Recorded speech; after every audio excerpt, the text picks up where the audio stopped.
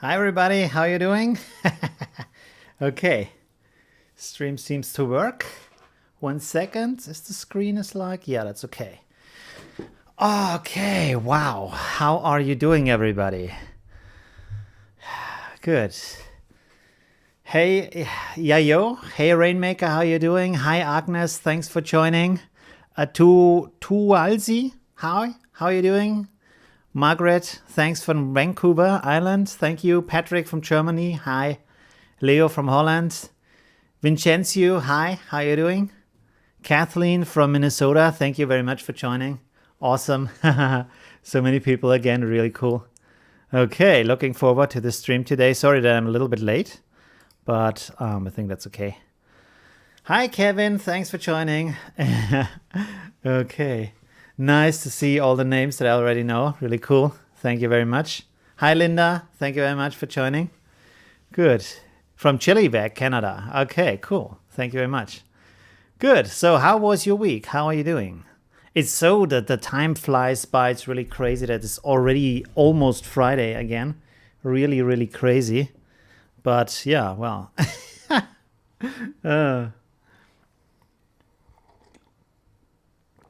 Hey, Oliver. Thank you very much for joining. Very nice. Thank you.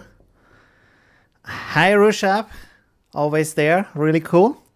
Nice to see you. Okay, cool. Yeah.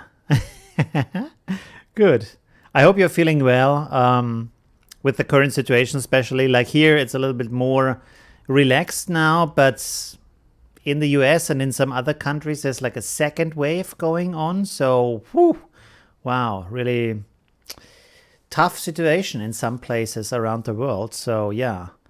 I hope you're well. I hope you stay safe. I hope you stay at home. Although the weather like invites you outside. I read today like a report about the UK where thousands and thousands of people went to the beach, like really crowded. Wow. Hey, Twazi from India. Thanks for joining. Kevin from the UK. Thank you. Antonio, hi. How are you doing? Thanks for joining. Wilhelm from Holland. Thank you. Thank you very much. Really cool. Awesome. Okay, perfect. Good. By the way, the next vlog video is today, like on my second channel, as you know, and I'm going to talk a little bit about new gear that I'm getting, also about backup structure. I'm not sure if I should do it as a tutorial on my channel because I've researched a lot about backing up, organizing files. I have to reorganize all of my videos for the new system. Like they have been organized kind of good. Like it was okay, but I wanted to have a better structure. I researched software that you can use to get files better organized. So yeah, I want to talk about that in the vlog video, show you that a little bit. Maybe I also do it as a tutorial. I'm not sure. We have to see how well that goes. Let's see. Hey, Rainmaker. Thank you very much for joining from the UK. Lots of people are going to the beach. Yeah, absolutely. I've read today. Like there was a video with thousands of people on the beach. Really crazy. Drew from Nigeria. Thank you very much for joining. Bertrand from Quebec. Hi. Thank you. Colin. Hi. Thanks for joining. Yeah, it's getting really hot here too. Like I have to decide short pants, long pants. It's always the wrong pants at the moment. Like you have short pants, it starts to rain. You have long pants, it's like super hot. And then, yeah. It's crazy summer weather. Like the weather right now is like it should be in April, not in June. But yeah, it's still like that. I have a feeling like this summer is getting extremely hot. Based on the like few days we had that were hot, it was like going outside and you can actually touch the air because it's like that kind of hot that you usually only know from Asia or stuff, not in Europe. So yeah, really crazy. Hi, Ingo from Belgium. Thanks for joining. By the way, I'm still trying to figure out what to do with my room, how to rebuild that. I will also use the green screen in the future too, but maybe for this kind of stuff where I talk, there should be a nicer background or something else. I'm not sure. I have to figure that out. Yeah, I want to do some, reorganization, rebuilding, getting the structure more flexible, more like work ready all the time. If you have a creative idea, boom, you can just do it, you know, so something like that. Yeah. Okay. Thank you also for the entries this week. I think there was a bit of confusion. I didn't explain it very well what to do. Maybe it was also more of a confusion before because it's more of a challenge. So like I said, I will only review some of the pictures, but I don't think there have been that many pictures later. Oh, wow. Okay. Last minute posts, there have been some. So yeah. How many pictures do we have? 1, 2, 3, 4, 5, 6, 7, 8, 9, 10, 11, 13, 12, 13, 14, 15, 16. 16 pictures. Okay. Yeah. So not that much more than I wanted to review anyways. And some really, really interesting things there in the posts. Hey Yayo from Mexico, how are you doing? Yeah. Did I forget someone? No. Cool. Thank you, Kevin, for being interested in that. I was interested too. Like, I watched so many videos and a lot of people do it differently. Like, they do it very similarly, but then still differently. And you still have to figure out your own system. And you have to, like, I don't know, do it consistently. Because if you do it randomly, then you do it in a certain way and you come back like years later and you have no idea why you did it that way. So it should be a consistent system that you can use for the next years and still find things. So everything has to be well described, stuff like that. On fitness photo editing, wow, sorry, 1 second. Where's my, there you go.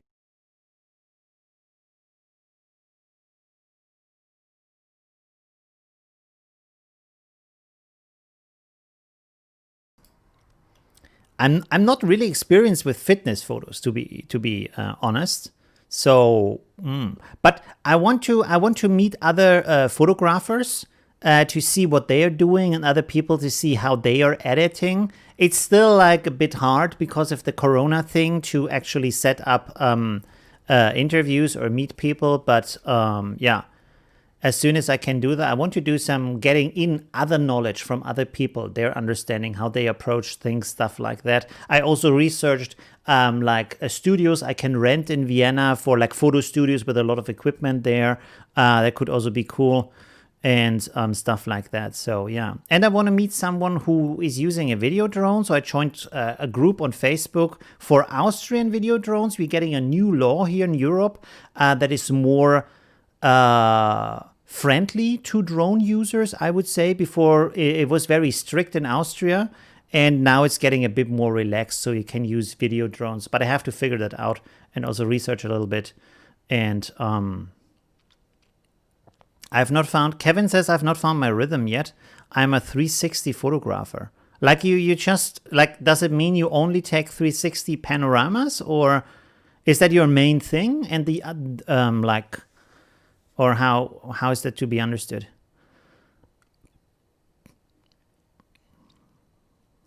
Mexico on the beach, which I was there now. But Mexico is like even worse with Corona right now. They have a lot of cases. A friend of mine flew over. I said, don't. It's really dangerous right now. But he wanted to because his girlfriend is there and he wanted to support her. So I can understand that too. But it's, yeah. You just do 360 pictures. Wow, that's very focused. But also good. Like, I mean, I think I knew someone some years ago. He was also specialized in that. He built a business from that to do these 360 pictures for companies and all these kind of things. So that could be very good. If you're really good at that, you can do that really well. Then that's pretty cool. Yeah. Oh, you mean you haven't found your rhythm with storage and backup? Yeah, that can be tricky. You have to think about, like, how do you want to use the files and what kind of assortment do you need? Is it time-based? Is it project-based? All these kind of things. So There's a lot of stuff to think about. You do virtual tours as well. Oh, cool. That's interesting. Wow. Yeah. Without Corona then. Yeah, without Corona it would be awesome. Yeah. Hi, Bert from the Philippines. Thanks for joining.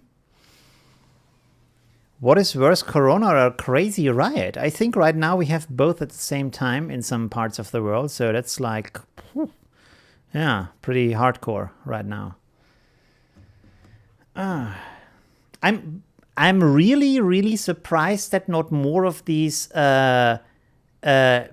pseudo-religious conspiracies are popping up about the end of the world. I've not heard anyone about talking about end of the world. Do you remember, like some years ago, they had this kind of Mayan calendar thing, and the world is going to end. And right now, like everything is at the same time, and I haven't heard anything about that. Maybe it's not exciting enough to get into the news. I don't know. Cooped up too long. Yeah, absolutely. For a lot of people, it's really hard to stay at home. For me, not so much. I'm like more the loner guy, the lone wolf. So for me, it's okay. If I stay alone for long times, no problem. But for a lot of people, it's really stressful. Yeah.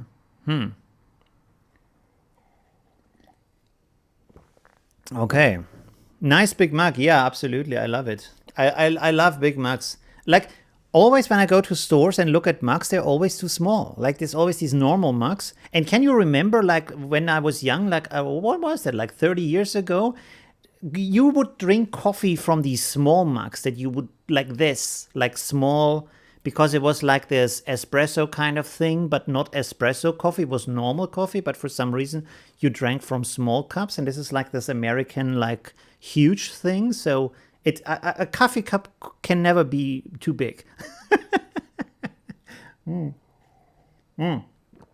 the way, I'm not sure, you can't probably see it. I don't want to spill something, but yes, now you can see it. I put a lot of milk in there. So it's like half milk, half coffee, and then often also some water on top of it. So this is like enough coffee for 1.5 cups. Like this is 1.5 espressos and the rest is milk and water. So it's not very strong, but it's a lot of coffee, which is very nice. Okay. Enough about the coffee. Let's start with the picture review, right? Chin. If it's full of chin, I'm dead at the end of the video. Yeah, it's kind of ironic right now. The end of the world things, like now that it's here, it's like, yeah, whatever. Thank you very much. You have a great name for the situation right now. Lord of Chaos. That fits. I have a thermal mug. I don't like if the coffee stays hot for too long, which is kind of strange. I rather drink it like lukewarm or cold is good for me. Hot coffee is like, maybe it's if it's fresh and if it's like good coffee, it's good. But this is like, it's good coffee still, but I thin it out so much that it doesn't really matter so much. Hey, from Bahrain, I don't know how to pronounce that, but it looks very cool. Bahrain, sorry, from Bahrain. Does hot coffee get cold and cold beer get warm? Yeah, that's a good question. All right, let's have a look at the pictures, right? How long is the stream already? Let's see. Whoop. And yeah, 60 minutes. Okay, that's a good intro time. So let's switch over to our work view. Boom, there we are. Okay, so we have some cool pictures. There was also some confusion about how that would work. I made an extra video. I hope you watched that to look into that. Okay, so I mean, it's not that many pictures, so we can actually look at all of the pictures. Let me refresh if there was last second entry. Actually, it should be like posted an hour before the stream starts, but let's go. Okay, cool. So it's also interesting to look at the likes. How many likes did what get? Which is kind of like, it doesn't make that much sense, because if you post your entry late, you don't have as much time to like how do you say, sum up these likes, like get these likes. So, but I didn't know, I didn't know what else to do about that, you know, how else to, maybe like, I don't know. Okay, anyways, let's look at the pictures. So the first one is from Adamansky. No, Adamski, sorry, Adamski. Did I always say that wrong in the other streams too? Adamski, okay, good. You were an entomologist, okay, cool. Taking 12 or more pictures of the same place. Stereo microscope is an everyday habit. Here is a close picture. Ocella of the hornet. It was necessary to find the best angle to view see the wax of the anterior ocelli. I took about 15 pictures to choose the most meaningful one, the front view. Okay. So this is that. This looks like fish eggs. This could be like a Japanese dish, all right, here, right there. Like fish eggs on some, I don't know, jelly thing. Looks interesting. Is that an eye or something? This is 24 times, really? Okay. And this is what, like a hornet or what? What did you say? A hornet, yes, a hornet. Okay, interesting. Pretty cool picture. Very different kind of photography, but that's the cool thing. Like there's all kinds of photography. It's not just one kind. So this is really interesting. And this is like true color, right? Because like you have these other like really, really close ones where actually the picture is black and white, like with the, I think, what is it? Electron microscopes, where you don't have light anymore. And then the picture is black and white. And these beautiful pictures we see are actually colored in by hand afterwards, or like by machine algorithms, I'm not sure. Pretty cool. I like these macro pictures where you see this kind of completely different world. Very nice, very cool. I wonder if you know what these things are all for, or is it like research or not? Because like if you think about your own face, you know most of the parts what they are there for. They have a certain reason, you understand it because you use your face every day. But this stuff also has to have, all of that has to have a certain reason. We probably know it. Maybe not, I don't know. It's pretty cool. Very, very nice. Thank you very much. Let's go on to the next picture. Pretty cool.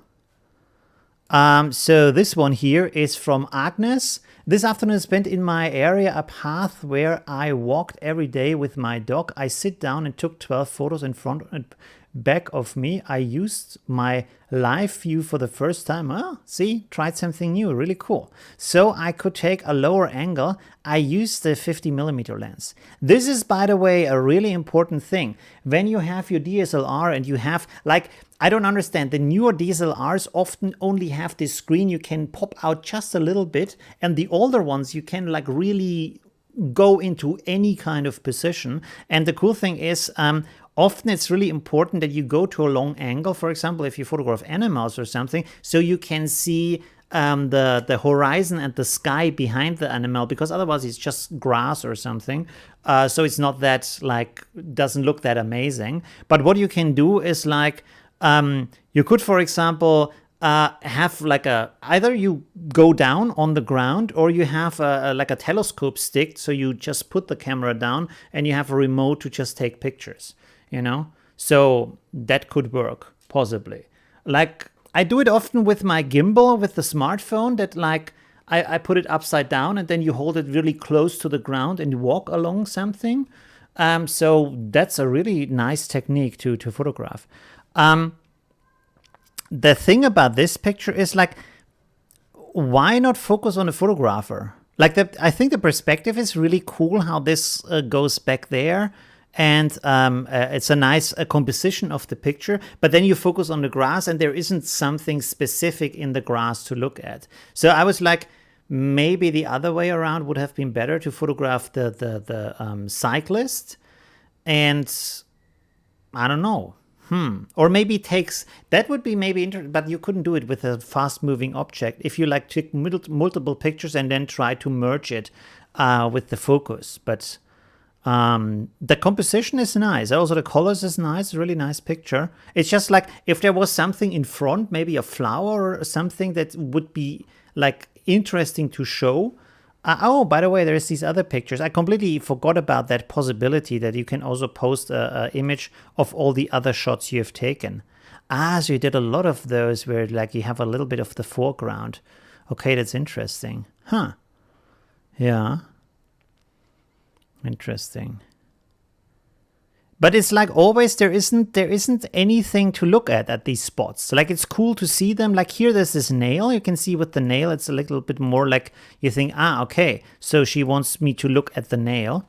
In this case here down there. But in the other case it's just like it's empty. You don't know what it exactly, why was this highlighted in the picture. But to use the focus to highlight something is really nice. So that's a good idea. All right. Let's go on to the next picture. Thank you very much again, Agnes, for sharing that. This got 9 likes, by the way. Okay, so interesting. This got 3 likes. This got 9 likes. Maybe this got less likes because it's like a more unusual usage of photography in the consumer, like, you know, like usual photography is like from landscape or something else, not this macro photography, but it's still very, very interesting. So pretty cool. Let's go to the next from Hamish. Today I went to campus of the University of Highlands and Islands, which is a favorite place for a walk, and took 12 photos, of which I think this is the best. They were all taken with a 35mm lens. Okay, pretty cool. Interesting. Yeah. That's awesome. People in the background. The thing with this is like it's a nice picture, but the what I would suggest here like is everything is weighted a little bit equally in the picture, you know, like the background here and the foreground with the swans or goose, is it? No, it's swans. And the people over there, and like everything has like it's like a little bit in competition of what is it actually you should look at in this picture. Like there isn't like a clear element standing out where it's say, oh, okay, that's the thing that I'm supposed to look at, and the rest of the picture is more like the elements that guide me to that. So like for example, if you take it with this other picture that is low to the ground, if you would take this low to the ground and you would maybe then have this kind of structure back there like as a visual aid, as a guide going towards the geese in the foreground. And also you would see more of the sky in the background. You could even, maybe you wouldn't even see the people then, you know? If it's like low to the water, something like that, you know, because right now, it's like, it's more of a documentary picture. We say, okay, there were some geese, I've seen them. This is like the, how do you say, proof that this has happened. But it isn't specifically showing something. Oh, by the way, I should open up also the chat. Sorry, I forgot about that.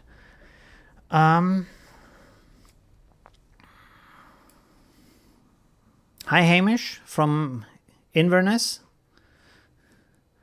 Kevin says, great depth of field. I like the foreground. Yeah, it looks really cool. Yeah. Maybe use the steps on the right for the leading line. Maybe, yeah, right. If you go down and you can think about how can I use these lines, or maybe there's something else in the foreground that you can use as a frame in the picture, stuff like that. Yeah. So I would try with these kind of angles to like guide the eye a little bit more and give more focus to the main thing, which also makes an image more satisfying to look at if you have a clear guidance and purpose on why you're looking at the picture. You know what I mean? Let me go to Pinterest real quick. Goose. Let's go goose. Family. Let's see. We have some other pictures here, but they are all like very focused here. Not sure if we will. We can wait a second. Goose family. Let's go to Unsplash real quick. Boom. There we go. Okay. Well, they're all very center focused. This is what I mean, by the way, when you go closer to the ground, you get a little bit more of this horizon line. And it immediately looks more interesting if you have this horizon, and it opens up the world in the background rather than limiting it by the surface of the ground all around the subject. You have something that like goes off into the distance and gives it also more room to look at. Okay, anyways, let's go back to but still, thank you very much for the entry. Really cool. Let's go to the next one. This one was really surprising when I looked at before when it was posted from Wilhelm. I was sitting in the local woods in my city, Essen, and just playing around taking pictures of trees. Suddenly I thought to move the camera up and down and take some pictures. This is the one I have chosen, a really funny look. I really like it because this is like, it's very abstract. It looks a little bit like a painting, like a, I don't know, from the, not pointillism because it's lines, but like this kind of abstract but emotional kind of picture. Really interesting, really cool. And like, it's not always in photography that you have to see things sharp and like clear to actually get a good feeling or like convey a feeling. You can also have this kind of abstract photography that can be very nice to create things. And with forests, that's pretty interesting. Like forests, I think like forests are difficult to photograph anyways, because often you just get this kind of flat look of trees. So to do something with that that is really interesting to look at, and also like something else you haven't seen before maybe, or like a different experience, is pretty cool. So I really like that picture.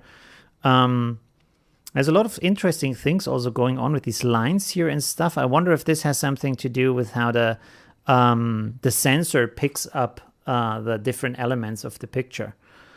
Interesting. Really cool. Thank you very much. So it's nice. Like you see, this is also the part of the exercise. You think, hey, maybe get a little bit experimental, try out new things, get out of your comfort zone and like see what can happen in that kind of situation. They're not geese, they're swans. Ah, sorry. Yes, swans. Yes, absolutely. Okay. Salsa says, hey, Olivia, hope you are well today. I love the abstract with the gorgeous colors coming through. Yeah, me too. Really cool. Thank you. Yeah. So pretty cool. Thank you, Wilhelm. Willem. It's just Willem. It's not Wilhelm. It's Willem. Wilhelm is maybe the German version of that. I don't know. Interesting. Okay, cool. Thank you very much. So there's the next one. Black and white picture. Okay, cool. Sharon says there is a canyon. There's a canyon we drive through to get to our mountain valley. The elevation is between 7,500 and 8,000 feet. A fire in 2002 did some devastation in the area, and there are dead trees with grown all around. What? With growth all around. Okay, I decided to go back and go black and white for the picture of the dead tree. Oh, interesting. Okay. Although it would maybe be interesting to see the burnt like qualities, like the darkness of the burning of the wood in color compared to the green that now has grown back, but it's still interesting. Absolutely. Yeah. Okay. I think also here you could maybe work a little bit more with the perspective because like the log is very like face on and very similar to the, like you can see the ground has this, like you have this pattern here, and there's like this side movement and there's this side movement, and then you have a line here, and then like it's different like layers that you're looking at. So it's kind of static, everything. So with a little bit of movement or a little bit of like, I mean, it depends on what you want to do. If you want to have the picture static in a certain way, then these parallel lines are a good way to do that because they are very stable, make everything very stable. But if you want to have more movement, you can like go a little bit to the side. So you have some diagonal lines that bring some movement, bring some energy into that, depending on what you want, you know. Also, like if you have this story of the the area has burned down and now there is growth around the still burned elements in the woods. It would be interesting to maybe pick up that story and maybe find some I don't know if there is a little flower or a young plant that's coming through, and around it there is still this burnt tree, you know, so you have this direct comparison between the old thing burned to the ground and the new little plant coming out. That could be an interesting kind of way, because here in the black and white picture you couldn't really tell that this is burned, you know. It could be just like an old tree falling over in a storm or something. So it's cool that you wrote the story, but in the picture there isn't that much left of the story, you know. So if you want to tell the story through the picture, it would be interesting to think about what can I use, what kind of elements can I use to create the story in the mind of the viewer without having to describe it, but just like through the elements that are there. What kind of combination would give me that kind of impression, you know? All right. Thank you very much, Sharon, for the entry. Really cool. That's a cat picture. Cat pictures are always great. And this is with a fish eye. I think it's a fish eye, or is it not? Is this like this? It looks very bent. Okay.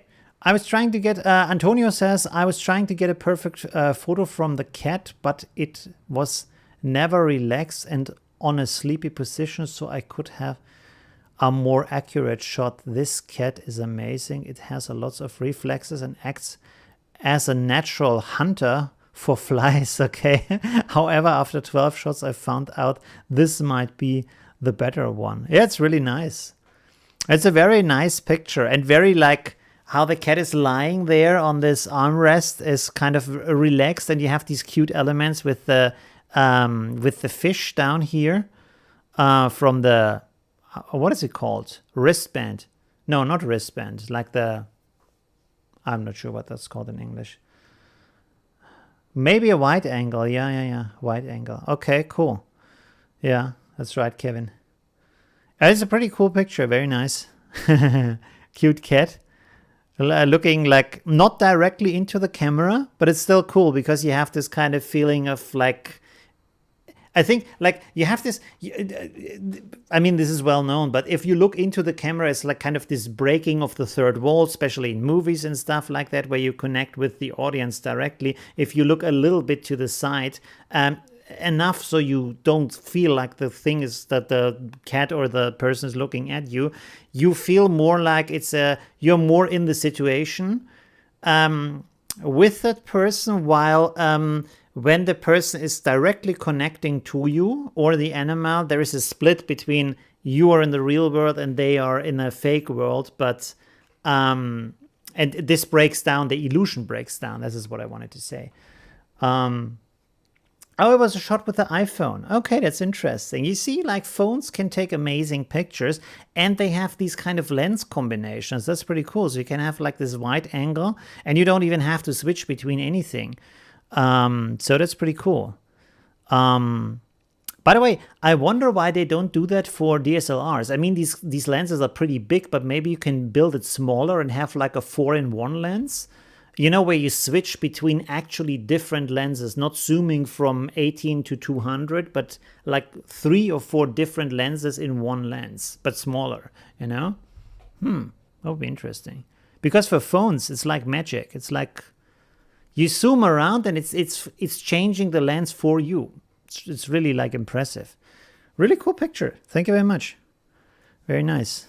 Yeah, cats is always good. Okay, cool. Also nice depth of field also here. Like the face is really sharp, and then the rest kind of blurs out. And you see the situation, but it doesn't matter. Which is also like what I said before with the weightedness of the things, like to give some importance to the main element, and the other things become less important then. So this feels very satisfying. If you would imagine that all the rest would also be sharp and would be as important to look at, it would be less interesting or less attractive to look at, because you would be confused. What is it now? Should I look at the cat? Should I look at the table? Maybe there's a person behind reading newspapers. Where should I look? So yeah. Okay, let's go on to the next picture. This one is from Ingo. Thank you very much. In my immediate vicinity is an old abbey, what? partially renovated. Ah, okay. Where I pass over during the daily walk. Where I pass often, sorry. Well, my reading is really bad today. So normally I see this beautiful building from, let's say, 50 to 100 meters away. My motive for this challenge is that I wanted photos that were taken very close to the entrance gate just to view the building from another perspective, as I normally do, especially the tower part. The photo I have selected is in principle not the best in terms of composition. Apparently, I was not entirely in the central position, but quite coincidentally, the midday sun gave a very natural and special effect in my lens. The sharp light from the sun on the right and the purple glare on the left. I like this so much that this was actually my second motive to choose the picture. The photo is like I take it, no editing to it. Okay, cool. Very interesting. Yeah, you have this the sun flares here in your lens, so pretty cool. Very nice. And this is the total front view over here, so we can also look at that. Okay. Interesting. Yeah. Nice. It's a nice picture. What I would have done different is maybe step a little bit back, so you see a little bit more of the surface of the tower, so you get more sucked into the picture, because now it's you can see what it is, but at the same time it's a little bit abstract. You lose a little bit of the depth of it because you don't understand exactly what is going on and how high these elements are.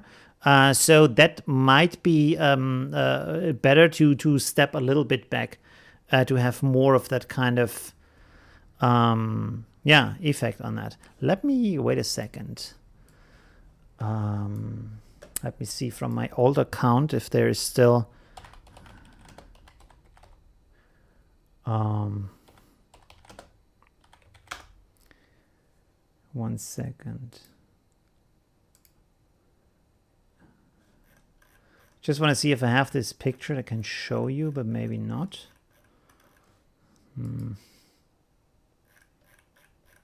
Oh my god. All this stuff on here.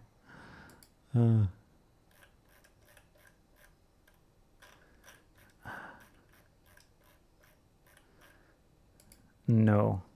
I think that's on a different account. Okay, interesting. I had a similar picture, but I can't find it right now.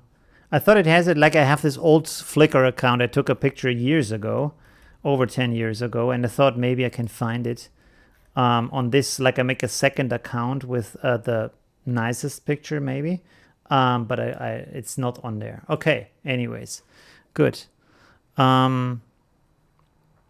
Yeah, but it's very nice also with the lens flare. It's very interesting. It's like a very dramatic view on a building to have this very like sharp angle onto the front. Can be very nice. We can also look on the, let's see.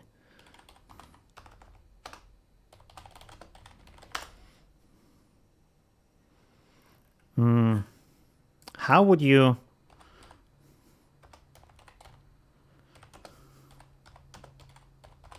What would you search there? Maybe that. I mean,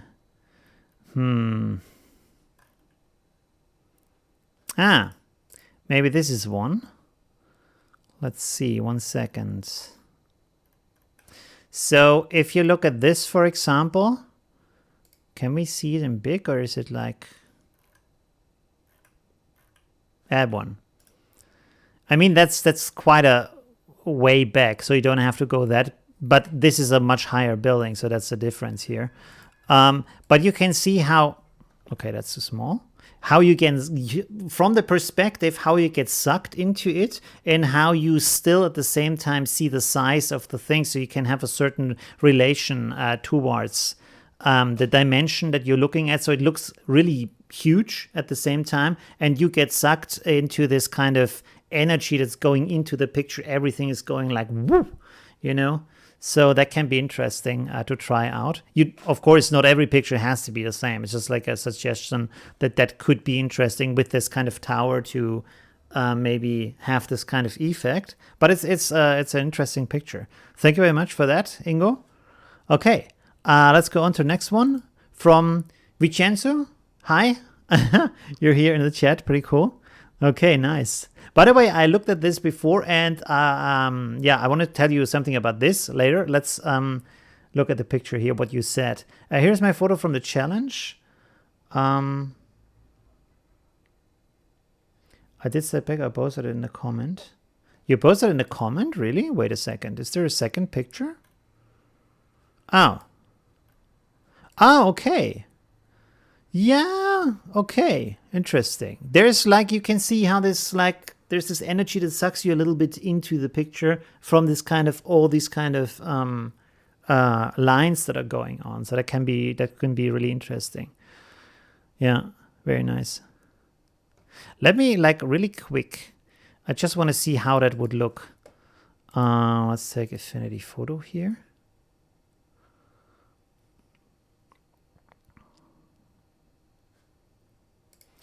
I just want to see real quick how it would look if you fill the picture with just those, just these elements. Let's see. Whoop.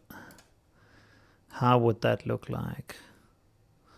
If it goes like this, I mean, there's not much room then around it, but let's just see how that.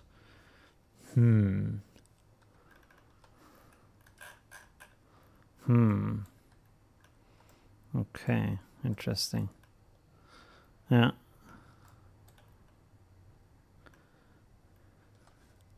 Wait a second. Is this?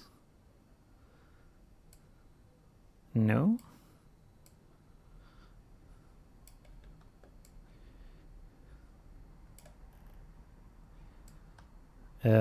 What am I doing here?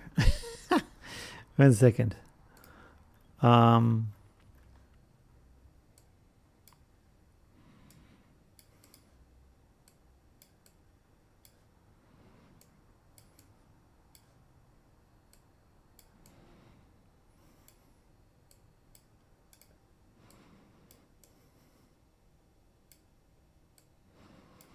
Wait, if we line this up, is that interesting? Maybe not.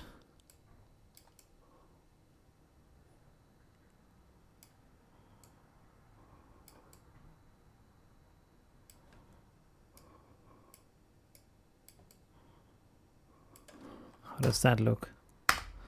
Oh, okay.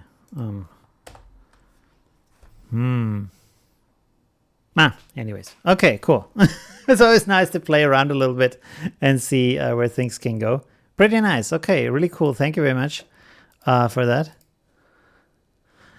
Okay, where's the other picture? So I wanted to read this text here. What does it say? Here's my photo of the challenge. Room light, 1/200 second.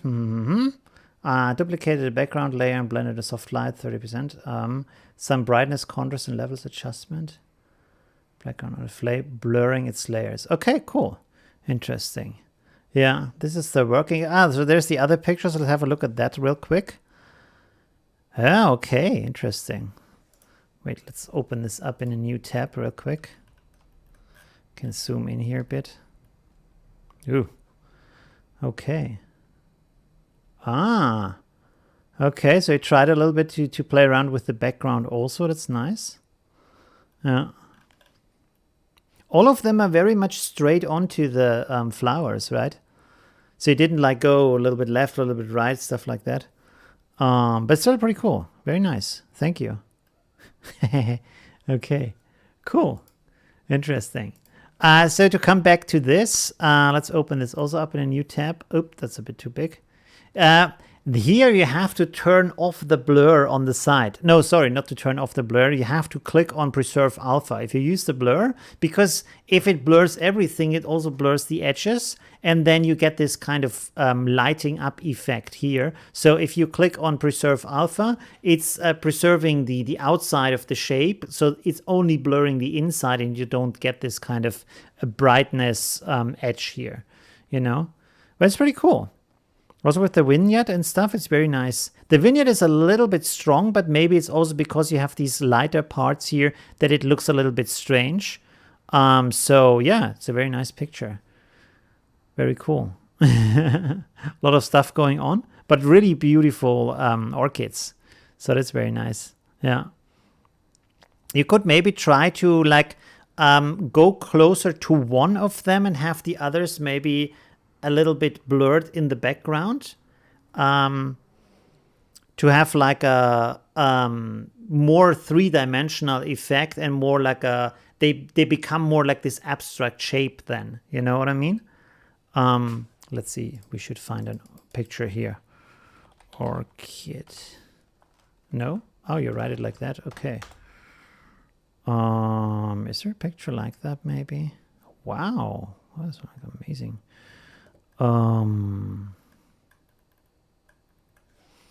Wait, let me 1 second. What I want to do right now, let's go to Google images. 1 second, sorry. Trying to find the right pictures here.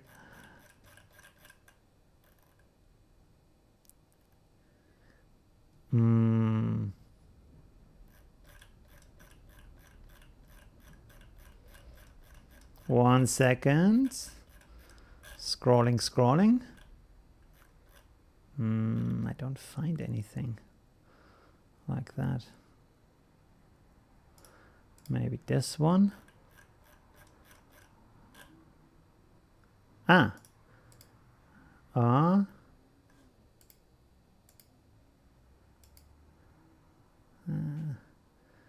not really edited. Almost done. 1 second.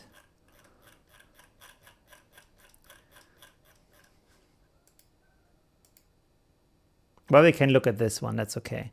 Let's have a look at that. So this is also as one of the pictures I took from a flower. What are they called? In German, it's called Distel. In Distel. Let's see. Thistle. Apparently, it's the same. Okay, cool. So you can see when you go to the side, you see like this kind of the structure goes more like 3D-ish, and the foreground and background like becomes blurred, so it cancels out, and but you still see the other plant, and like there's another blossom in the background here, and they become more decoration, so to say, like the side parts, side elements of the moon thing. So you can concentrate on one of these blossoms of the flower.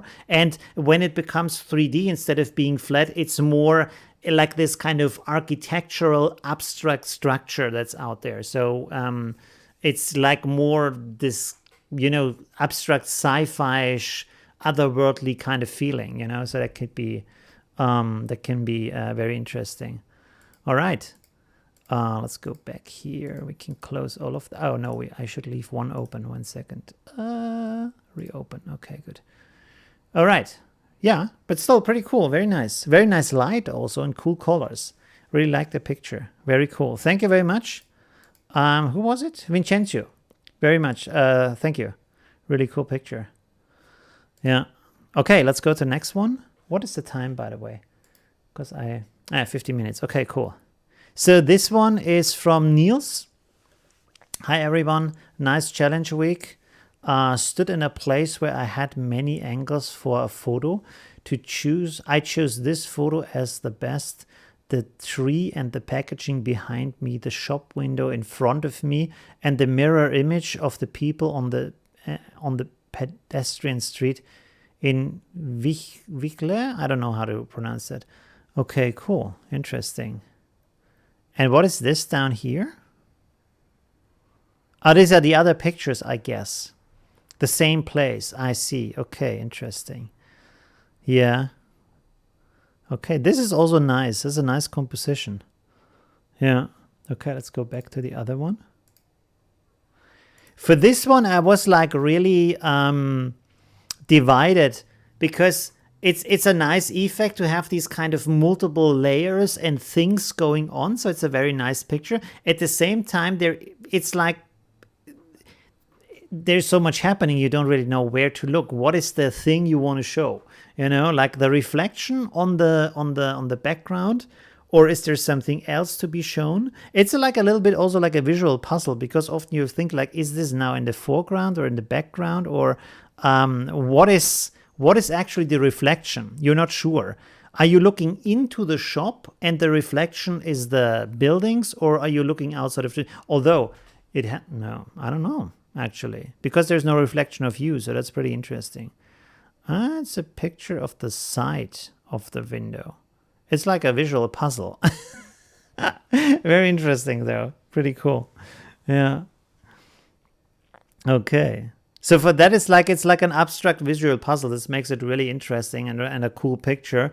But it's at the same time, you're really confused. What is going on? Where should I look? What is this picture trying to show me? So yeah. Wait a second. The background has to be the reflection, because the text here is the wrong side around. So that is, I guess, the answer. Okay, interesting. And there's this guy here walking along. It's a national. Oh, the thistle is the national symbol of Scotland? Really? Interesting. Okay. Nice. Okay, thank you for that. Really interesting picture, very abstract. Cool. Thank you very much for that.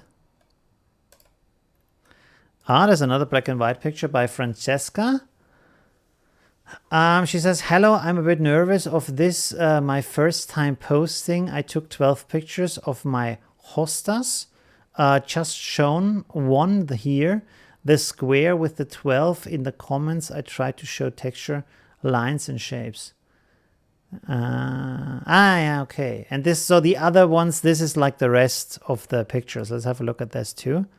By the way, I really like these kind of pictures. Like, for example, if I do a slideshow where I put together pictures of my vacation or stuff like that, I often do things like that, like not with that many picture and not like this, symmetric, more like putting together several pictures, because it tells you the story of what is going on. You not just look at one picture, you look at different kind of emotions, a little bit like a film is built up, like a scene is split up into several little cuts that tell you different elements of the same story, of the same thing that is going on. And I feel like often photography can use that too. And we have this strange concept in our world today that a picture can only be one thing. So a photo is a photo and not much else. You know, it's just like one picture. But if you think about the past, for example, in paintings, we had, for example, timely progression where different stages of different times happen in the same picture at the same time. So it becomes a story as one picture, but as a story. So I think that is a concept that we should have more actually in pictures, where we combine different shots into one. You know, that maybe could be the next challenge. Tell a story with 3 pictures, something like that. Okay, that could be cool. I should write that down. Tell story with 3, let's say 3 to 5 pictures as a collage. Okay, cool. That could be interesting, because that's also a nice exercise to think more about what is a picture, how does it work, how do I tell a story through a picture, how do I even also get time into a picture, because it's like static, but you can get time into it, you know. All right, very cool. There's a lot of stuff going on. It's also interesting to choose black and white for this. I think that black and white often makes more sense if you have these abstract shapes like this here, for example, down here, or this. Like this is very nice. Let's open this up real quick. You see, like this is where black and white really shines and brings out these structures, and you can really concentrate on the patterns, on the shape of the abstractness of this kind of, again, architectural quality that it has. So this is like a real nice case for black and white photography. Also this picture, the other pictures are really cool actually. I'm surprised you chose this one. that shows everything rather than these details, which are very nice. And they remind me of this kind of famous photographer. What's his name? He's famous for photographing these things. With O. I think his name is with O. Was he called Opalka or something like that? Let me look that up real quick. Famous plant photographer. Bloesfeld. Ah, well, there's an O in there. Is it? Ah, it's that guy, right? Yeah, is it that? I'm not sure. Botanic.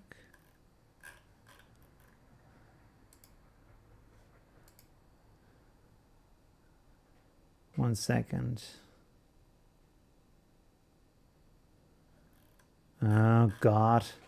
I hate it when you click on a picture and then it opens just a website, but there isn't no picture there. Ah, this one. Weston. Oh, there's more. There's more than one guy. Interesting. So the pictures I thought are from the same guy, actually from different people. You know, like this one, for example, here. Edward Weston. And like this, it looks like a muscular man flexing, stuff like that. So you can do really cool things with these abstract shapes, especially with plants, with flowers, with these kind of things that are abstract in themselves. And you kind of lose, because it's black and white, you lose the contact to what it actually is. And you try to, your mind, your brain tries to figure out what is it. And it comes up with new pictures. So it's kind of like a little bit of this kind of dream state of, what is it? What do I see in that? And your mind makes up its own pictures if it doesn't know what is going on. So that's a pretty interesting effect. You can also see it here with these pictures that immediately you think about architecture and a spaceship and I don't know, interesting different things going on. So very nice. A lot of very nice pictures. Also your main picture. Although I found the other ones more interesting than this one, to be honest, because there you see too much, if you know what I mean. You immediately see like it's a plant and okay, you see these pots and the wall in the background and everything is clear. And the others are more mysterious. So, but yeah, it's pretty cool pictures. Thank you very much for posting them. This is the best picture of my... This hits completely my humor. A pooping cat. Oh, God. I hope the stream isn't getting banned right now. Okay. Oh, that's awesome. And like, this is like the perfect concept of this kind of it's not street photography. Is it street photography if it's like an animal and it's not inside of a city? Because it's like this is right in the moment, something is happening and you have like this split second to take the picture, and with the sunset in the background, it's really awesome. I hope you have actually taken that and this is not just like from the internet or something. This is really cool. And with an iPhone also, you see? Like this is the cool thing. Like if you're with your phone, you have it always with you. You can take these snappy pictures. The quality is maybe not as good as with a DSLR, but the more important thing is you have taken the picture, you know? So that's pretty cool. His name is Solar. Really? That's perfect. Oh, his name is Solar. It's written here. Okay, cool. Very nice. Really cool. Yeah. And lens flare and like this is like, I don't know, very nice humor, really cool. Okay, cool. Yeah. Shakespeare had a natural environment.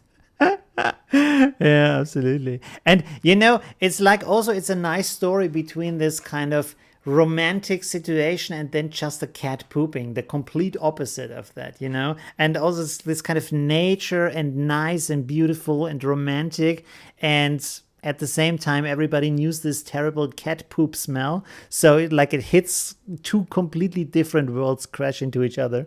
Really nice picture, very cool. Thank you, Sane. Very, very cool. Thanks. Okay, here's a picture by Ron. This photo was taken in my side yard. What is a side yard? Okay, there's a backyard, a front yard. There has to be a side yard. That's true. I've never thought about that. Okay. I like the idea of the open gate as a way to escape the confinements of the pandemic. It becomes a portal to another time and place. Oh, wow. That's a lot of space. Oh, it even says freedom in there. Okay, interesting. This image in an art gallery. That would be interesting. Yeah.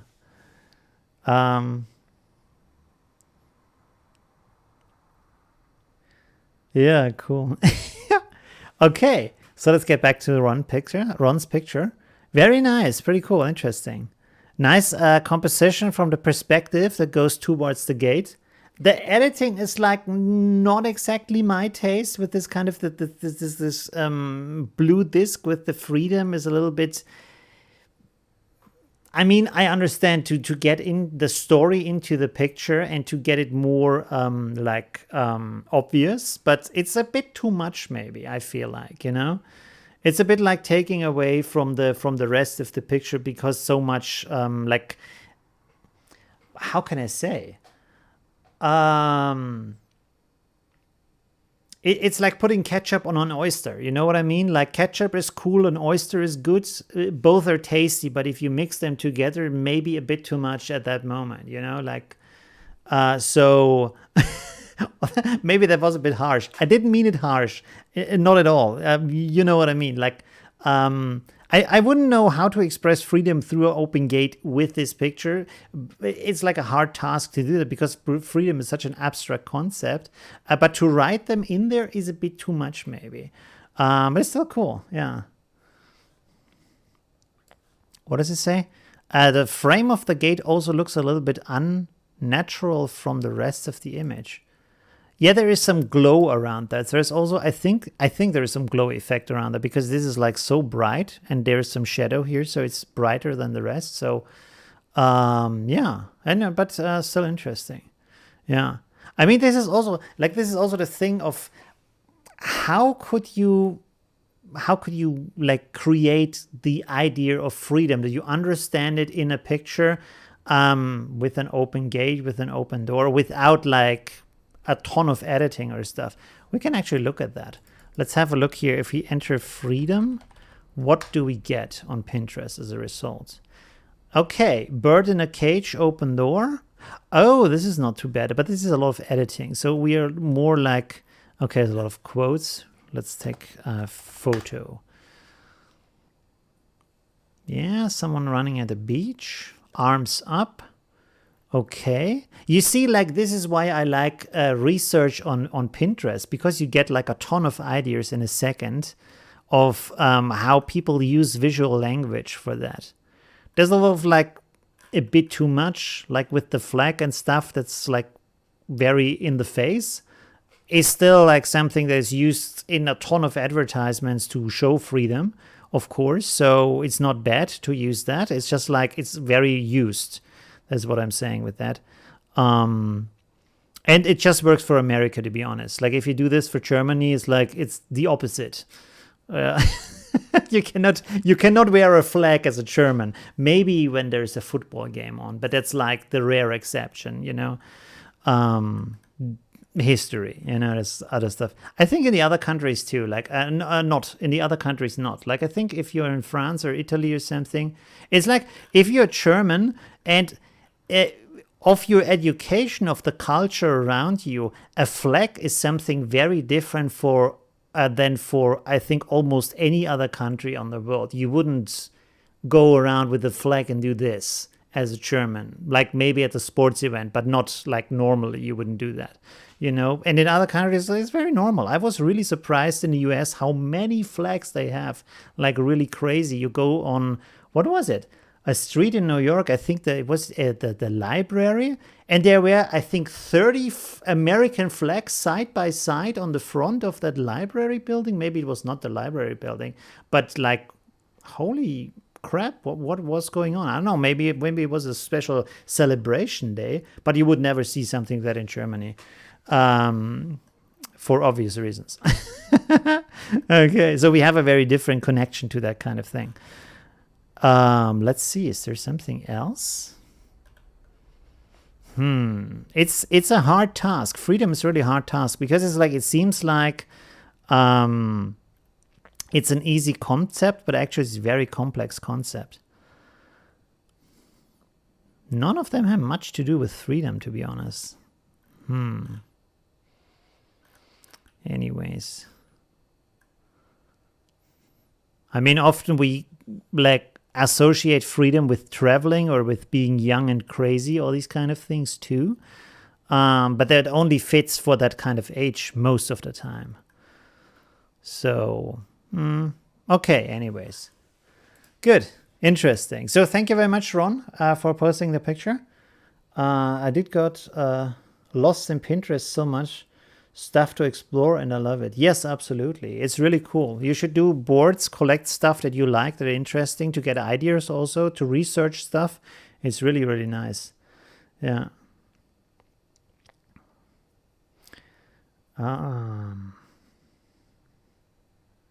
Okay.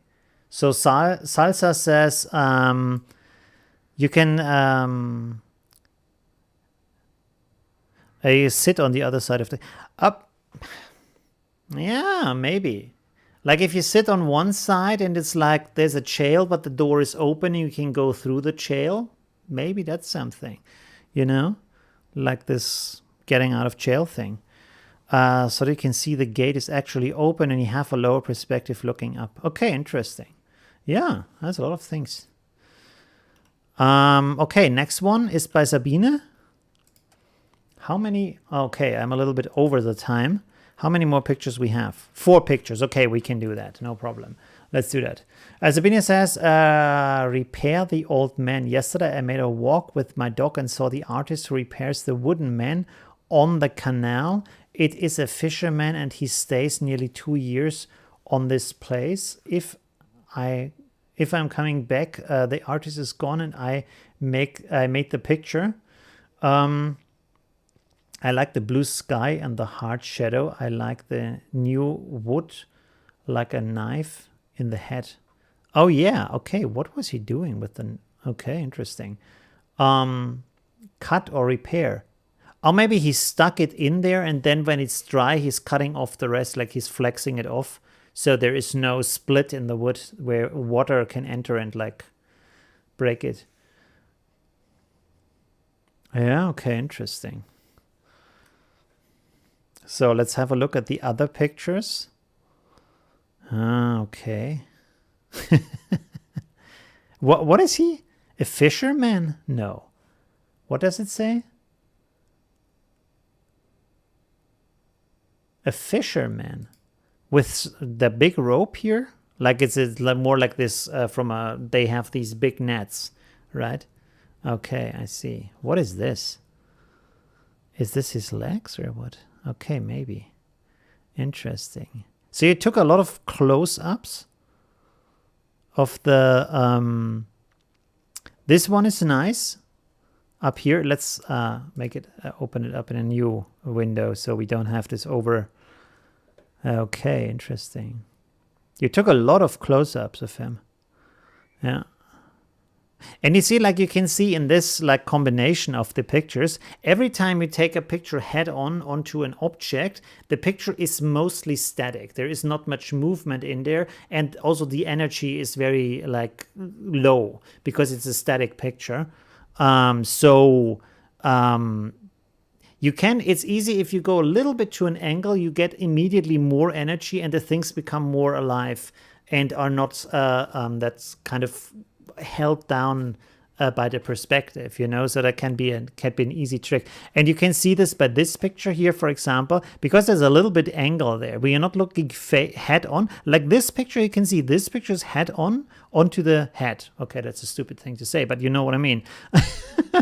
This is directly at the head, and this is a little bit from a lower angle upwards. And you can see how this has a lot more energy and character compared to this picture that is like directly at it and it's very static and it becomes flat also in that kind of from that kind of perspective. So that is it's not easy to take a picture from that kind of point of view. And often, if you take a picture from that kind of point of view, it works best if you have an interesting light that is falling on the object and then brings back these dimensions and brings back this kind of energy. And otherwise, it's a lot easier if you put in a little bit of angle into the picture. Okay, interesting. And with the close-ups, the interesting thing is, like in this picture here, you know the story, but we don't. So because it's so close up, it's becoming so abstract that it's almost like not possible to see what is going on. If you see this without the description, just that, you wouldn't know that this is the backside of a person standing there, you know? So if you want to get this story across between these two elements and this kind of head that is stuck, this kind of wood chip that is stuck in his head, you would need to show a little bit more of the head, so you get, like, you can understand what is going on in the picture, you know? So to play around with that a little bit. Yeah. Okay. Thank you very much, Sabine. Let's go on to the next picture, which is by Oliver. Hello, my friends. Here's my contribution to this challenge. I took 12 pictures of the interior of the Center of Technology and Ecology in Eckenförde. It is like a greenhouse here, many plants and a lot of steel. However, I only use my smartphone for this because I don't have a decent camera. Still okay, no problem. I edited the selected photo a bit in Affinity Photo. I wish all participants good luck and even more fun. Okay. Nice, interesting. There's a lot of stuff going on, but you see at the same time, because there is this, like, the stairs and the railings. Do you say the railings? At the side, there's a lot of visual structure in there that guides your eye towards the middle. So it's still in a kind of an order. And you have a little bit of this comparison between the technology and the nature that's around it. So it's like framed with these two trees. So it's still pleasing to look at the picture, even though there's a lot of stuff going on. And some stuff has, like, shares like the similar attention in the picture. Because of this guiding structure, it still looks very organized in the picture, you know? And, like, the lines don't really point to anything. So if there would be something here that like is happening there, maybe a cool cloud or whatever it could be there, it would be more satisfying, but it's still cool. It's very nice. And I like this, what's the English word again? Sorry.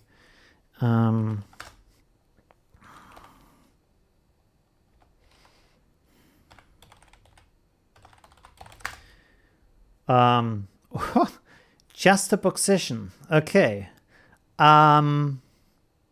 Is there a better word in English? Easier? Confrontation between these two elements of nature and technology, maybe? And I think juxtaposition is a little bit something different. In German, it's Gegenüberstellung, but Gegenüberstellung is like if you have two different things that are opposite in quality and you bring them together to show the difference between them. That's kind of this kind of Gegenüberstellung of different elements, you know? You show the contrast through that. And I mean, juxtaposition is actually that. Okay. Anyway, so that's probably still the right word. Okay, thank you, Oliver. Pretty cool entry. Let's go on to the next picture. Two more. From Colin. Hey, Colin. You're also in the chat, I think. Sunlight and sky have been so bright here recently. I decided to challenge myself with a study in light and shade. Oh, that's interesting. Okay. And you also posted the other picture, so let's have a look at that first. What is this? Okay, we can close this. We can close that. All right. You see, these things are kind of hard to photograph, especially with a classic DSLR. Like if you have a smartphone, you often have these kind of built-in HDR effects, and the camera helps you a lot to get all the different light qualities together because it tries to simulate what you see with the eye. And the classic DSLR just takes a picture. You have to do the rest yourself, so that's more complicated. But it's pretty interesting. And like I said, I personally, I find forest is really hard to photograph. So you see something, not just like from the light situation, but from the, there's so much going on in a forest. It's kind of hard to point out a certain story or find a certain structure that works. Because of course, all the lines that you find in a forest are often very, there's a lot of chaos in the lines. I'm not finding the right words right now, but you know what I mean. Okay, wow. Yeah, you can see in these pictures, mostly there is the problem that all of them are like you don't know where to look. They don't have a focus in the light, so there's no guiding structure of the contrast in the picture, and also from the build-up of the picture, there isn't really something where say, okay, this is the main thing. And this is also like a good test if you have the picture small and you squint at it, and you can still see what's going on, and it still gives you a certain idea or a certain feeling toward the picture. Then it's like the composition and the contrast and stuff like that is working in the picture. And it's not, if it's not happening, then you know that too much of the same is happening at the same time. You need to work on the different elements to get something more in the foreground. Wait a second. There is one guy. He makes very cheesy pictures often, but at the same time, he's also a very good photographer. I think it's called Peter Lick. Oh, it's just with K. This Australian guy. This is him? Really? I thought he looks more nerdy. The guy looks like The Rock or something. A crossover of The Rock and Crocodile Dundee. Okay. Anyways. He takes good forest pictures, if I can find one.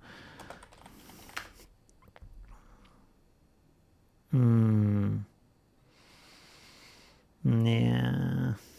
Yeah, let's look at this one here. Let's look at that one here. Oh, okay.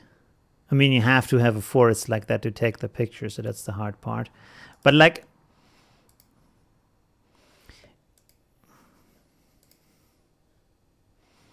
if you look at this, oh, this is also nice. Is this from another person? I don't know. Let's make this a little bit bigger here. Okay, good. Take this one, and this is a bit much maybe, but let's have a look at that too.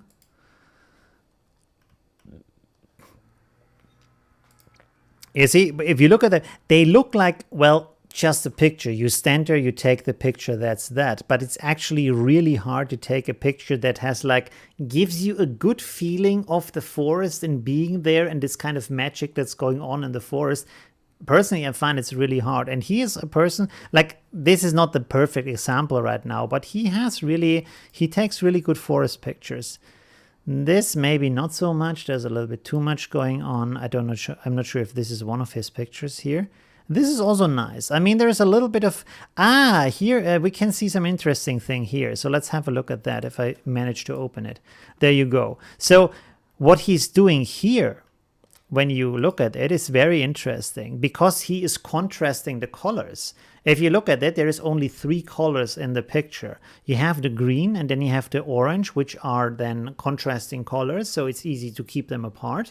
And you have blue in the background, which is also contrasting color to the orange. So that's really smart to take these 3 elements together because you already know, like, there's this orange teal look, so they are contrasting, but you also have this orange and green thing, which is also contrasting. So very nice combination, actually a really good idea. And you can see how this spreads the picture apart. It's really, I find it really hard to get depth into the picture of a forest.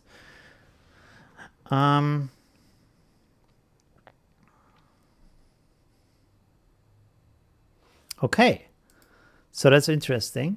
Let's go back to the picture of Colin. Let's see. So this is the main picture we actually want to look at, not the smaller pictures before. And I mean, there's a lot of structure going on, so that's very nice. And you have these kind of guiding lines here, so that's nice. And you have darker parts and lighter parts, although the light parts are very light and the dark parts are very dark, but it's just complicated to have these very contrasting light situations to photograph that and get like you would have to do bracketing, like is where you put your camera to different stops. Like you underexpose it and then underexpose it a little bit less, and then the normal picture you overexpose it a little bit and you overexpose it a little bit more. In a DSLR you can often like automatically set this up, so it takes just 5 pictures and afterwards you can combine these pictures together in Affinity Photo, so you have nice areas in the shadow and nice areas in the sky that keep everything together, which is also what he's doing. Like this is not just one picture, he's like taking, oh okay, now we're somewhere else. He's taking a ton of pictures and then combining them together to get this effect. Yeah, so it's more of a process than just one picture. Yeah, so it's pretty interesting. Nice structures also going on, and when you squint the eyes, you can still see. Okay, there is a river, there's some plants, there's a sky, so it's still readable. And if you look at some of these, like for example this one here or that one here, there isn't much going on if you squint the eyes. It's just like some stuff, you know. So let's go to this one. Wait a second, let's go to this one, make it small. You see, if this is small and you squint your eyes, you still see, okay, this is the ground, those are the trees, and back there is a little bit of sky. Even if you squint really hard, you can still make that out. So that's a good test, you know, for pictures to have. All right, let's go on. Was this the last one? No, we have one more from Kevin. Hey, Kevin. Okay, late entry. Okay, pretty cool.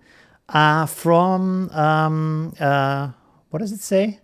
Okay. I took several photos with my Senza Bronica ETRSI 120 film camera. Really? So this is an analog picture.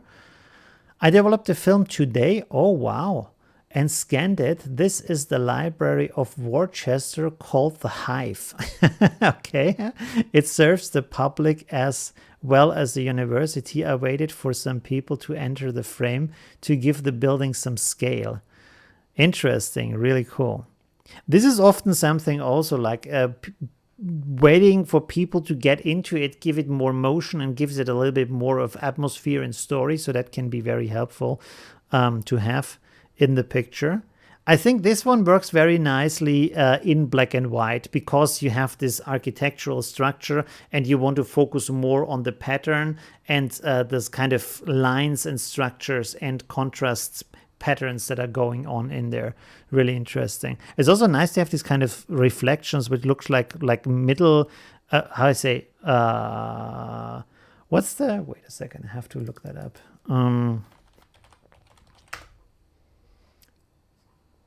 Oh, Middle Ages, just Middle Ages, medieval times buildings, something like that, a little bit.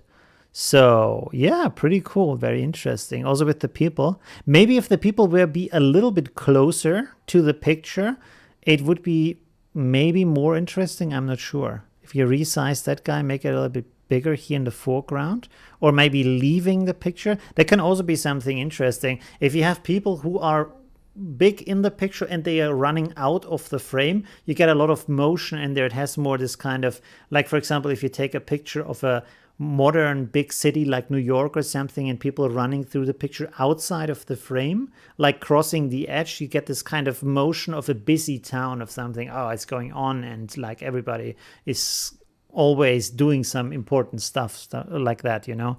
So that can be interesting. Okay, really cool, very nice. Thank you for that. It's interesting. You could try maybe again to go a little bit closer to the ground, maybe also use these elements here as perspective elements, because if you go down, they like, you get them skewed, they like stretch out more and become more dynamic. To play around with that a little bit.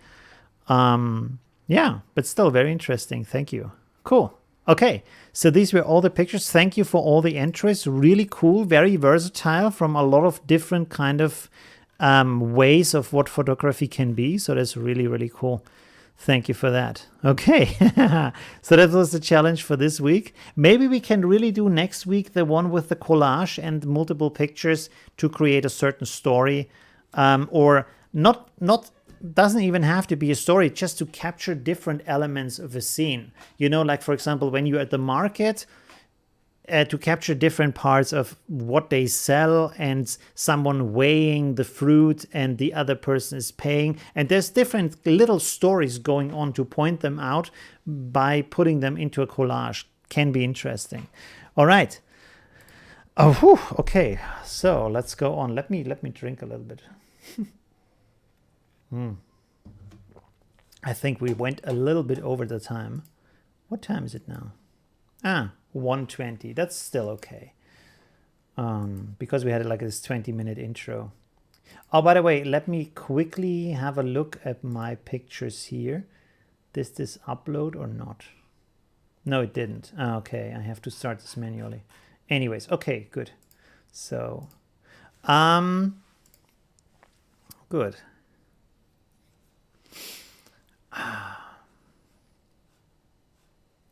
Let's close these down, and then we can do some photo editing. Or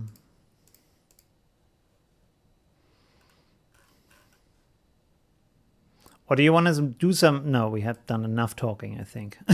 Some chatting. Okay, yeah. Oh, by the way, I want to show you real quick, just a second. DJI. I'm really thinking about maybe getting one of those. Not now, because like, oh wow, okay, not one of those. I can't afford that. This one, or there was another one that's called Pro.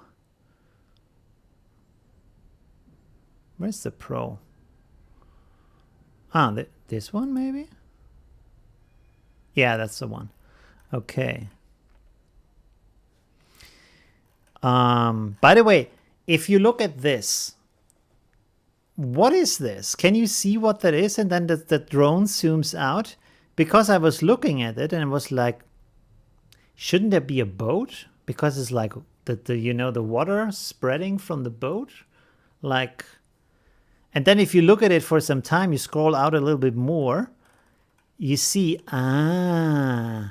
okay, but it's really not obvious what this is. I'm kind of strange they chose this kind of thing. Can you see what it is? Can you guess what it is? Okay, so there's these drones here, and this one is like more the prosumer model, I would say. Which has very nice features, but is limited in some other areas. So this is like a nice DSLR camera, but not a professional DSLR camera. And this is more like a professional DSLR camera as a drone, basically, just a comparison. And there's two models for some reason. Or maybe it's the same model and you can change the lens. I'm a bit confused about that. You can see one says zoom, and it has a little bit of zoom, and then this other says pro. And you can take really nice pictures with them too. So it's not just video, you can do photography too with them. This one is pretty pricey. Like this one costs double as much as this one. And it's a bit better, but it has more professional features. That's the main thing. It has more professional features, but the quality of the video isn't that much better, and this has less professional features, and it's also a little bit smaller, and it costs half the price. So I don't know. And these, by the way, these fly really fast. If you look at it doesn't say here. They go up to this one goes up to 68 kilometers per hour, so that's pretty fast. Not as fast as a car goes, of course, but it's like you couldn't outrun it and you can't outdrive it with your bicycle or something like that. This is really fast. If you go really, really fast downhill, like almost killing yourself, then the drone is at the limits of your bicycle, you know? So that's pretty impressive. But I have to grow my channel to be like worth of having something like that. That's the big challenge, you know. And I want to use it mostly for the vlog thing, but I could also use it for photography because you can do cool things. And of course, like editing these pictures, that's kind of like very nice. Yeah. And I thought maybe this could also be a company thing, because this is always going on in my mind. I mean, as a self-employed person, you have to think about these things. Like, how can I survive? Where does my income come from, you know? So, and drones are still like, they are affordable, but they are still kind of a new thing. So I think you should be able to get customers to film stuff for them. And this thing here, this does 4K video, and this also does 4K video. And because I've now produced hundreds of videos, I have some experience on how to edit video and stuff like that. So I think I should be good enough to make a simple like overview of, I don't know, a building or a project or whatever they want to show. So that could be nice. That could be interesting. Yeah. Yeah, anyways. It's a whale. Yes, it's a whale. So you saw that. It took me a time. Like I had to go. I came back, and the third time I visited this page, I was like, oh, it's a whale. Okay. I had no idea. I was just thinking like there should be a boat here. And this is like the water, the waves behind the boat, if it's driving, like a motorboat or something like that, or a sailing boat. Yeah. Okay. Anyways. And I hope someone in Vienna has one of those and can me show this kind of drone. And we can talk a little bit about what they can do, what their kind of weaknesses are, and their features, and their kind of, I don't know, to figure that a little bit out. Because you can do some really cool stuff. I'm not sure if you can fly them in a city at all, or maybe, because what I have read online is you cannot fly it over crowds, which makes sense, and not in the near airports. But if you are in a park or something, like in the morning at 8 where nobody is there, there is no crowd, it's no airport, so should be good, I don't know. And you also have like this map, like an app in Austria that tells you where you can fly, where you can't fly. And for Vienna, I think it says it's a limited zone, so you can fly up to 30 meters. So I can fly in the city? I don't know. I have to figure that out because like, oh, that would be so amazing. Like taking photographs of Vienna buildings like from 30 meters would be awesome. Maybe with the new ruling, you can even go to 150 meters. That would be even crazier, but like, whew. And this one, as you can see, it apparently can take 48 megapixel pictures. So that's pretty nice.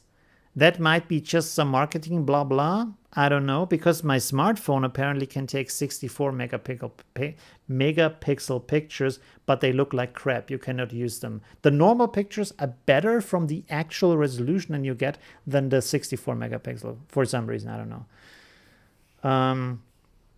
Yes, you need a license, but they changed the license now from 1st of July. You do need a license, so there is like a very simple test as far as I understand, and then you have to pay 30 euros a year. Before it was 300 euros, now it's 30 euros a year. And the small ones, like if you get one of those, 1 second. And this is also something I'm thinking about, maybe get this. This is the mini.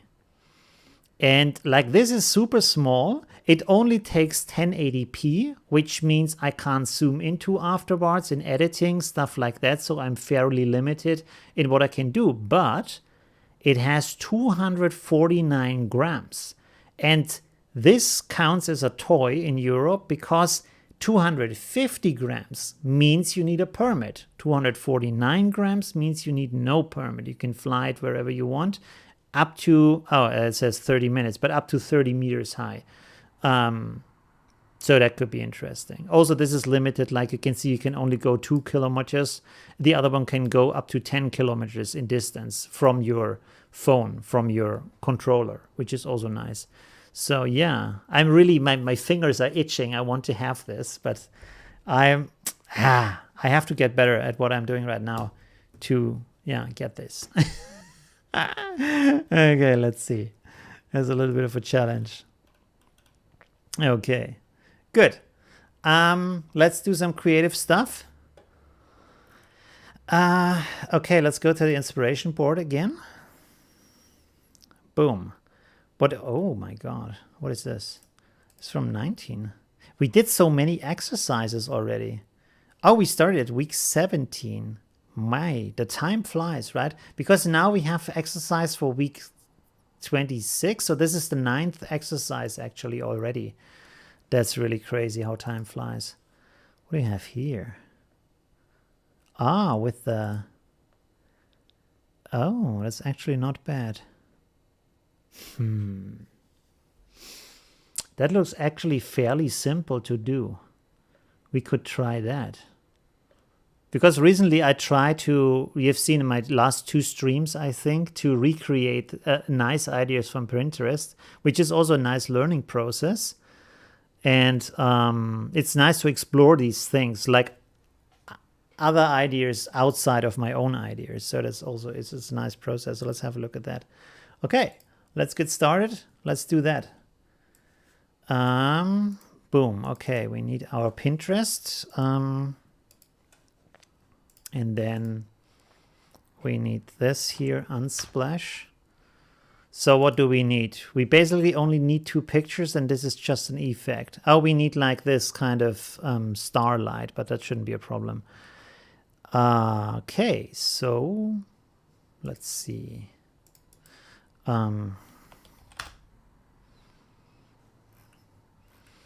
With a guy standing there would be good.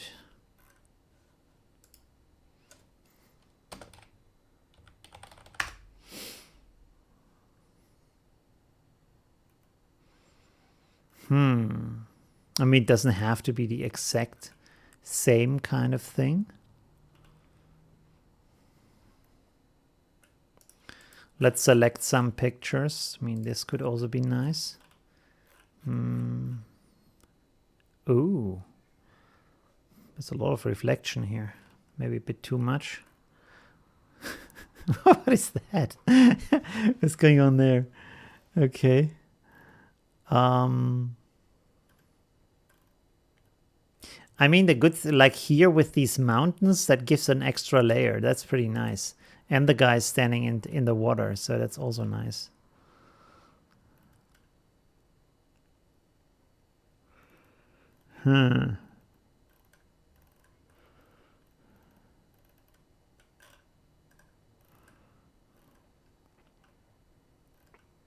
I also want to get back at some point to creating my own stuff.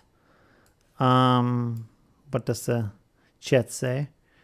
Rules all over the world, and like all aircraft flying paths have to be mapped and logged. I don't think so. I'm not sure actually. Because they don't fly very high. Like this, like I said, these ones, the small ones, and now it's gone again. This one is unregulated because this is like, this one counts as a toy. It doesn't count as a drone, or like it does count as a drone, but as a toy drone. So you don't have to have any license, any kind of thing. You can just like do whatever you want with it because it's like a child toy. I think this one you could even fly in a park or something. Too many people are flying them near the garnet colony. What is the garnet colony? There are nesting, nesting birds. Okay, that's not nice.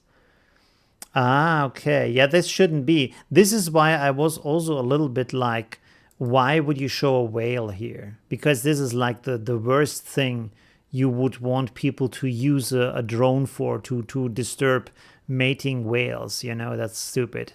And also, I think a whale could jump high enough to hit that thing if it's close enough to the water. So not a good marketing here. Like, not very thoughtful, but yeah, I agree. But I'm not planning on like, first of all, I wouldn't know where to find nesting birds in Austria, and then I'm more like, I don't know, mountains, stuff like that. So not a situation where you would disturb any kind of animal life. So yeah, that's absolutely an important concern to have. Yeah.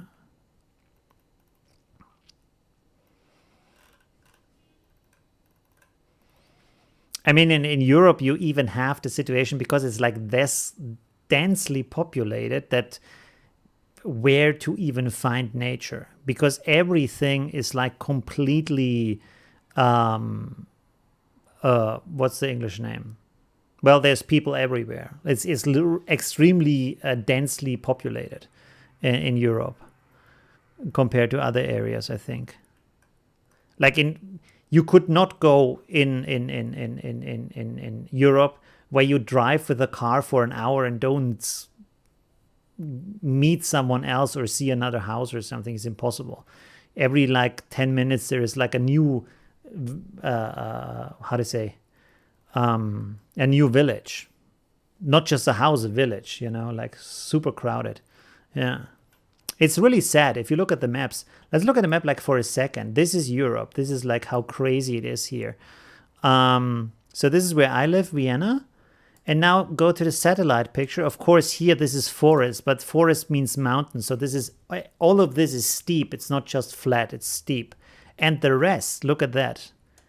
Fields and fields and fields, and there's mountains again, you can see here from the structure. And if there's no mountain, as soon as it gets a little bit flat, fields.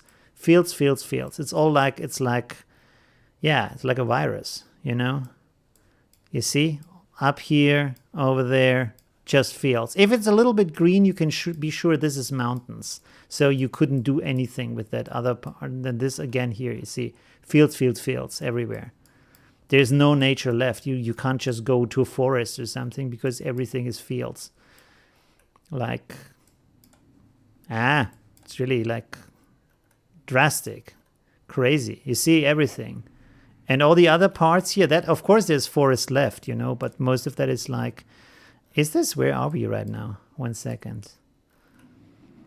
Oh no, this is in Germany, okay. So yeah, that's really, really crazy.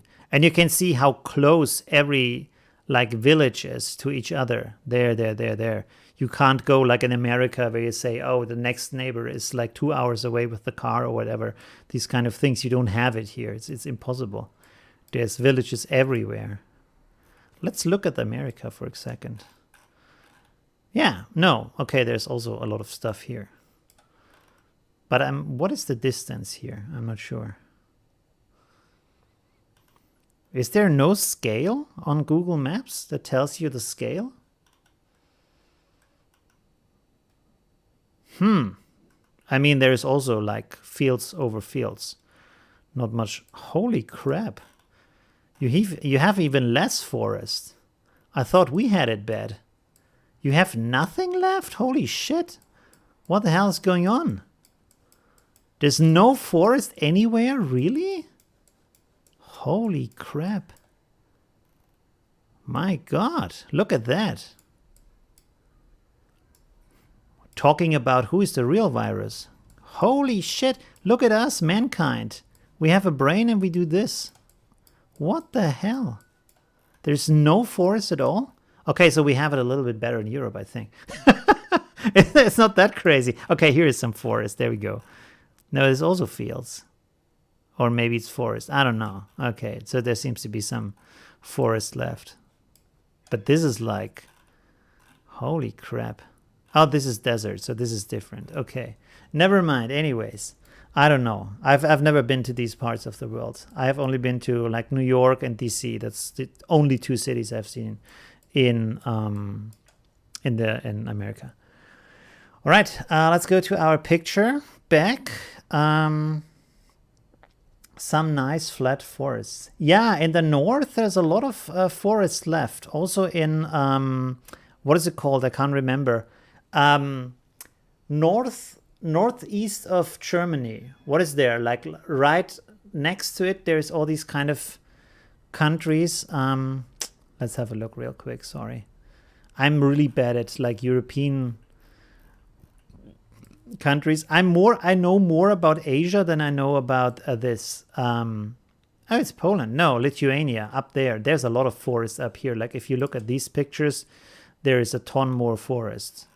Like if you travel here, because I wanted to go, well, not that much, but I wanted to go there with the bike from Berlin up here all the way to Tallinn, I think, here, and then maybe cross over to Helsinki. But I didn't do it because when I looked at the streets and you go to Street View, for example, here, you think you're at the sea and you have a nice view, but then you go to Street View and you realize the only thing you see is trees. So this is what you see. There is no beach to be looked at. It's just like they have on all sides, on almost all the streets, there is like 10 meters trees for some reason around all the streets. So yeah, I didn't do it because it looked like you wouldn't see anything other than trees for miles and miles. What is going on right now here? So if you look like this is the road you travel for like 1,200 kilometers. That's no, not really what I was looking for. Okay, let's now do photo editing. Sorry. I'm like getting sidetracked a million times here. Let's, I should look here under these pictures if we find something similar. No. Okay, let's go a little bit faster here. There's some stuff. This could be nice. This could be it. This looks actually really good. The only thing I don't like is that this is so bent, but maybe we can correct that.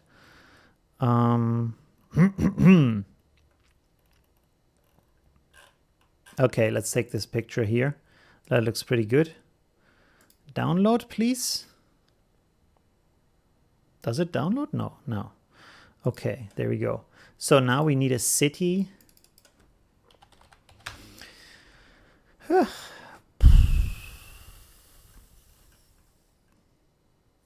But I'm really wondering if like we change through the virus, through the coronavirus, do we rethink a little bit what we are doing with nature and with all these kind of stuff? Because it seems like, oh, this is actually a cool picture here. Now would be a good chance to do that. Ooh. What kind of city is that? That looks really cool. Is that Hong Kong?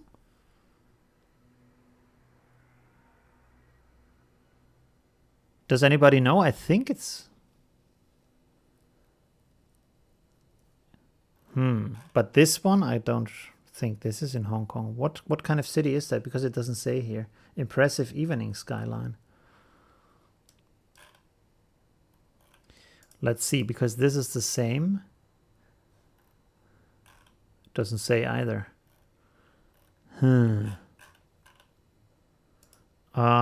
Search on Google Images. Ah, it's Shanghai. Oh, nice. Okay, cool. So this is Shanghai. Very nice picture. Let's try this one and the other one. I mean, this is like, Okay, let's put the pictures in. Place. Number 1. There we go. And then we place the other one. Okay, so this is our starting point here. Let's put this upside down. Up here, and then we have to resize that like so. This is already looking pretty good. We have to, let's go to Pixabay real quick.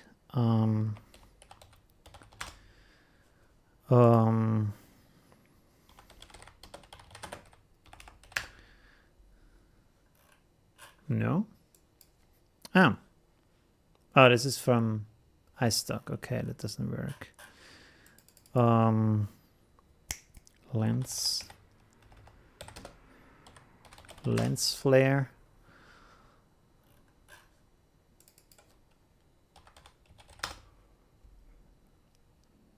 It's still iStock. Okay. I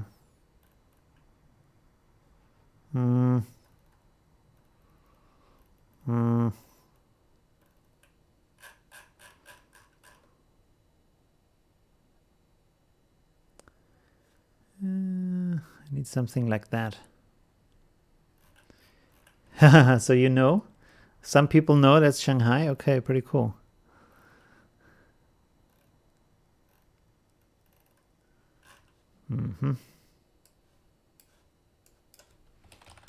Star.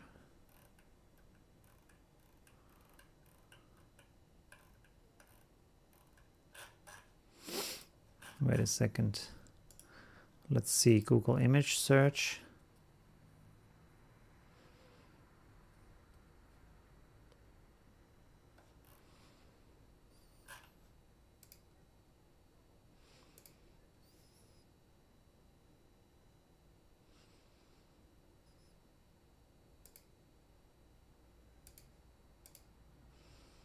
Mm-hmm.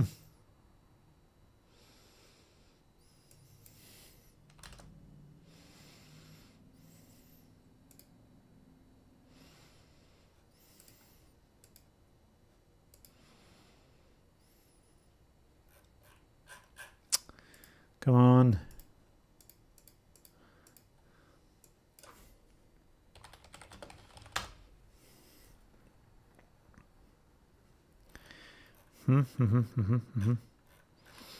Maybe we just do it by hand. The star effect. Hey, I created a pack with these, right? We can look at that real quick. 1 second. Open. Let's see. Digital products. Bundles in November. Candle.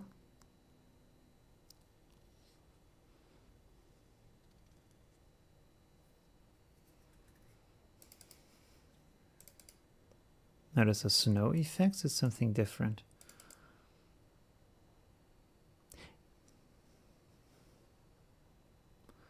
But those are brushes.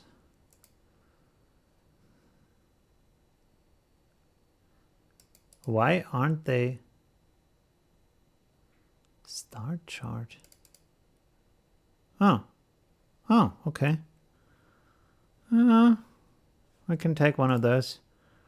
That is pretty similar here. So let's take one of these. Boom, there we go.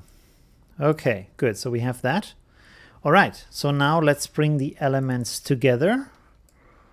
Okay, first of all, I want to fix this down here because this is a bit annoying. Let's pull a guideline down here, then duplicate this. Duplicate. Wait a second. Can I just... Let's rasterize this. Let's see if I warp this. And then I put some lines here.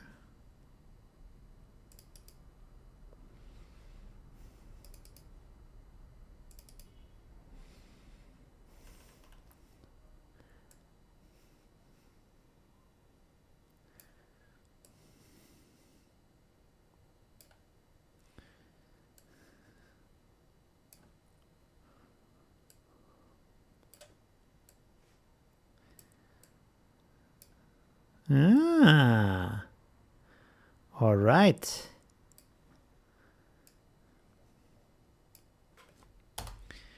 Apply. There we go. And so now we have a straight line. Haha. That was easy. Is it straight? Not really. Okay, let's do this again. Let's maybe... Oh, that was the wrong... Okay.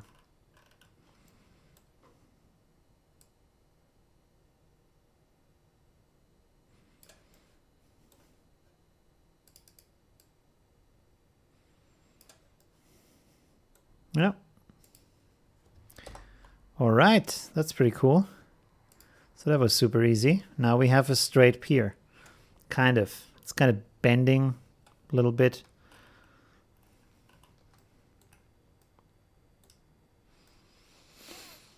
I'm not completely happy.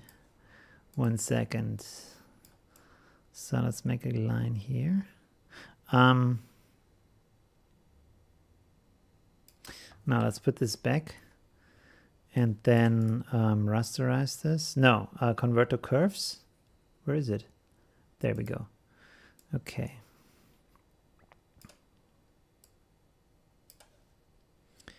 Take our node tool, pull this down here and this over here. So this is just as a guiding line. Let's make this a little bit transparent.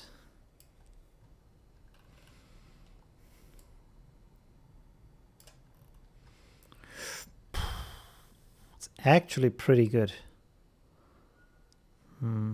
Yeah, still. Let's try to improve this a little bit. This was the wrong one. Cancel. There we go.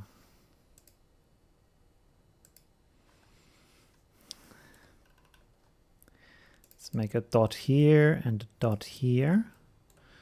And then let's see if we can just bend this outwards a little bit.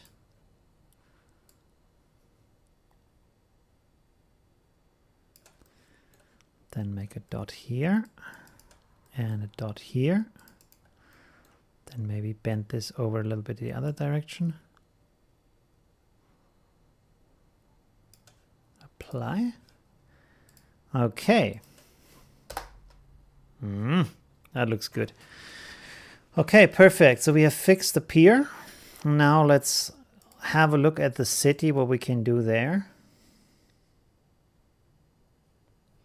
Got the time wrong. No, don't worry. I'm like starting to put this 1 hour earlier so it's more convenient for the viewers. So it's more my fault than your fault. I should have like announced this earlier that I'm changing it like that. Should we put it like this or should we put it like that? I feel like this is cooler, but 1 second. We should figure out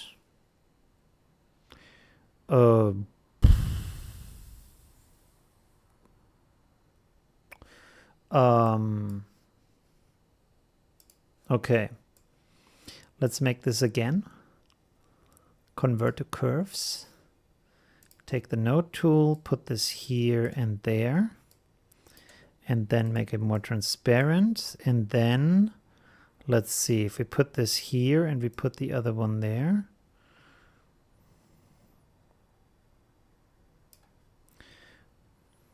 Well, the horizon line is actually at the horizon.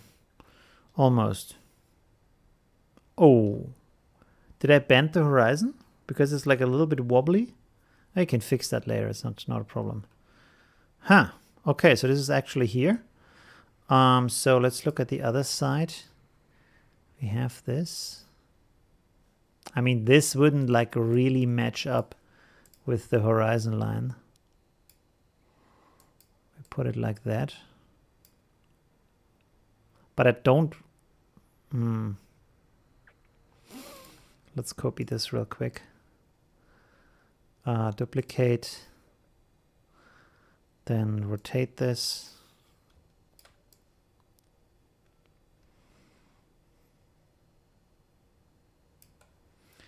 Like so, and then we can see.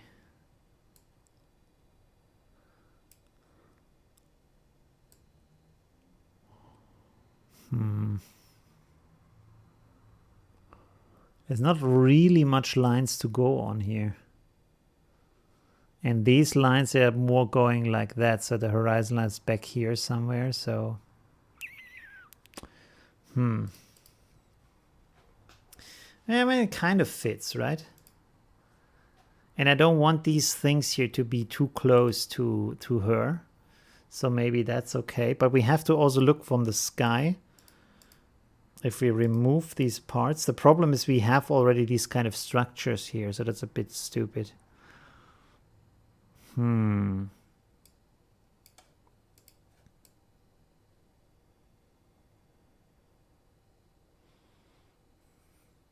Let's try it like that, and then we can still fix it later. So let's make a mask on that. Paint this out a little bit.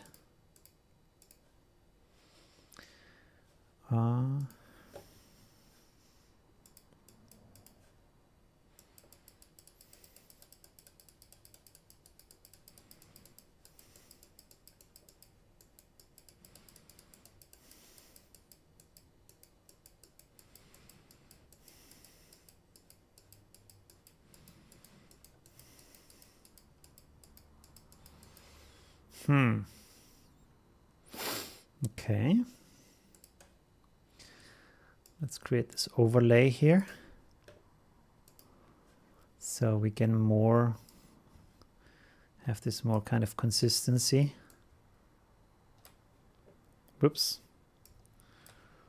Soft light.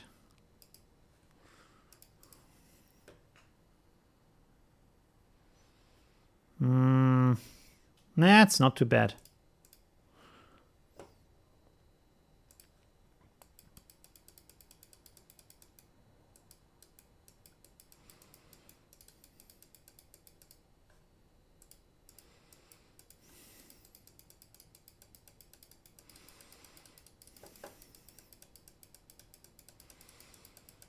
It even fits a little bit with the other sky, so that's nice.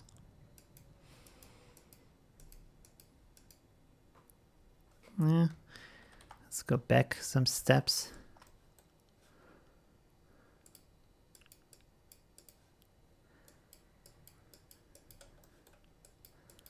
Can we? I think we can fade these buildings a little bit. Okay, that's actually pretty good. Why does this look like it's bent inward? Is this like an optical illusion, or is it like the structure of the building? You see, it looks like it's bent a little bit over here. It's very strange. I think that's just the architecture of the building, though. You see? Like it's like... Whoa, I moved the background. Yeah. Is it actually like that? Or did I like do something wrong? Let's have a look here. It actually is like that, right? Let's open this up real quick.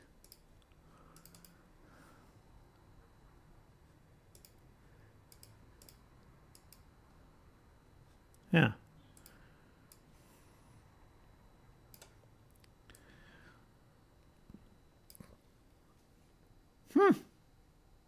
Strange. This is like a finger going a little bit like this. Okay, anyways. So that's what it is. The great philosophies of Olivio. That's what it is. Okay, what else do we need here? It's just these like falling stars, basically, right? And that's that.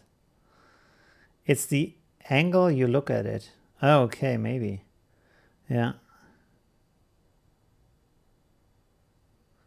Direction as the waves.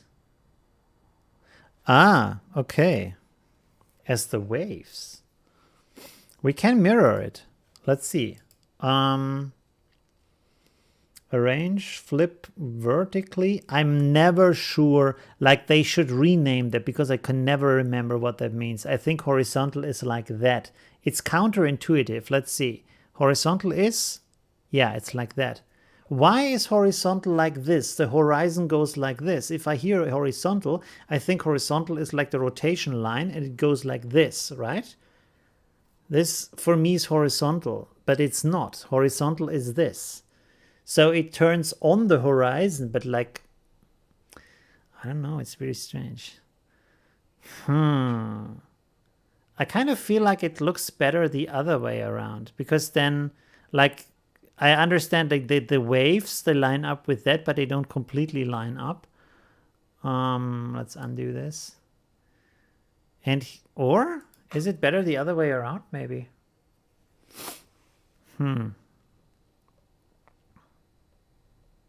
I feel like this looks more like it's in the sky. Let's do the star effects and then think about that later. I think I can actually just rasterize this because then we can resize that. So let's rasterize that. Don't preserve the effects. Oh, and then it looks different. Okay. Ah, we can go like that. Okay, good.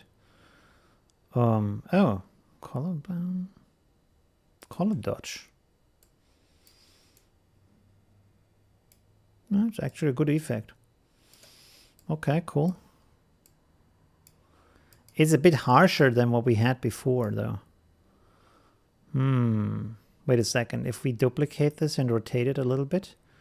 Duplicate, rotate, make it a bit smaller.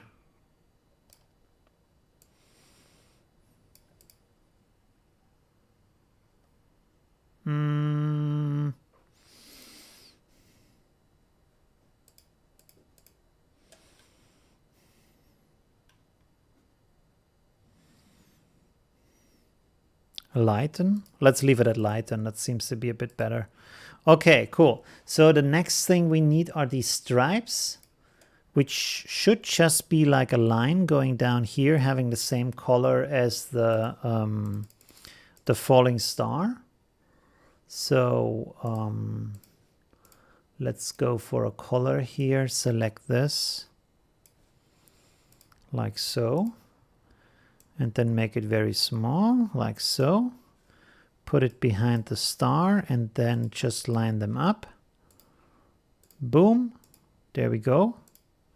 And then we simply only need to blur this, I guess.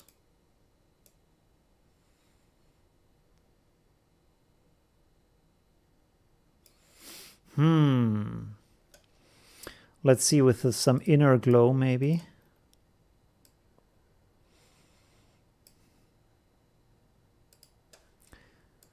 Center.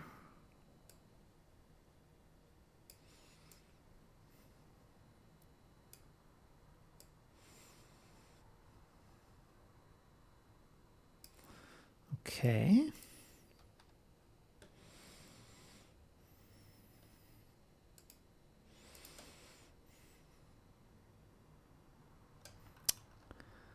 Come on, there we go. So I think let's put a mask on that and then blur this a little bit on the end.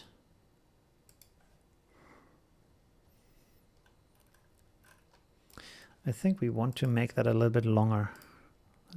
We can leave the mask for now.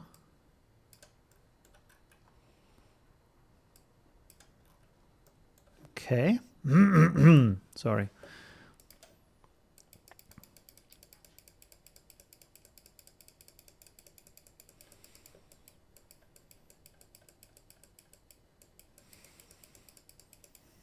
Okay.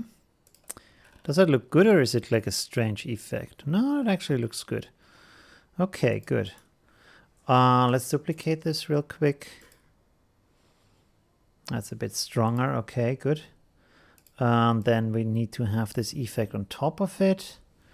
And we probably want to... let's put all of those in a group. And then maybe hue, HSL, not hue, just as a little bit.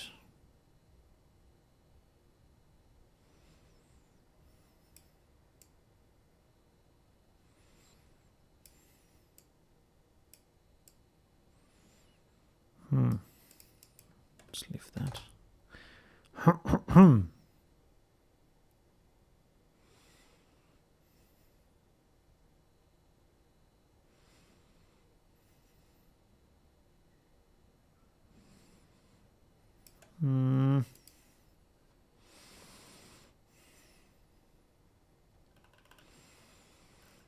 I feel like this one is a little bit weak. And the arms are a little bit long. The light is coming from the left. Look in the water. It is lighter on the left side of the picture. The sun. What? Again. The light is coming from the left. Look in the water. It is lighter on the left side of the picture. So better put the sun star on the left side of the picture. You mean this sun star, this thing here? Now this is just a falling star. So this is like there will be a lot of them like in the other picture. Like there will be like many of those. I think, by the way, when I look at this picture, I should desaturate them like so. And actually the saturation then should come from the, let's reset this. Can I have like a little bit like so? Okay. Maybe flip the image horizontal. Which one? The upper one or the lower one? By the one, that lower one needs to get in the middle. Did that? Okay, I was thinking this was, okay, I want this like more so it's more stable. Okay. And so now that we have this is the star group. Let's call this falling star. And then just copy this a bunch of times and see, we probably have to still adjust it then. I just want to see what it looks like.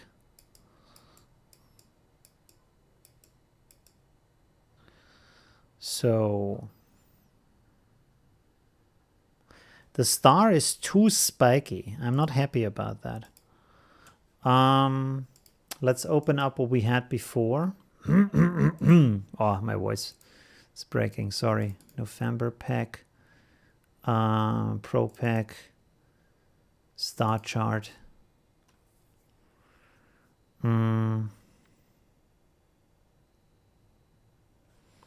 Maybe this one is better.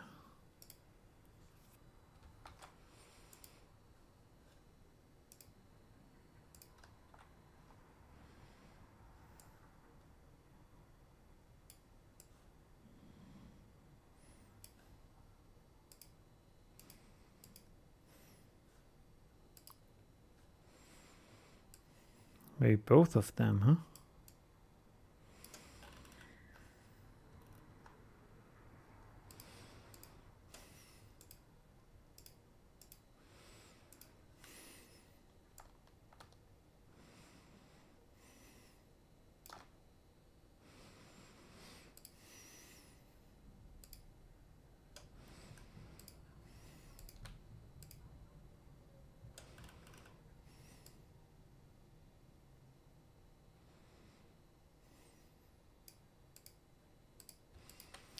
One second.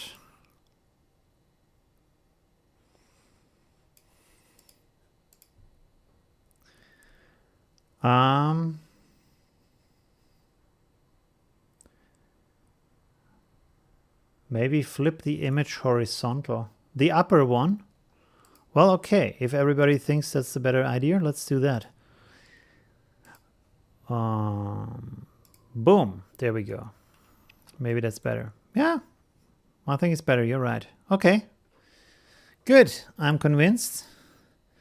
So wait a second. Why is there? Ah, okay. That's good. So let's group all of this up. And then let's see. Can also resize them still. They don't always have to be the same size.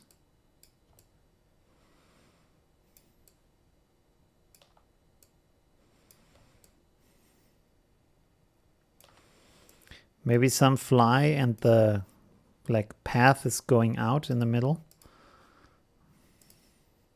Ooh. Oh, okay. Where's this one? That one, okay. Maybe make this a little bit bigger.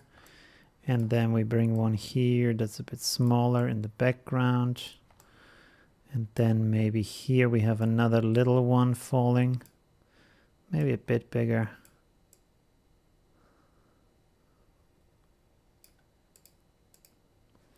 Okay, I need to lock this. And I need to... Oh, that's because they're all in a group. Okay, let's ungroup this.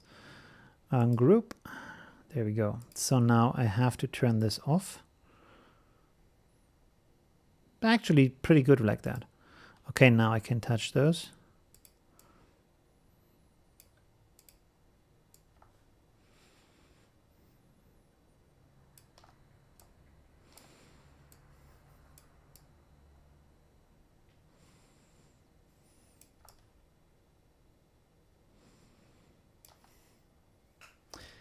And that's now the question. If this is so small, it should be further back maybe, but not that much that it touches the water. What is it here like? So they're not really touching the water. There's a lot of stuff going on here. Oh, and it has one with broader, a wider back, so that's also a good idea actually. Where is that? This is that one. So we can have a look at the rectangle and just pull this out a little bit.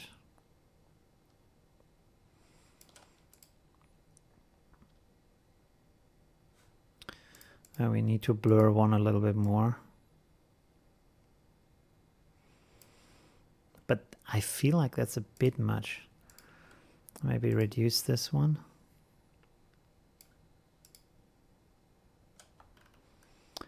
Why does it look like it's getting bigger here again?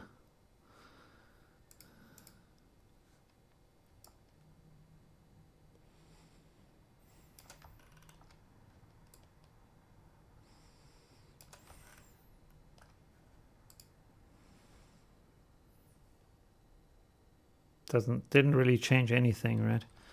Let's undo this.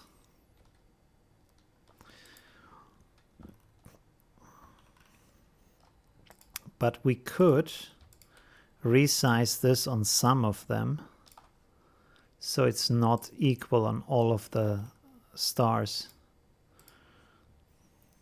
Can make this maybe a little bit bigger. That was just one of them. Anyways, okay.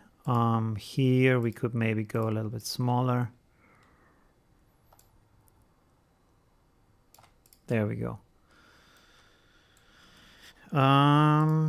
Let's copy this.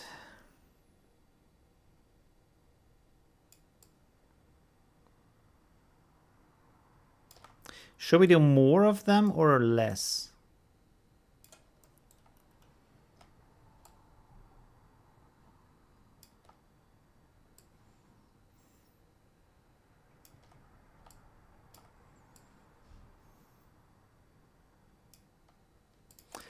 Let's turn the document upside down so we get a perspective of that.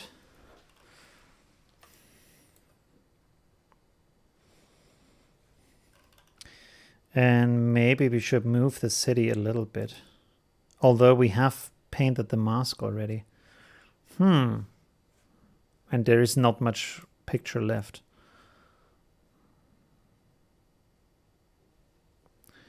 Like this maybe would be better.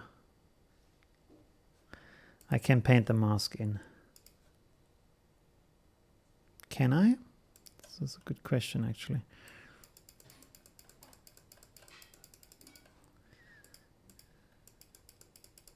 Yeah, okay, good. All right. Good. I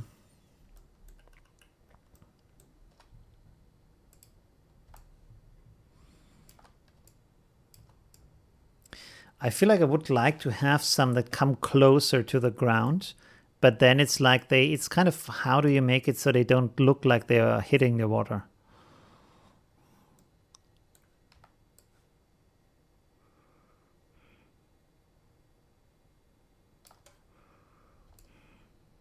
Oh, I'm not sure what I did there.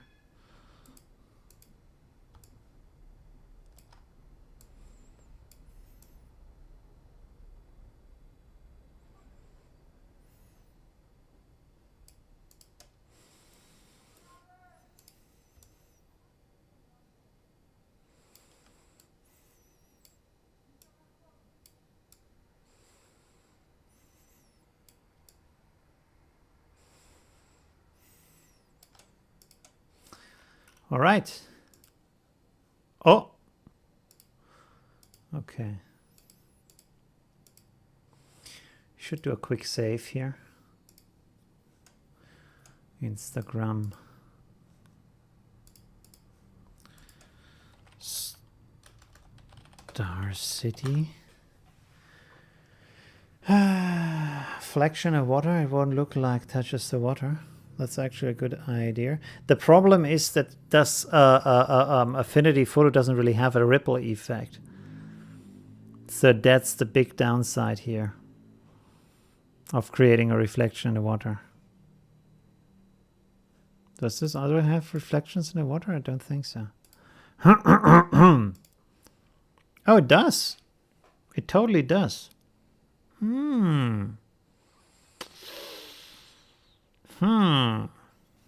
Challenge. Okay, let's see.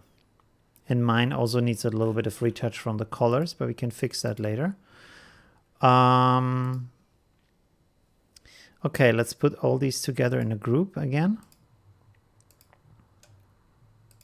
A lot of layers. Boom. Okay. Then we can turn this on again. Oh, it's on now. Wait a second. So this is when it's on and they are desaturated, and this is when it's off when they're saturated. So they have a little bit of yellow to them, a little bit Christmassy. And this one is like white, plus the like ambient light from the rectangle.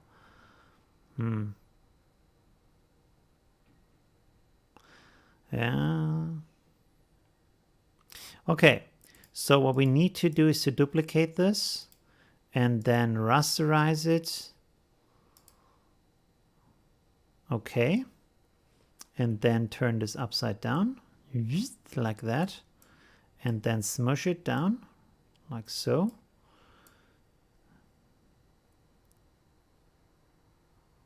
Oh, and also flip it horizontally. Boom, there we go. So now it's on the other side. Let's smush this a little bit more, maybe. Okay, so this one is too close to the ground, because then we have a big problem with the reflection.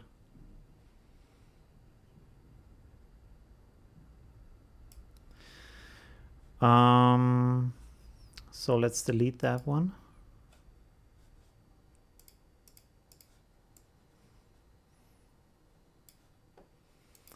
And find this one. Let's lock this real quick, and then I can select that one. There we go. Let's delete that one. Okay, good. All right, so now we need to make this look more like a reflection. And for that, I would say, let's go to channels.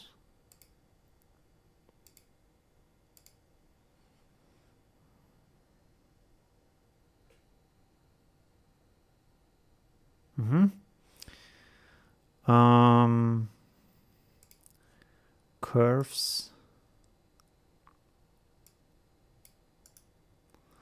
Nope.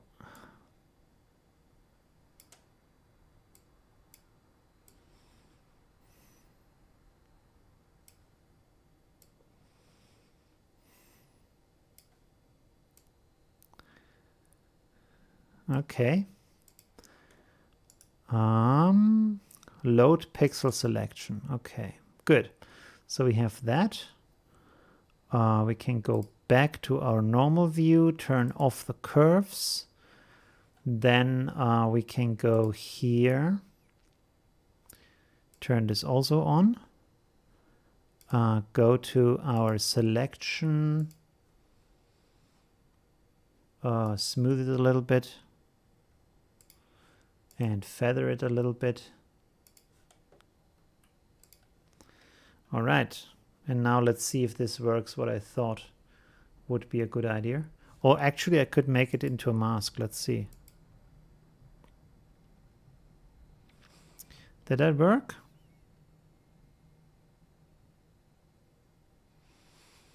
Not as good as I wanted it.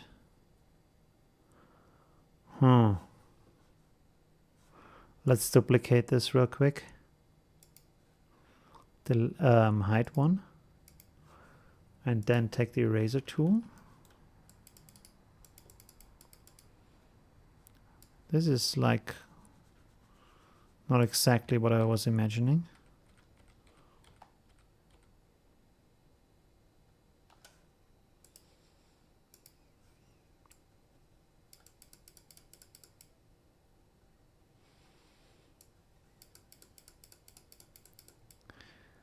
This is actually better.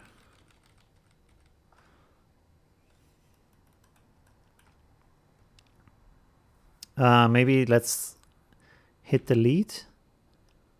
Hit delete again.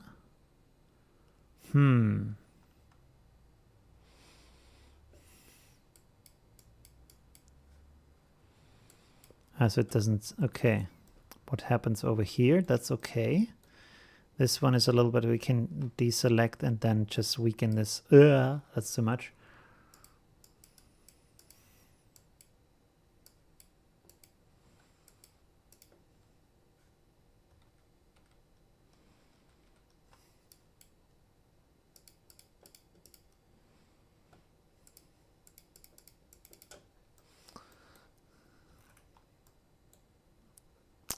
Okay, not too bad. Let's see.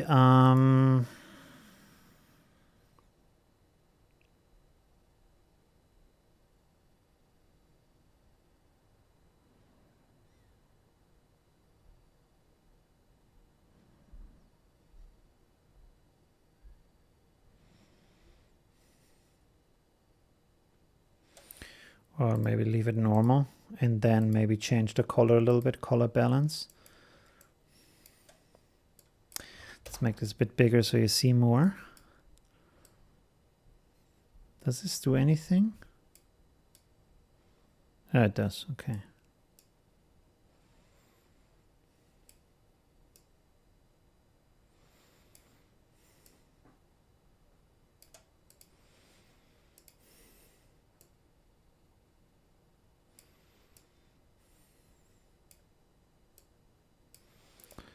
Oh.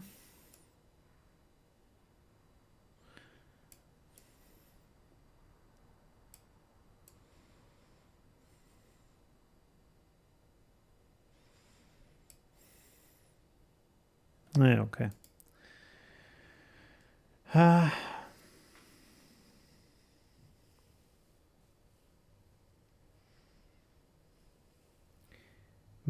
I don't understand.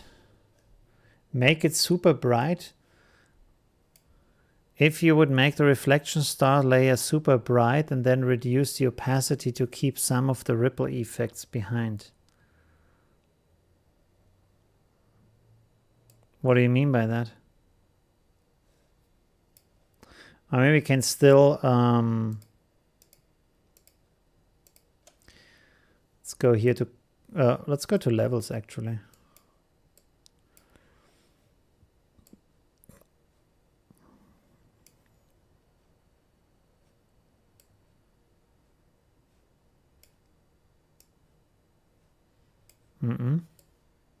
No. Okay, strange.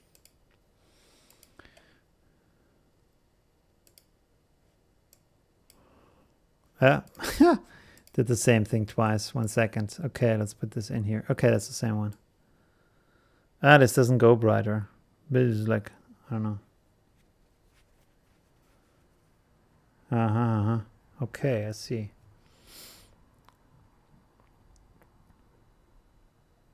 I think it's okay as it is. Could be a bit weaker maybe.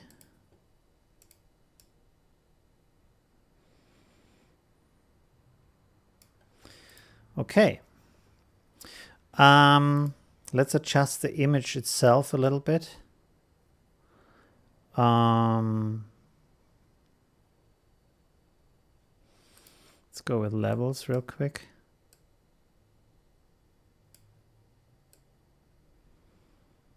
There we can our scope, as I showed in my tutorial. Does it not update? It does. Okay, it's just a little bit slow. So it's not live.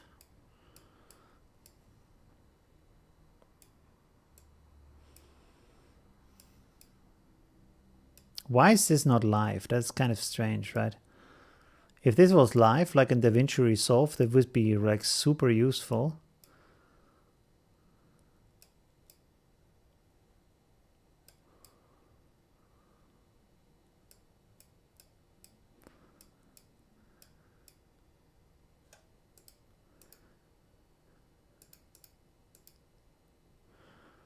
Okay.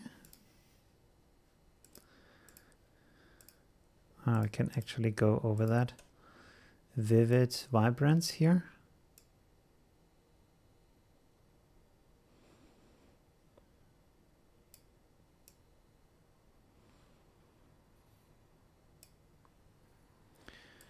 All right.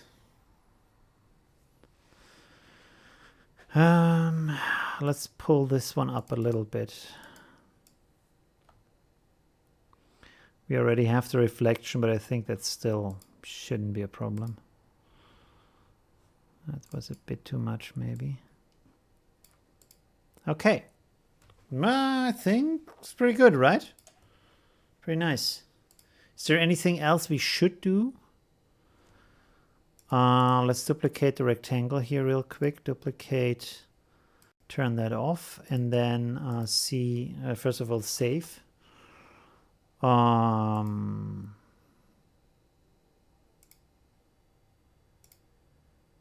Ooh. Okay.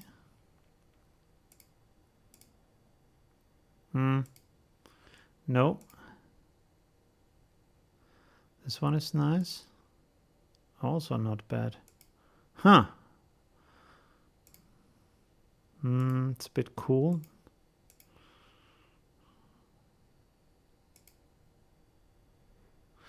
It's also nice.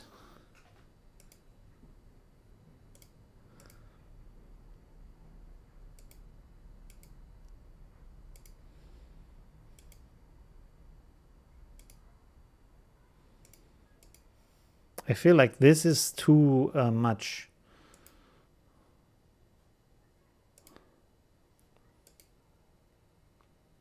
That is nice.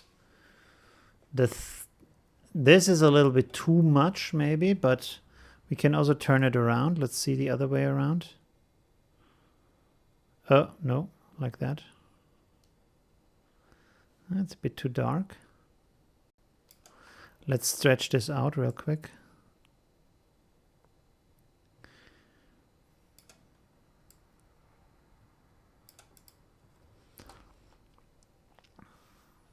What do you think about that? The lines in the water need a ripple. We can try that. Filters. Where's the... there's the ripple, okay. Yeah, but the ripple in Affinity looks like crap. So that's a problem here. You can see like this is like, if it's just a little bit, it's like snakes, and if it's a lot, it's like a radio signal.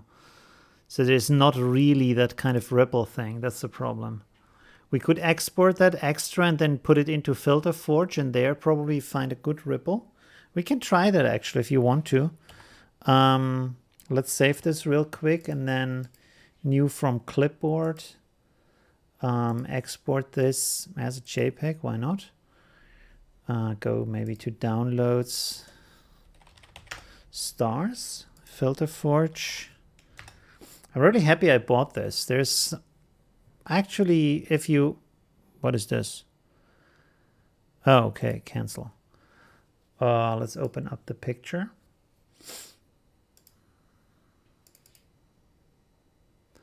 And then we have to find, like that's the downside. How do you find that? Ripple, radial ripples, wave distortion. Okay. No. No.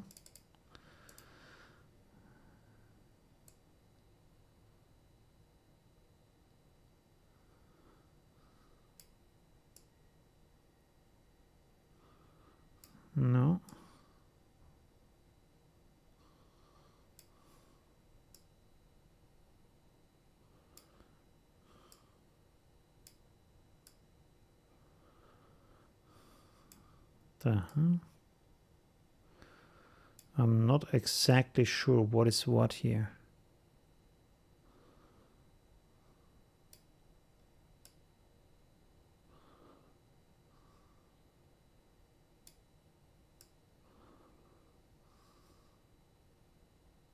Ah, there we go.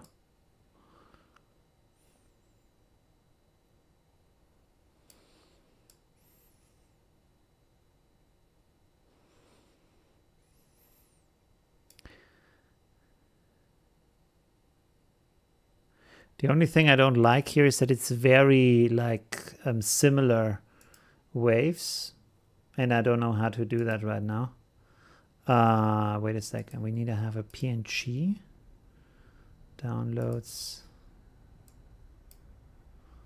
So let's see what that does, if that's better. Do I speak loud enough? I feel like I'm a little bit too quiet right now.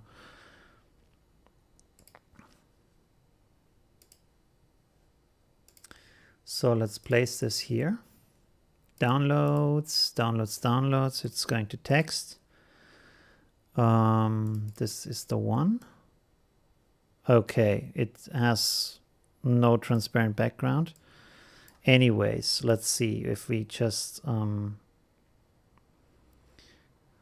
light, hard light. Is it like seamless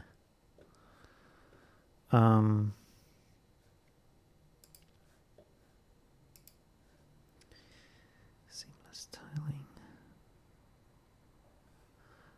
I don't know the software well enough yet to know how to make the background transparent.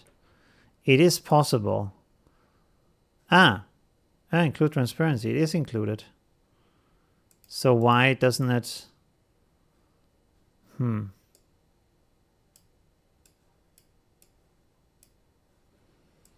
Export, downloads.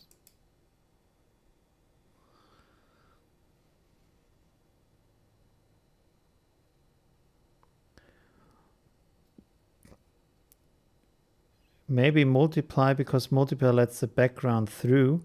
Yeah, but I think only when it's dark, right? We can try that though. Place. Yeah, it still has the white background. And if I get to multiply. Yeah, but if it multiply, it reduces the background, but also the reflections are dark. So that's not really helpful. Because they should be bright. That's the problem here. We want to have something bright, so the background should be dark in that case. Then it would work. Let's see if it looks good anyways. Not anyways, but if it like actually does what we want. Nah. It's not that important, I think. There we go. There is, I'm super sure there is some ripple effect. It looks very nice here. We can go to the website. Filter Forge. Filters. Ripple.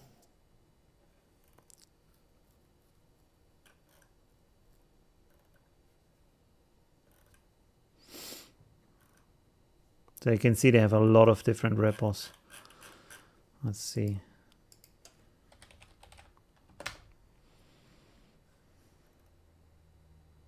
This is just circles, I think. This one could be nice. I don't know. This one could be nice. That looks more like it. Let's open this in Filter Forge.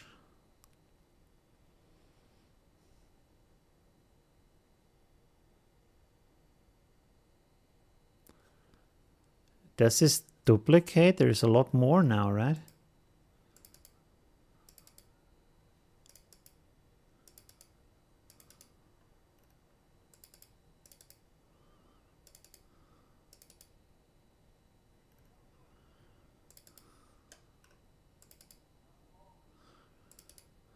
Huh.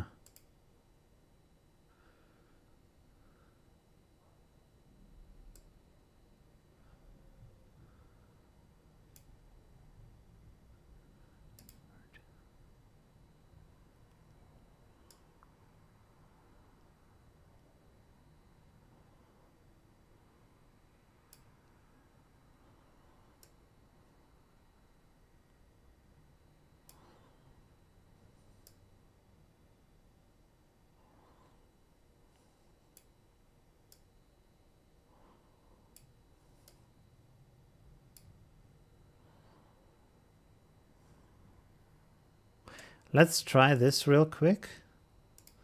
Save as an image, PNG, star rip 2. Let's try this real quick. Place.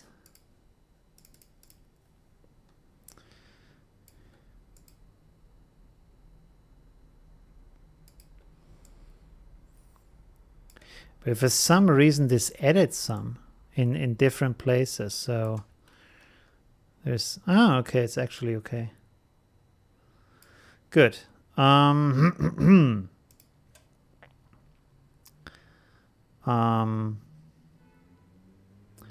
Let's put a curve on that.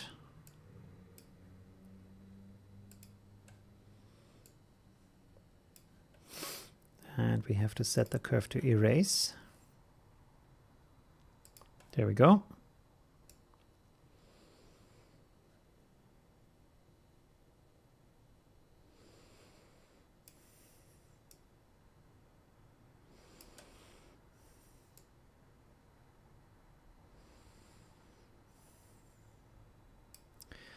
Well, apart from it doing strange things, it's actually not bad.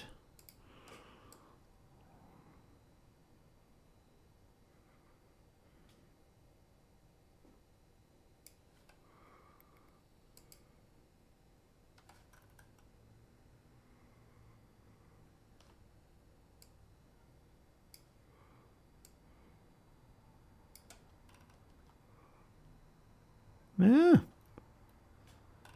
I don't know why this happens, like with these 3 copies, but the rest is pretty cool actually.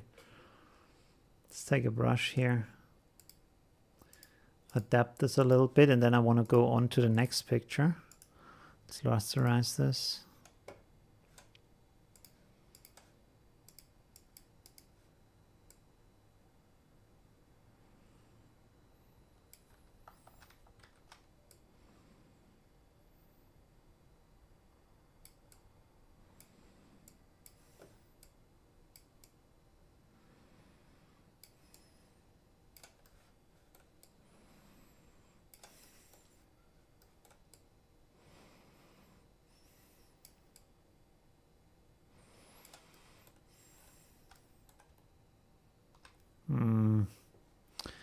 I'm not sure.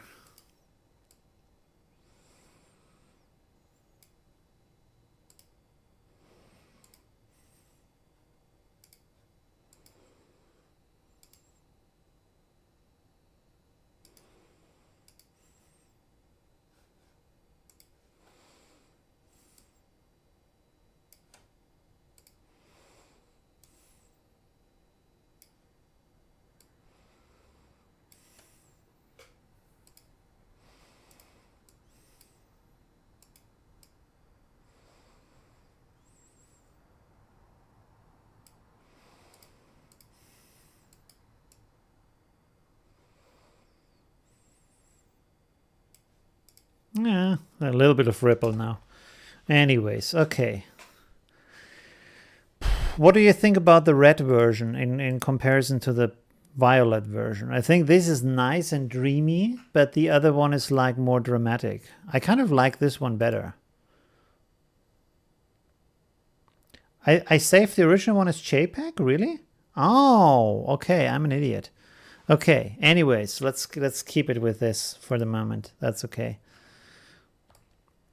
So what do you think? More the red version or more the violet version? This one.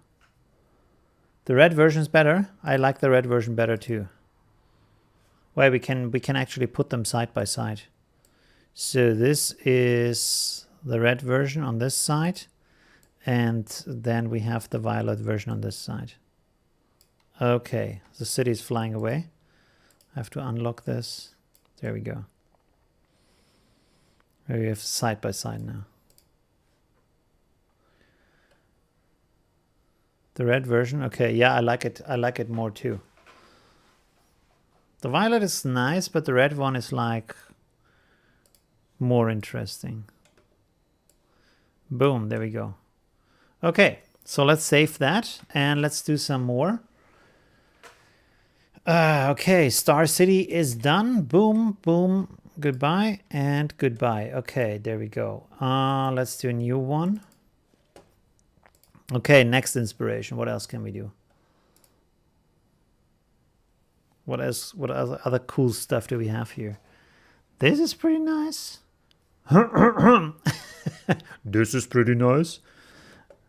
That with the burning umbrella is also nice. This with the dancer is also a nice idea.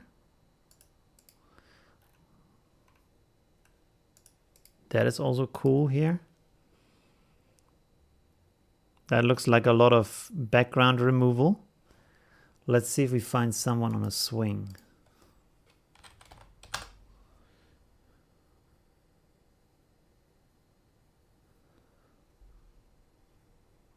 Yeah. Yeah, there's little tricks. That's true. Always like little tricks to have. That's nice. I mean, this guy, that should be easy to remove the background.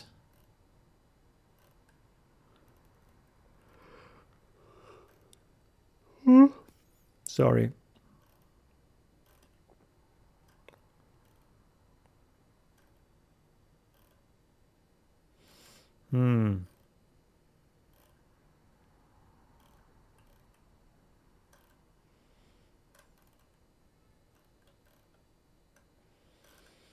With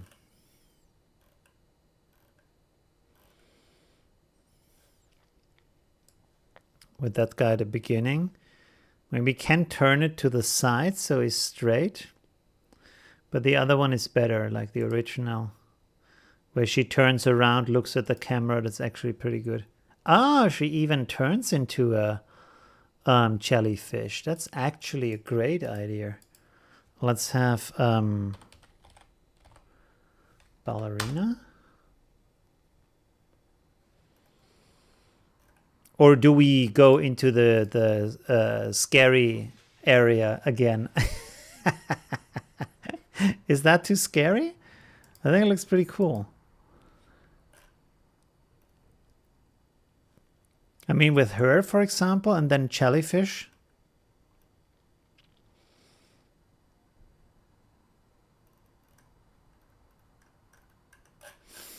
Let's select some of those.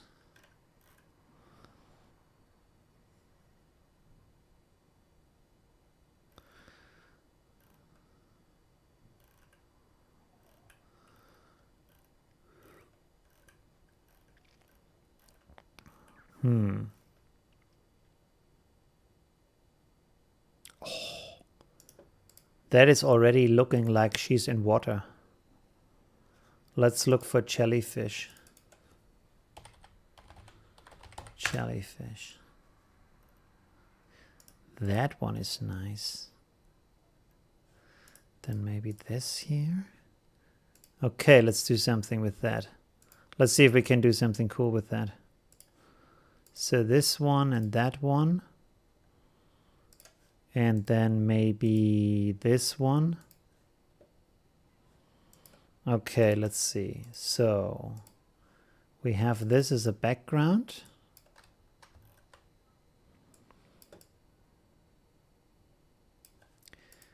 And then we have her. And then we have this. Okay, let's see if we can combine that.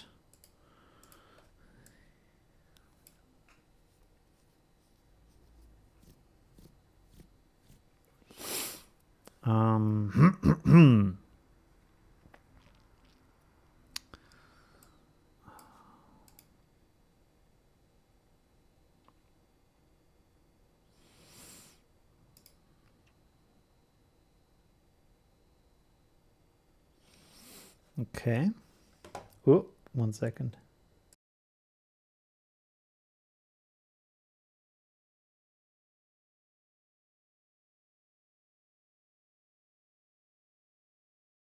Okay, back. Good. Let's check this out.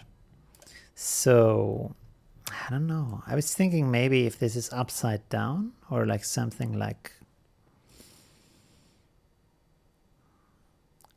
more like floating.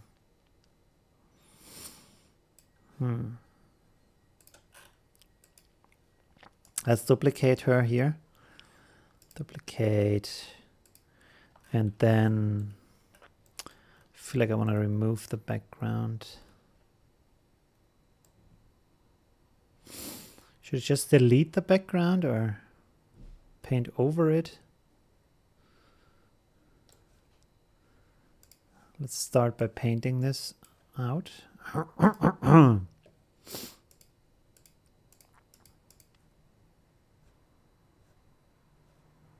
have to rasterize it.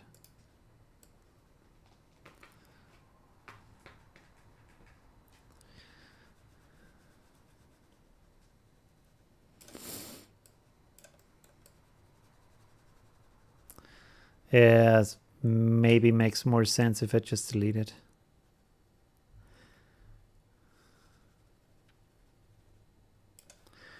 One second. Oh, that was too much.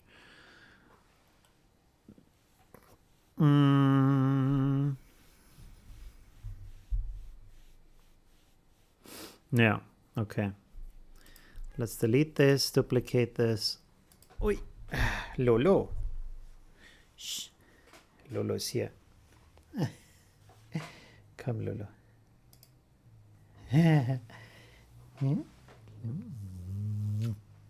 Come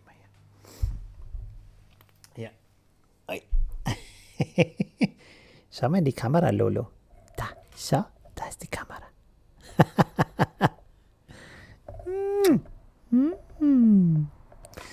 Okay. Oh, okay. Good. Let's go on with the work. Okay, so let's just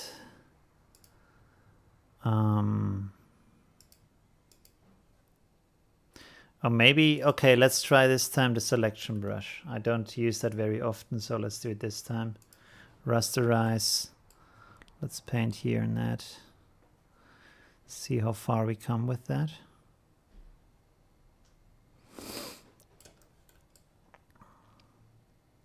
I mean, there's a nice contrast, so this should actually work pretty well, but you never know.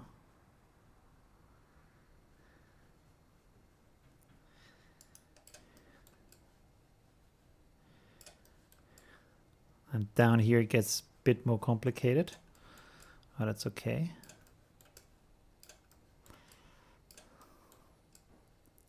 Let's keep it up here.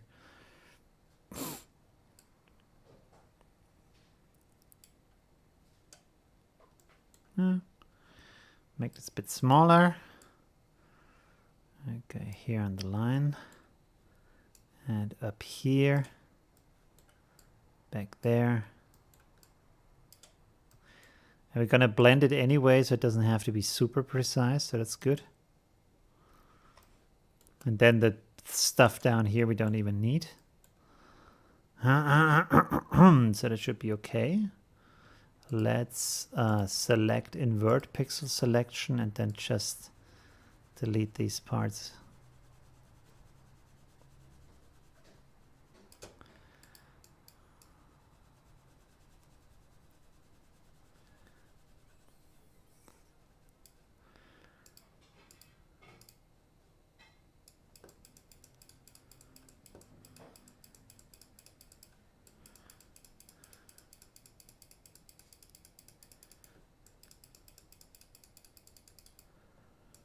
Okay, let's see. Nah. Okay, let's multiply.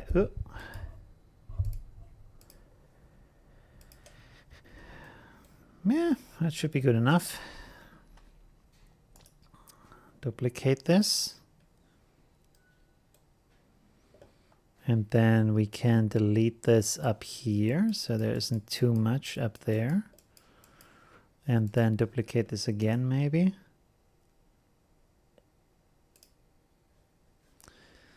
And then delete this again. And also over here. Now there's lots, too much stuff over here going on.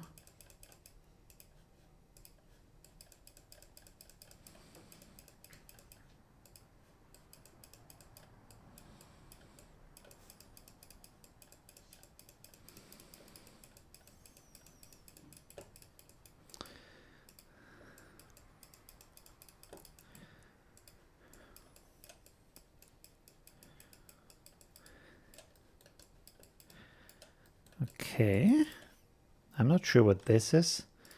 Is this from the picture or from the background? That stripe here is from the picture. Okay, interesting. Not sure how that happens, but okay, it's gone. Good. All right, so that's pretty good so far.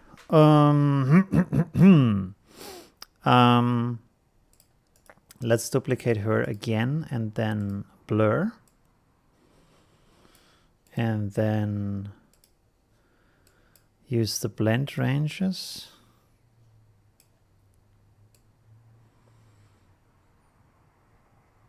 Doesn't do anything. Okay, interesting. Why doesn't this do anything?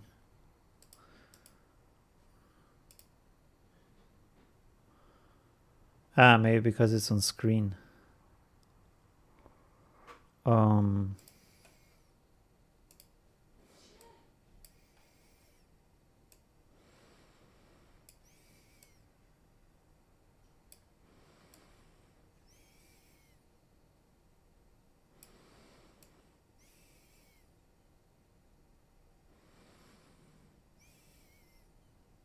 I just want to have a slight glow over her. So that looks okay. Good. Okay, now let's have a look. And there's these parts up there. I hate it. Okay, let's delete this from all the layers. There we go. It's gone. Good. Can we group this? Yes. Okay, good. Because sometimes when you group it, some strange things happen, but not this time apparently. Should we just keep her upright? I don't know. Oh, no. Straighten up a bit.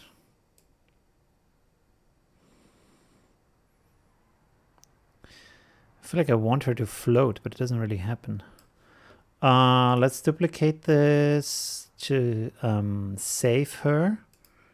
And then turn one off and rasterize the other one. Ew. Okay, that didn't work. Screen. Does this bring the effect completely back? Yeah, pretty much. Okay, cool. So let's see. If we put her like this.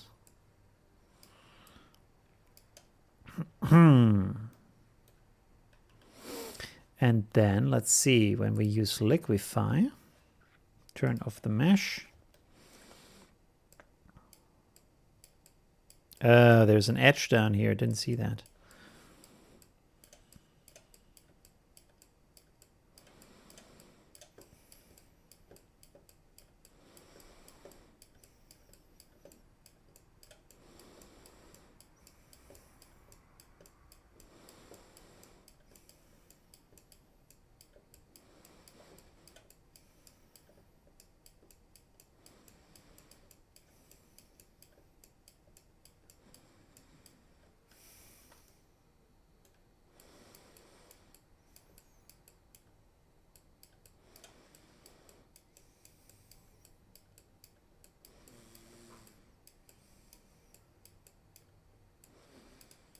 Whoops, that last one was a bit too much.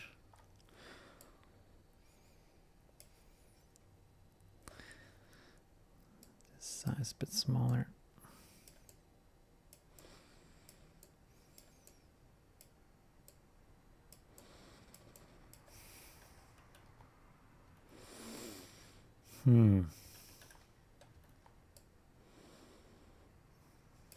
No.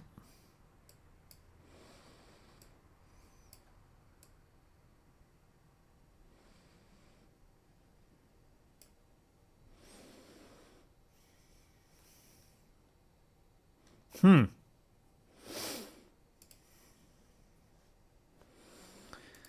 pull this up a little bit.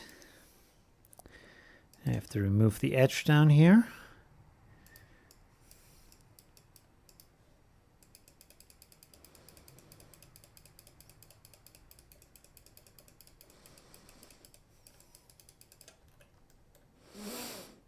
I mean, she still looks like she's standing, so is that better? Like, this is kind of static. This is more floaty from the clothing. And then we could see if we could maybe play around with this somehow.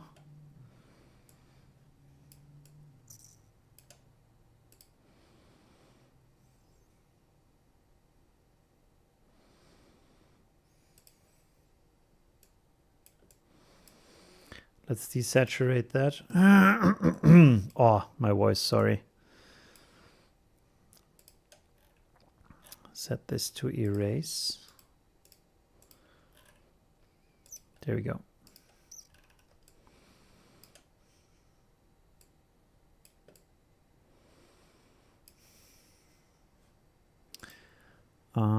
Flip.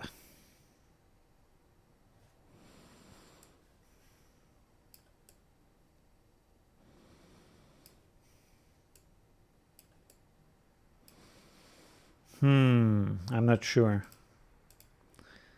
Oh. Sorry, I haven't looked at the chat in forever. I'm sorry. I'm so bad at this. I will look in a second. One moment.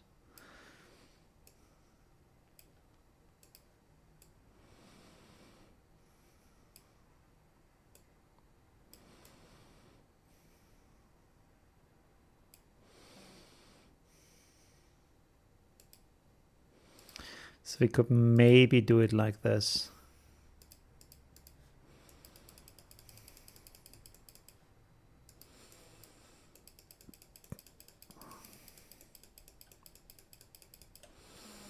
That could be something. I'm not sure, but yeah, we still see the thing here. Okay, let's look at the chat real quick. Where is it? There we go. Oh, no chat messages. Okay. That was quick. All right. Finished in a second. My brush is very transparent. Why? Oh, because it's not completely black. Okay, good. There we go. Let's do this again. So that's better. Duplicate and then blur to also give this kind of this dreamy light. Need to go to bed? Huh? Okay, Jimmy. Thank you very much for joining, for watching. What time is it? 11. Okay. Yeah, thanks very much for being part of the stream.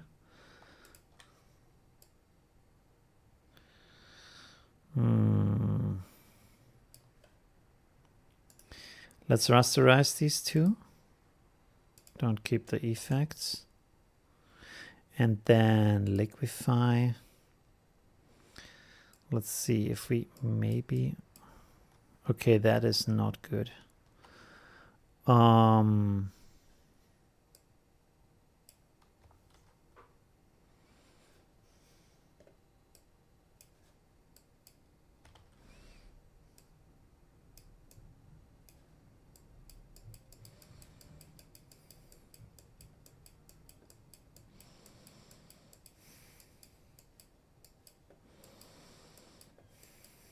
I want to bend them slowly into the shape of her dress.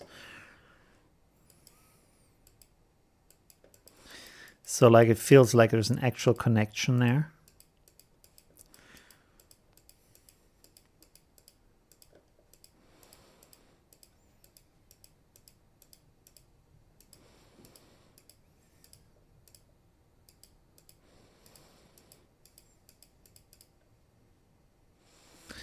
And then maybe let's apply this. Go back.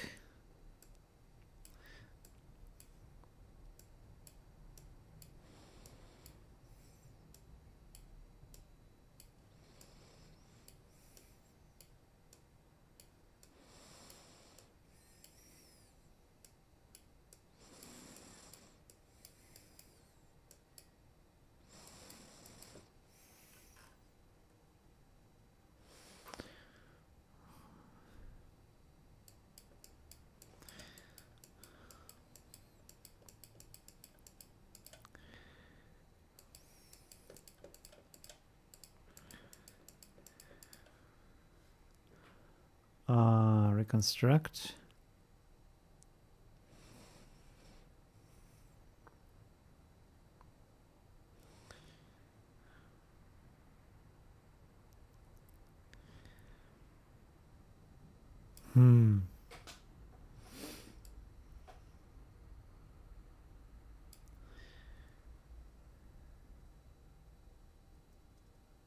Ray of sunlight from the top left. That's actually a really good idea. We should do that.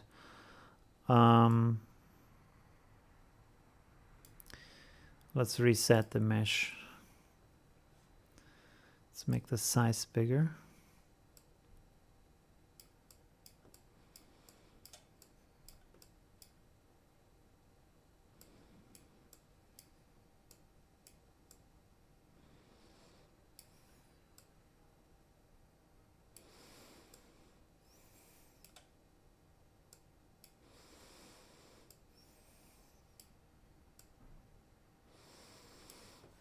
Okay.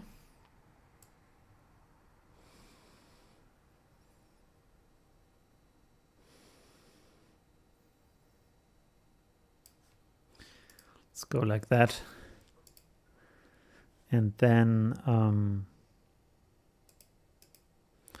oh, did it just do the one? I didn't resize both of them.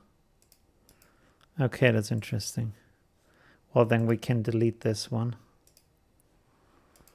And then just reconstruct that one. But where is my... Oh, it's that big? Why is it that big? Okay, interesting. I didn't think it's that big.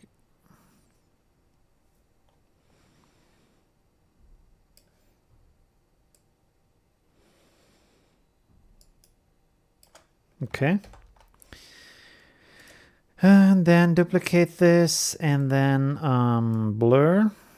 Blurry blur. It's actually a bit too much.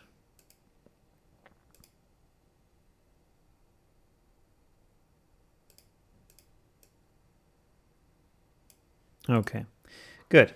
So one thing before we add the background, I want to have this in the back a bit more intense. It's a bit muted.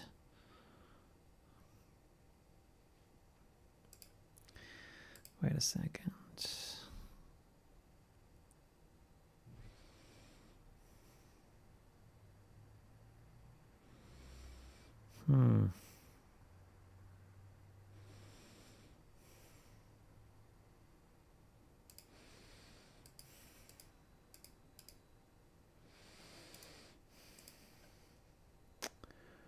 Levels.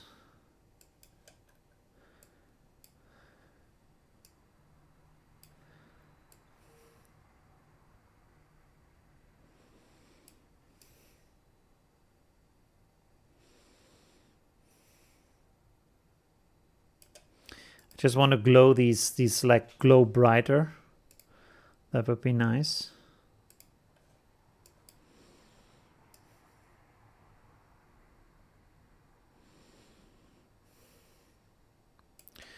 Okay, that's good. Now there's just a problem. I don't want this here. Maybe that's a bit distracting.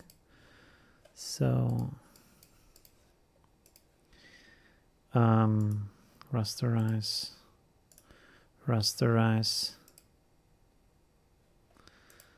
Oh, wait, this was, yeah, it's okay. No, let's maybe make a, let's just paint it out like that. Does it work? No, it doesn't. Okay, interesting.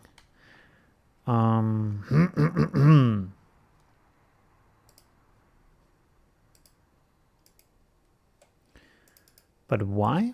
Why doesn't it work? If you do it like this, it's like...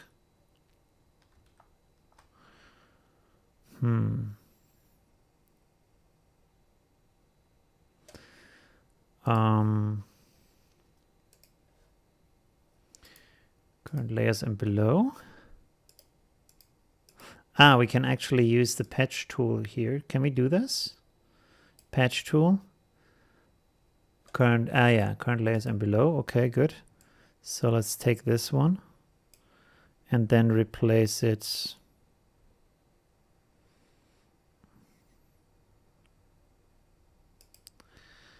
with this. That's okay. That's better. Okay.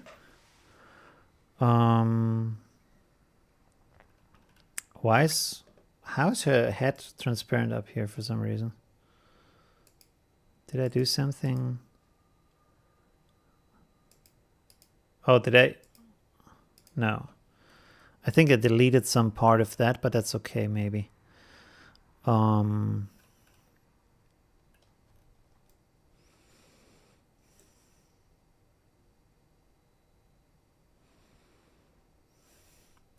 Wait, does this guy have more pictures of these jellyfish, maybe?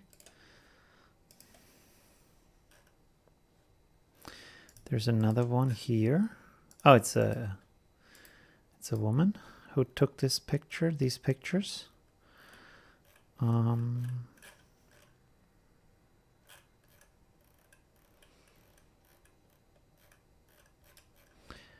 Yeah, we can try these. Let's download that. Although they look different, but let's see. Because I just thought I want to maybe have some in the foreground.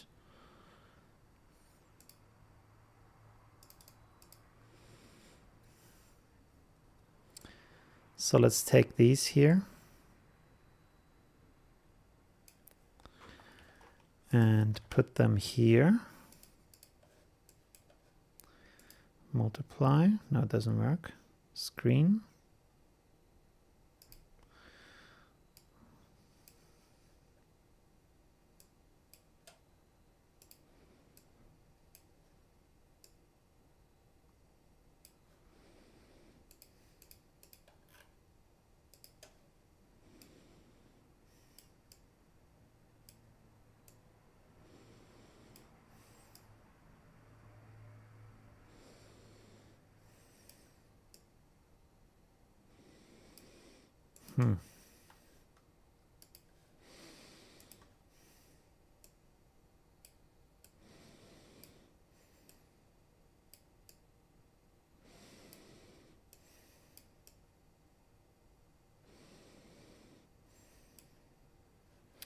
Okay, that's not too bad.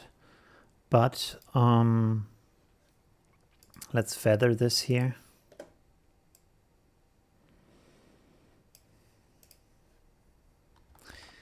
Copy fill.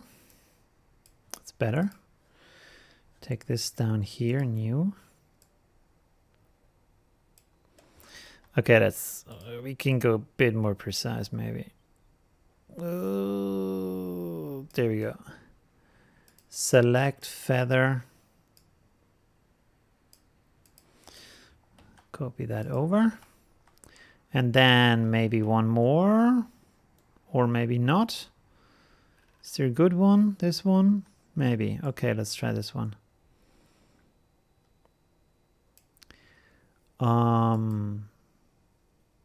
Feather. Copy over here. Let's save this. We have never saved this. Okay. Jelly Queen. There we go. Okay. Whoa. Okay, it's still saving. What's going on? There we go. Okay, good. Is my stream still on? Yes. All right. So let's work this. Actually kind of good as it is. They don't have this light on them, so that's a bit sad. Let's see if we reduce the dark parts.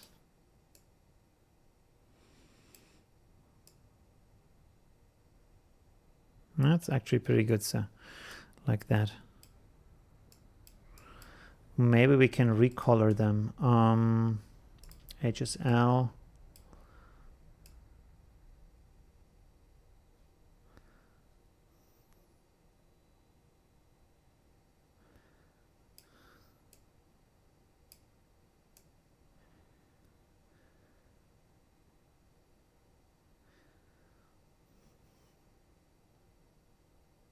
That's actually pretty close to the other ones.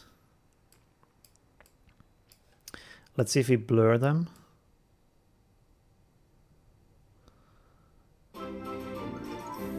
Ah! Thank you, JSB. It's very hot where you are. Oh, maybe you should have bought a beer from the money. Still, thank you for the donation. Very nice. Thank you very much. Pretty cool. You're always donating on my stream. Thank you very much. Really cool. Awesome. Okay, thanks. I hope you like the stream. I hope maybe this swimming scene here is cooling you off a little bit. Let's flip them. Is that better?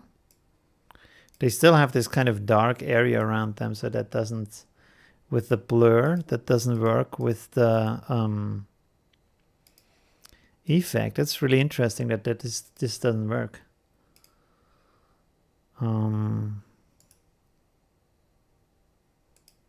Wait, what about if I take this blur?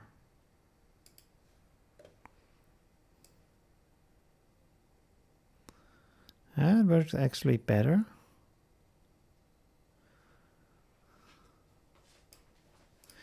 Okay, so let's apply this and then rework this because this now looks a little bit strange for some reason.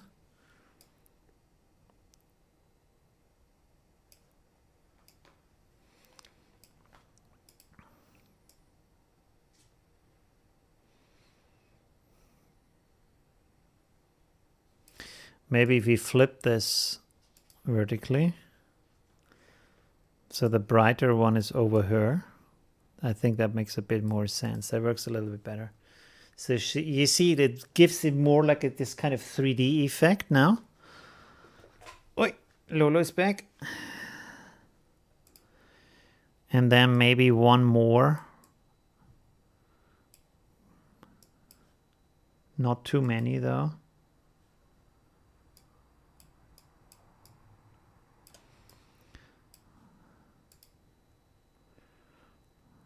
Did we, what did we do with the other one? Nothing. Okay, we color shifted it a little bit. Lolo.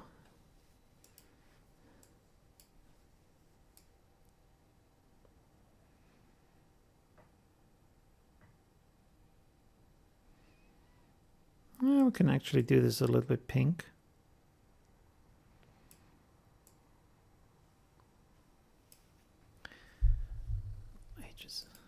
By the way, 1 second.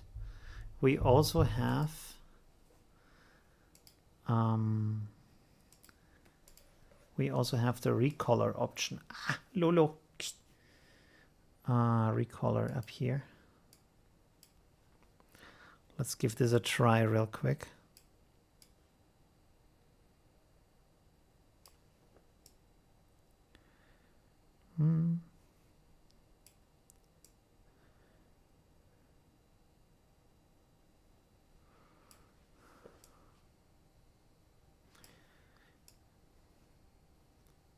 It would be cool with recolor to be able to pick a color, like this color here, but you can't.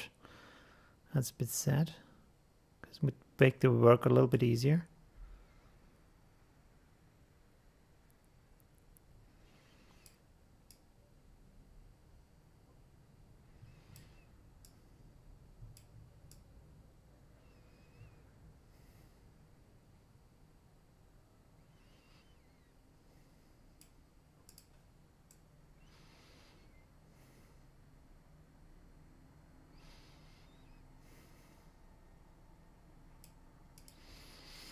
We can turn this one off. Should we have one up here? Oh, no. With her head? Like so, maybe?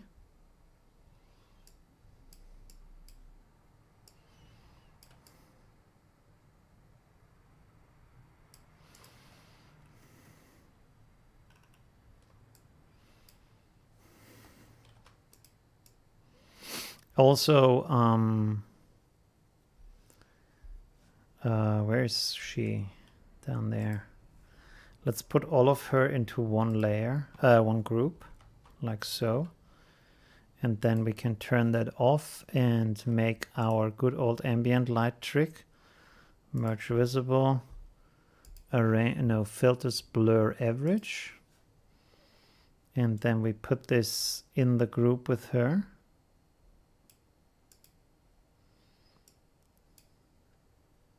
Soft light, turn this on again, and then just a little bit. Okay, good. All right, so one thing I still want to do here is, let's call this ambient, okay, and this is, we call this Jelly Queen. Okay. There's a good old dodge and burn thing. So let's take our brush here, make it small, and then set this to soft light, and then go here. Okay. Just want to highlight these things here a little bit more.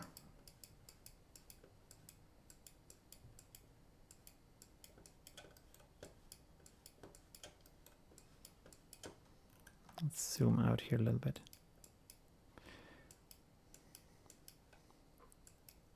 Whoa. No. Okay.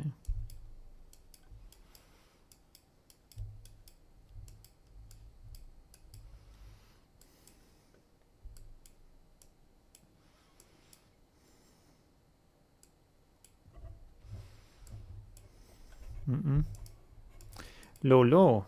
Nein, nicht am Tisch. Geh mal runter jetzt, bitte, Schatzi, komm. So. Okay, sorry. Back.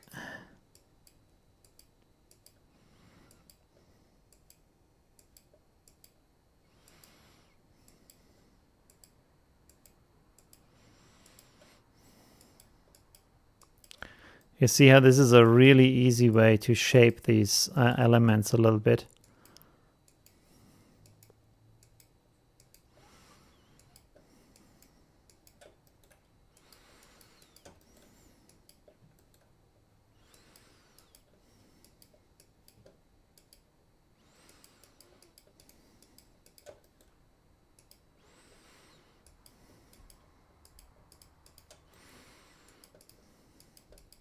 Oh, what do we have down here?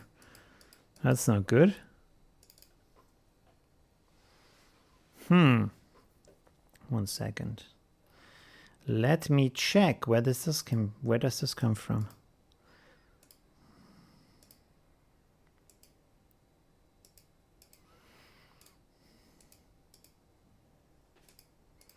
How does that happen? That's strange. Okay.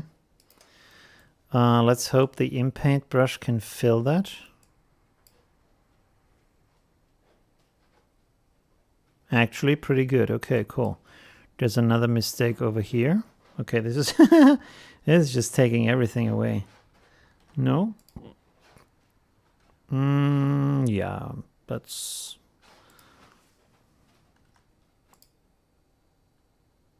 Okay, I take it. Good. So you can see like the before and after, you can shape a little bit the structure of her dress. And like also bind these elements a little bit better together. You see, like, because we draw in these lines how they should flow. It's a bit more has a bit more structure.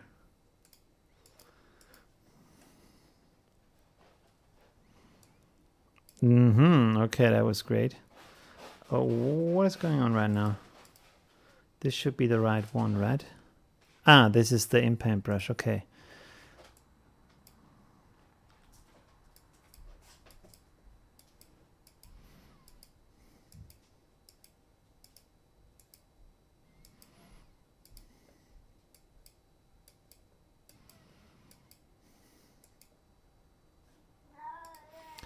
Lolo gleich.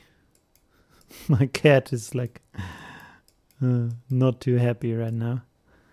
He needs attention.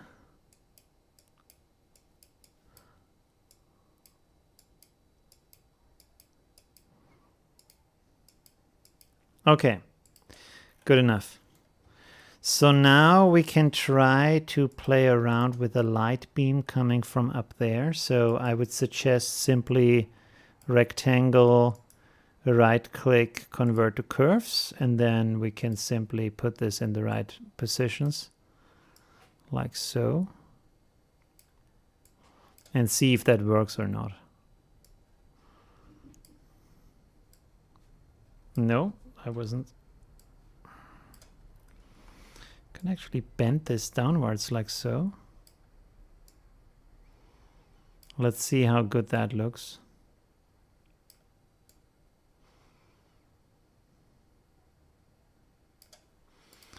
Okay.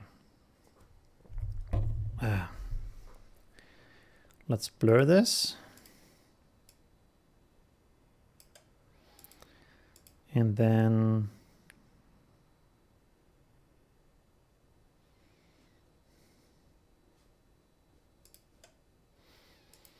blur it some more, 200.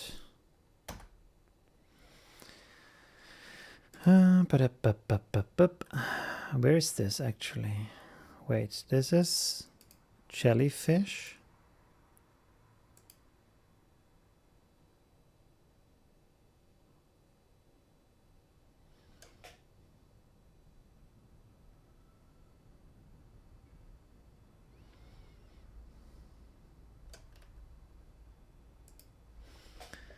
Let's change the, let's play around with the fill color real quick.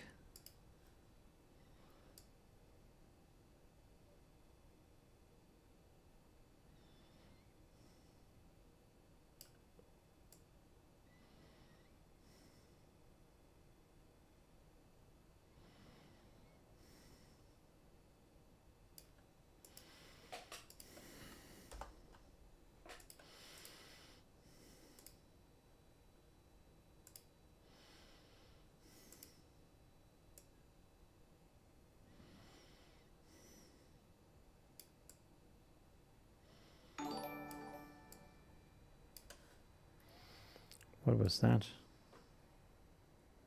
Oh, new pattern. Thank you very much. I can't see who it is. It's like really small here. Jose, I think. Thank you very much. It should be on the overlay, right? Okay, yeah, cool. New pattern. Are you in the stream? I don't know. So let me know if you're in the stream. Thank you very much for the support also.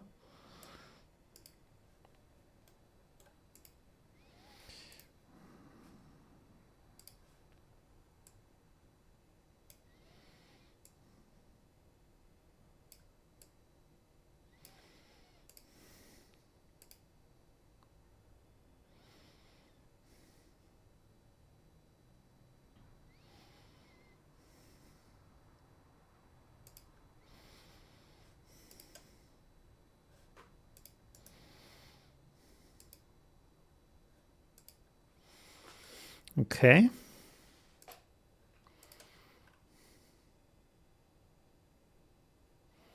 I'm not great with these light things, so that's like one of the things I really have to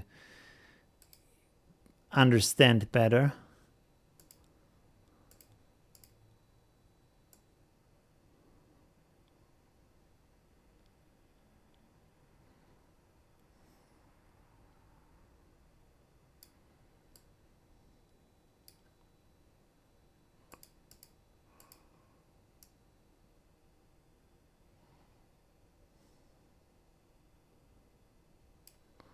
Because I feel like this should be a lot better.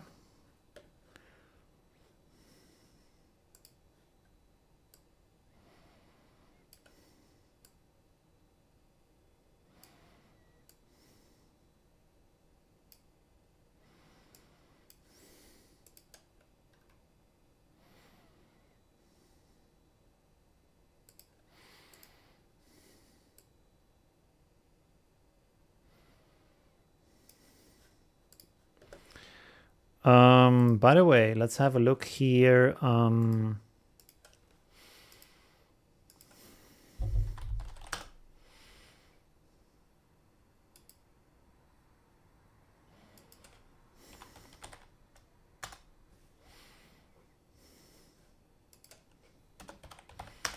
Light beam.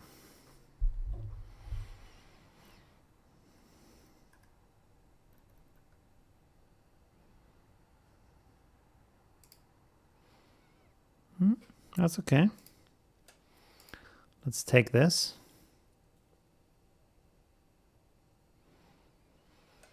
We need to have built-in previews lifesaver because we want to have it square. Let's export this, save as image. Guess can be JPEG. Light beam.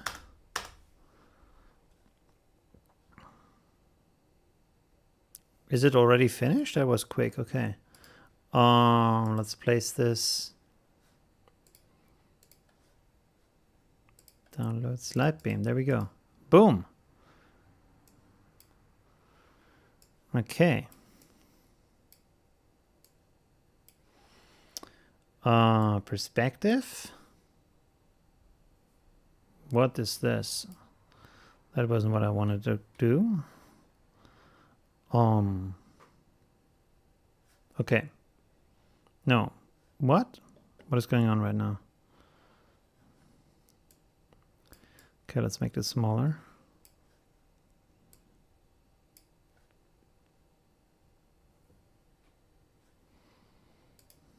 Can I not like just grab the angles here? That's like, let's convert to curves. Let's see if that works. Yeah, does it? No, it doesn't. Just does like, Affinity, why? What's going on again here? Is there no way to pinch these sides in here? Like I can remember, I could swear I've done this before. Okay, never mind. Let's do it like this.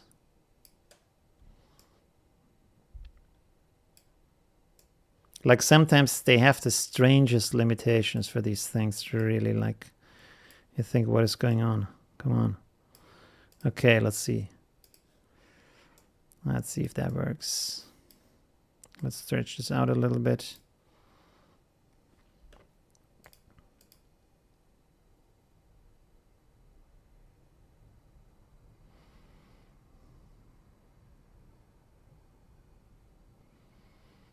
Hmm.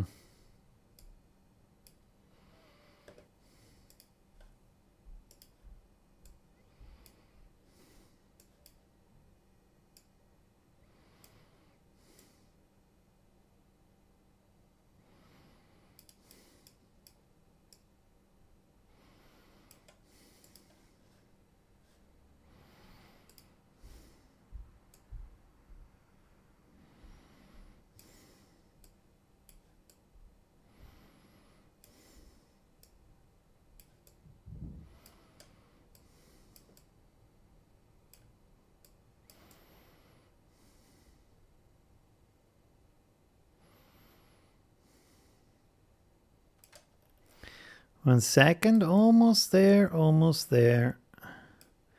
This is too big.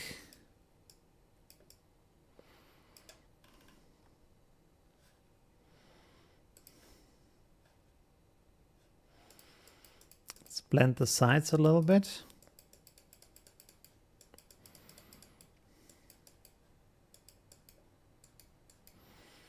Okay, and then I want to duplicate this. Bring it further in, make it bigger. Let's make it bigger and thinner.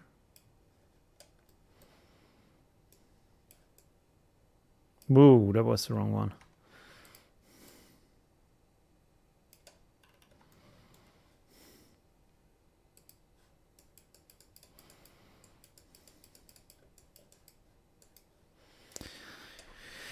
Let's see if this is weak.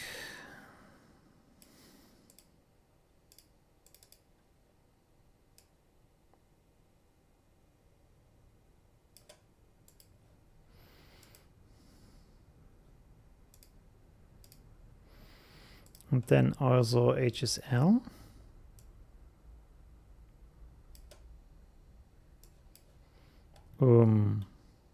Okay, it's on the wrong one. Never mind.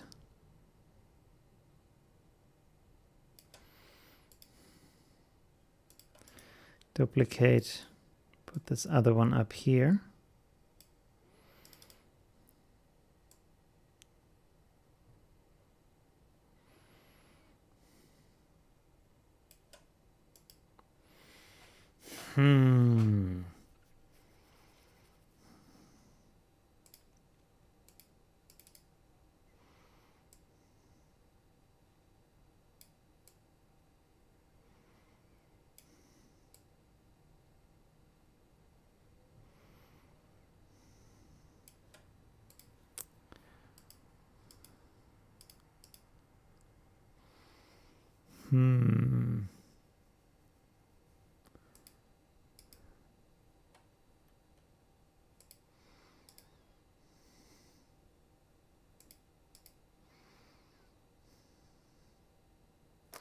Okay, let's try one thing. Let's put all of those into a group. And then, this is probably not going to work. Let's make a mask here. And then just reduce this a little bit on her, because this is like, I feel like the light beam should be around her, not on her.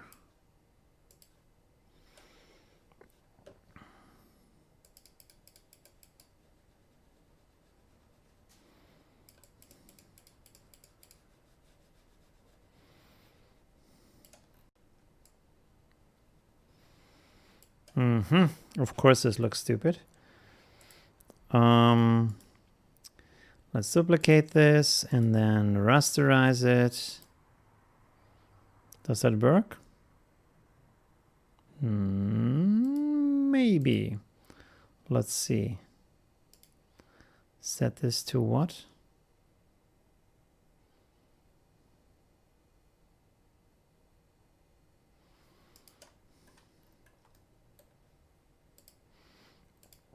This is the the thing with the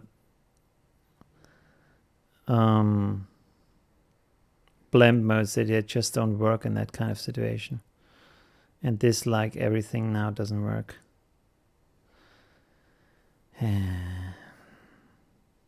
Okay, so that doesn't work.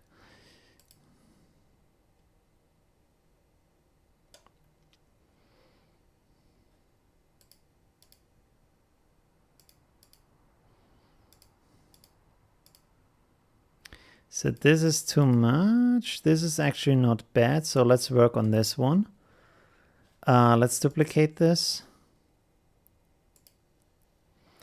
Turn one off and then delete the parts that we don't need. Maybe it would look more natural if the light came from the top left corner. Oh. Shit, I didn't even think about that. Let me delete this here real quick to see if that is like what I wanted it to be.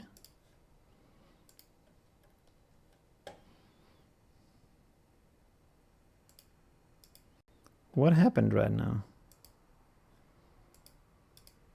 Oh, this created a mask. Okay, interesting. Okay, so you're saying I should put this, let's turn this back again like it was. And then I take all of this and rotate it over to the other side. Where's my center point here? Why is this so gigantic? This is the center point. I want it to be here. And then let's rotate this to the other side.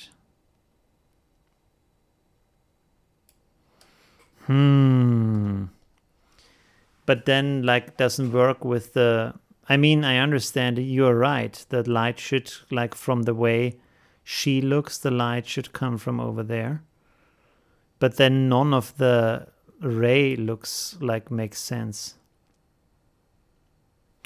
Okay, I think I had an idea. We can do it like this. Let's forget about these big beams because they look stupid anyways. And then we can maybe work a bit more with those smaller ones here.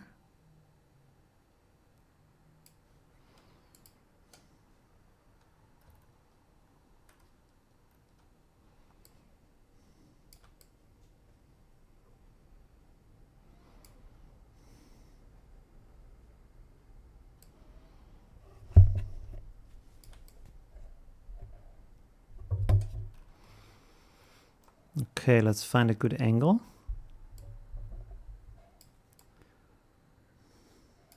Lolo.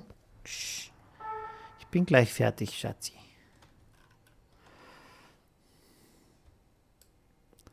Let's duplicate those, make them smaller again.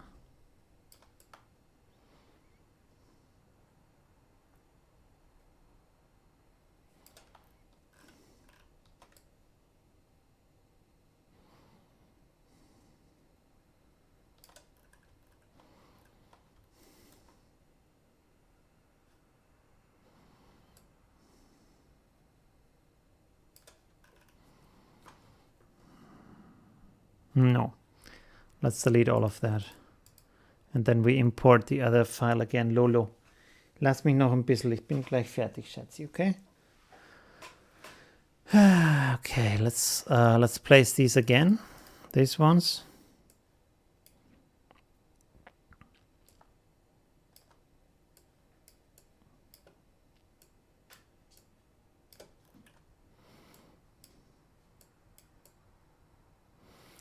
So let's go like this.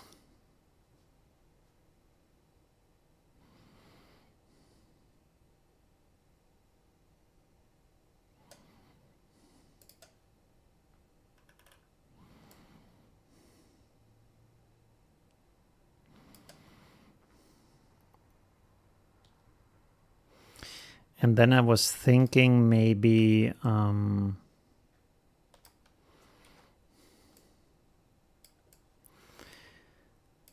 like put small versions of that on the sides here, you know?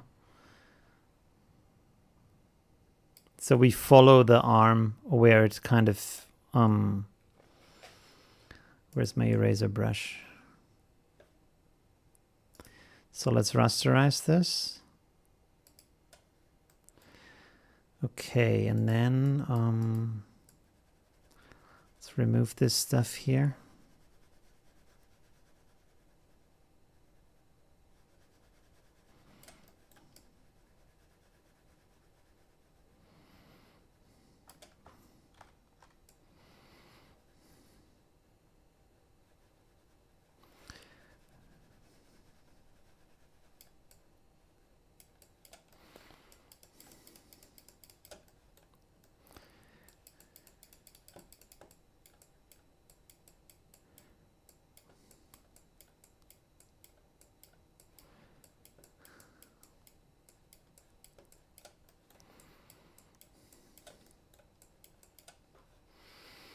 Let's duplicate this. A little bit weaker.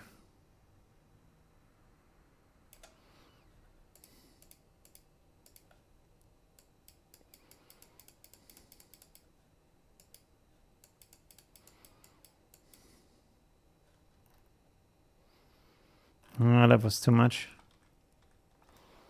1 second.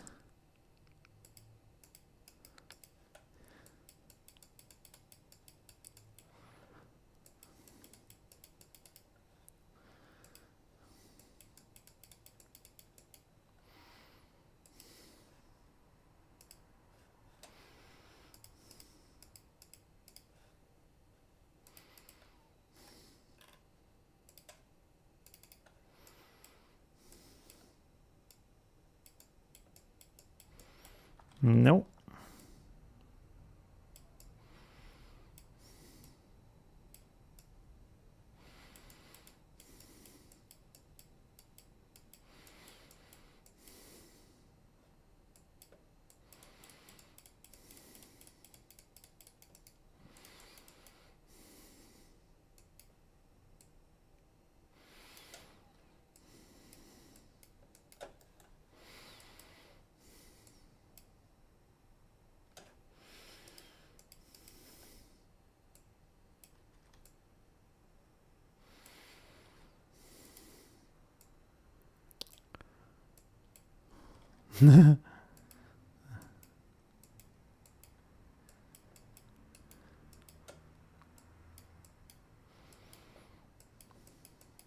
Okay.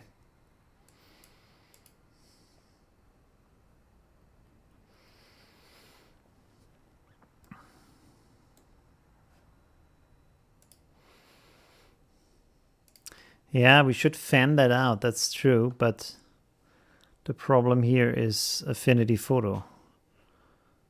With the... Wait a second. Let's rasterize this.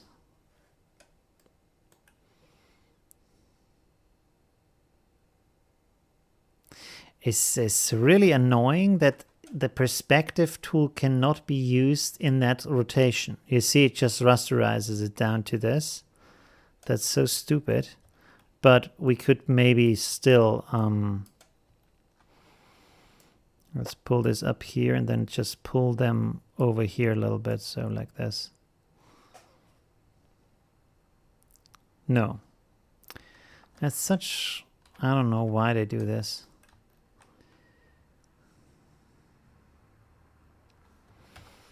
Let's copy this into a new file.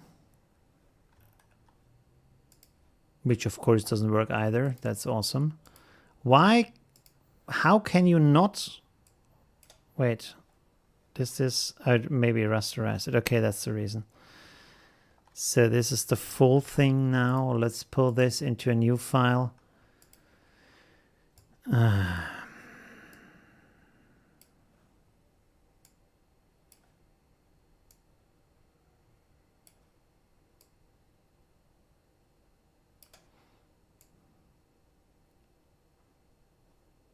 And you cannot do it mirror-wise either. You know, you have to like eyeball the distance on both sides, which is also very kind of strange. I don't know. Apply.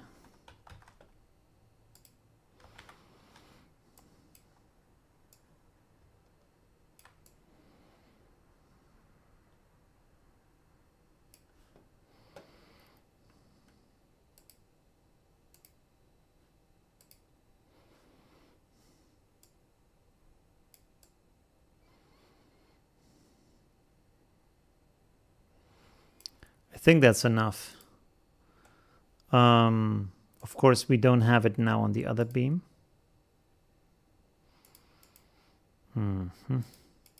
Let's delete those again. Wait, did I delete everything now? Is this what? Yeah, this is the stretched out one. What is this? There's other.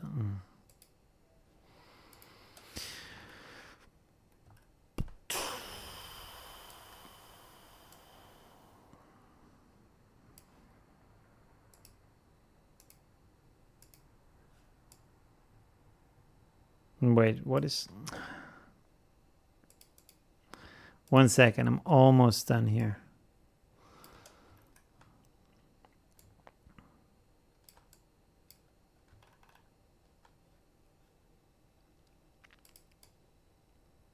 Why is she gone now?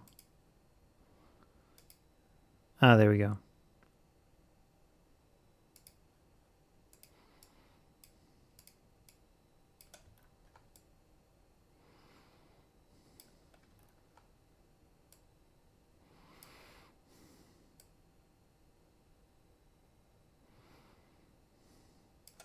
Okay. So now let's just cut this stuff here. Boom. So we don't have to do every step again. Like so. And then just take my brush and blur a little bit on the sides. We don't need that one. We don't need this one. And then we do more detail here.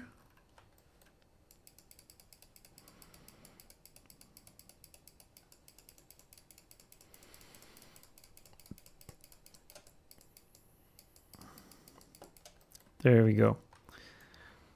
Let's turn this on and off.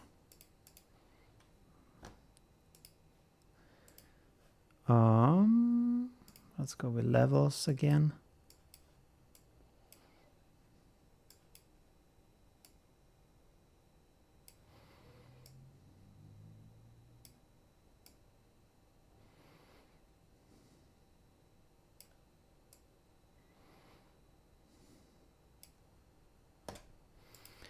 Is this? 1 second.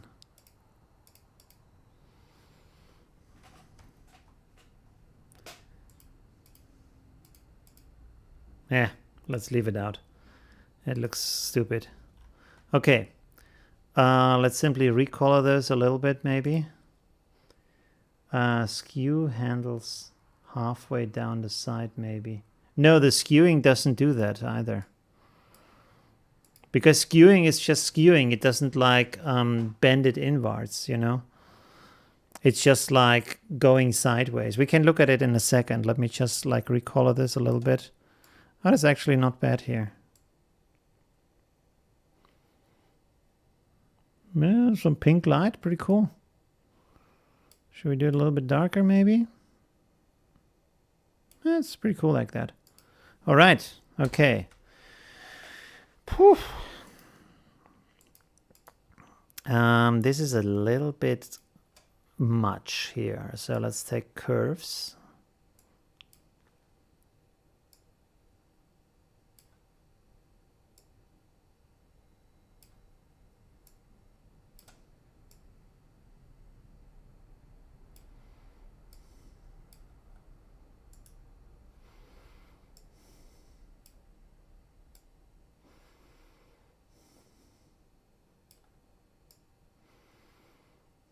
The hell? 1 second, sorry.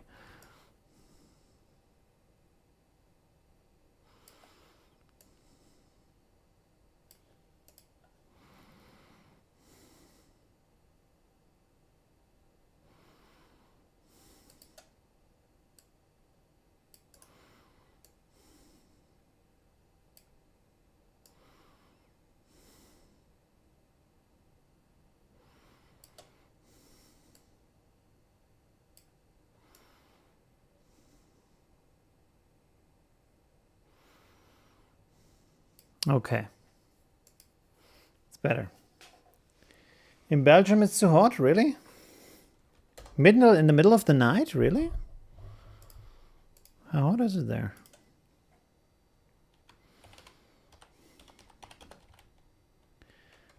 Let's check this. Ooh, 25 degrees, wow. 17 and raining. All right, okay. It's cool over here. Okay, I think like that's good. I'm not happy with this for suddenly. That's pretty nice.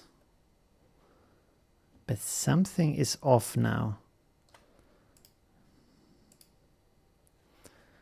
Let me just, sorry, I'm like getting sucked up into the details again.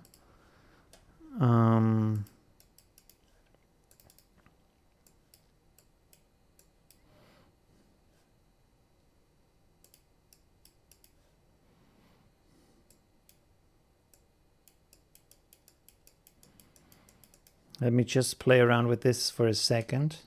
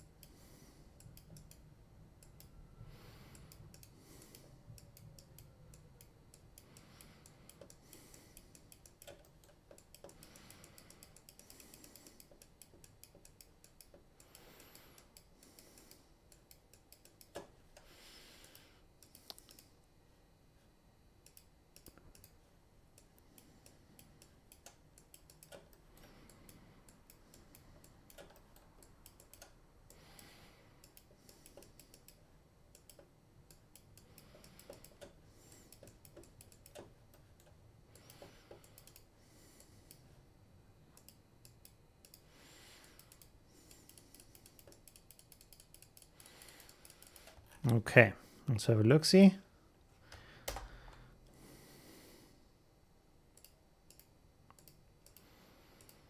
Okay, that's actually better. And then we have this guy here, which now is also a bit strange.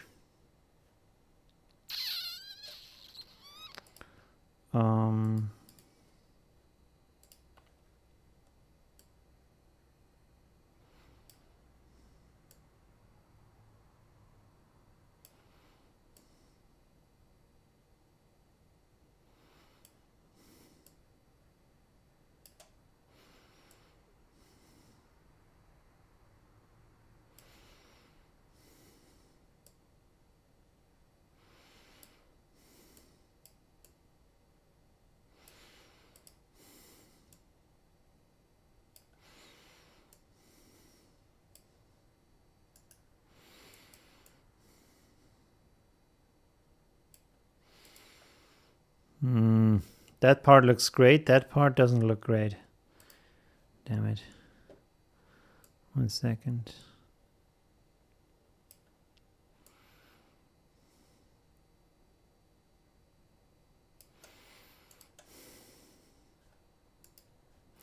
Let's flip this guy over again.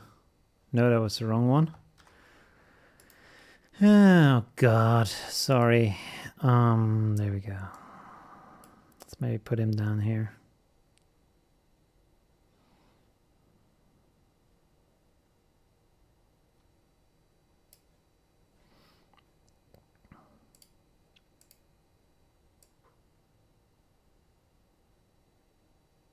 Like, why wouldn't that work with blur? That's so strange.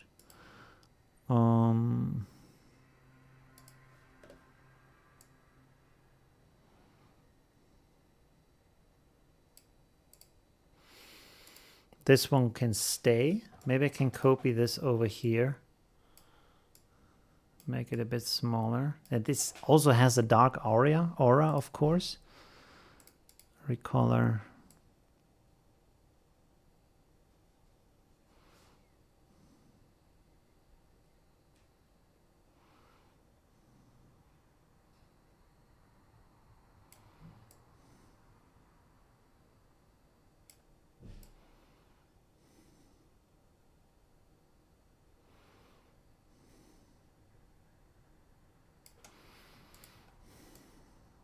Yeah, it looks like crap, of course.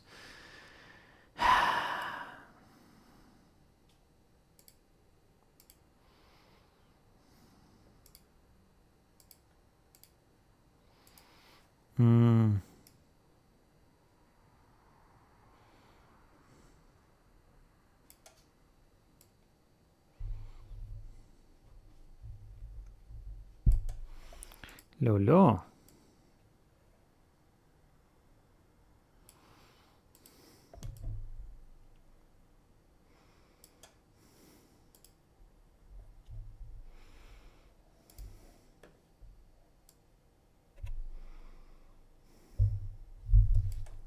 Oh, Lolo. Ow. Nah, that doesn't look good. Okay, never mind. I think it's good enough like that. We have a little bit of jellyfish down here. Wait a second. If we copy this, arrange, flip horizontal, and make it really small, and then put it... Oh! Then put it here. No. Never mind. By the way, this looked pretty cool. Should we have like a stronger light like this? Is that better? If it's like this powerful light? Maybe like so.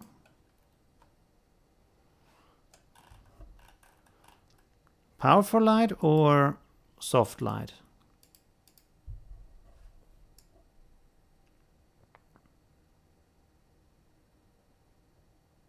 This is also nice. It hides a little bit of the imperfections, maybe. What do you think? Whoa, Lolo. I feel when it's like that, she should be a little bit more to the right. But I don't want to like destroy anything right now.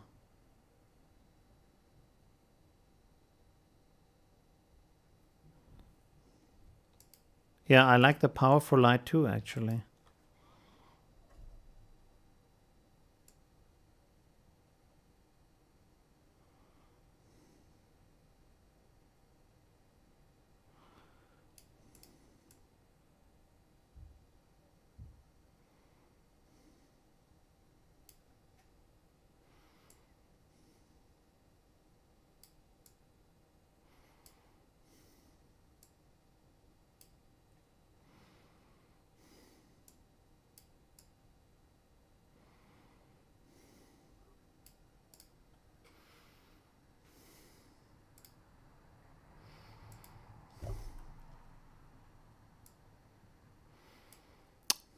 Come on.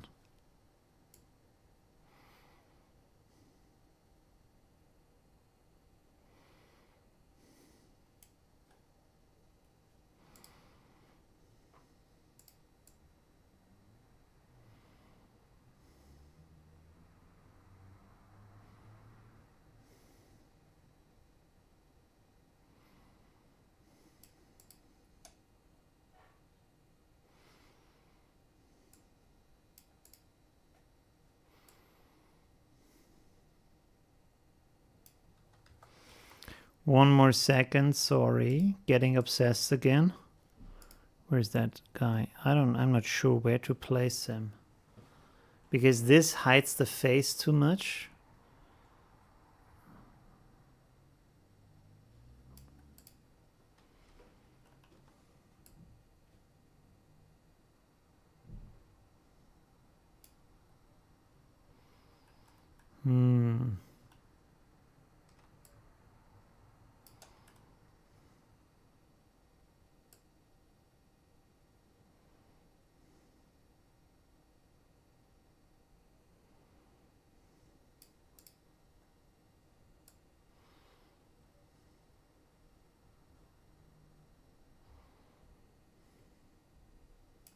Yeah, let's leave him here. Yes, it's just slightly touching her. That's okay.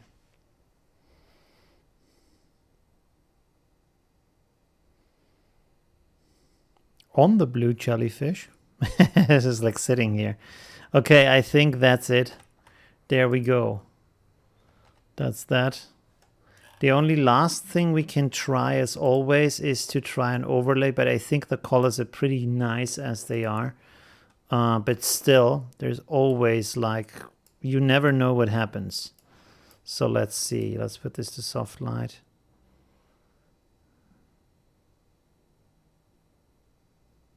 Ooh.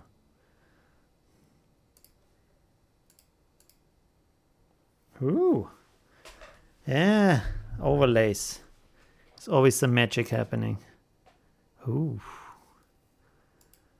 That's too much. That's too much.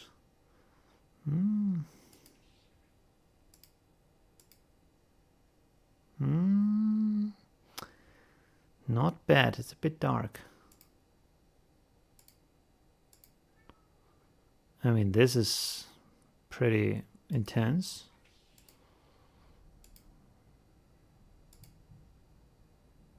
But this one is like pretty nice. Ooh, wow. Okay. Oh, it's also nice. It's a bit too same.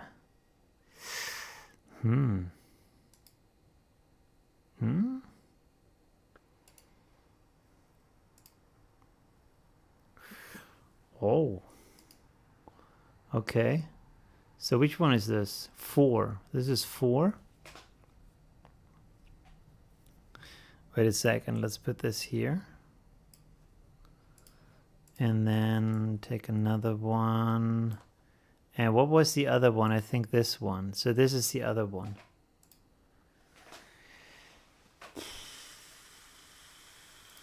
And then we have also the original in the middle.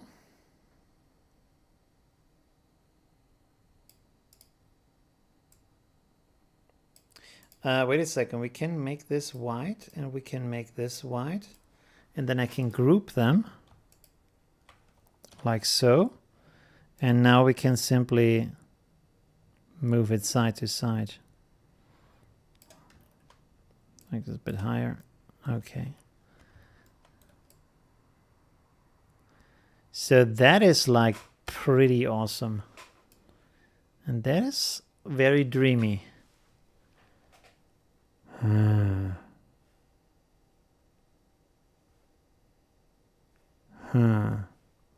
Here they look like flowers. This is a bit more sad, a bit more dramatic. But there is more contrast here. Like you have this nice blue and the nice pink on top. And here everything is a little bit pink, so.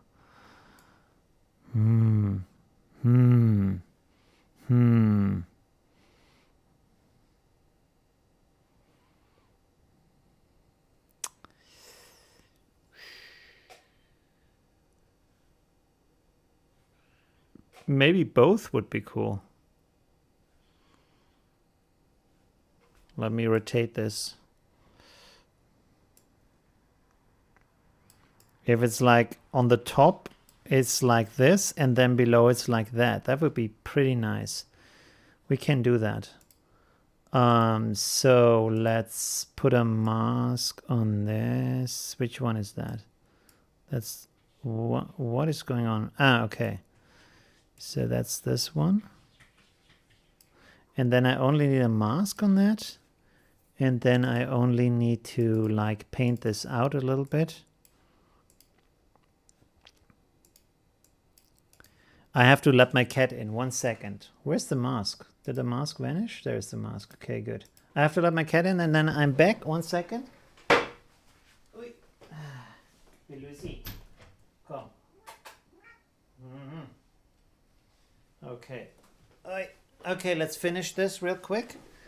So I only have to remove these parts here, which doesn't work for some reason. Opacity is too low. So let's go like this. So this should be in the upper part. Nice pink light. Blur, blur, blur. Fade, fade, fade. There we go. Okay, and the other side should be that kind of dark, nice, shadowy area. So let's put a mask on that too. And then give me the brush back. And then again, paint, paint, paint.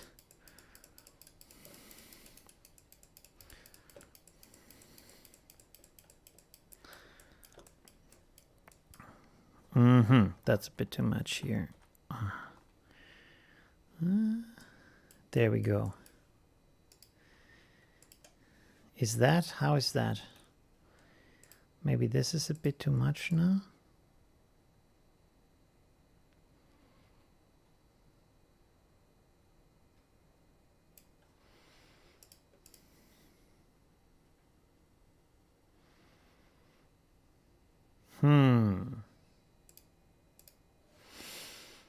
Let me paint this out a little bit here on the sides.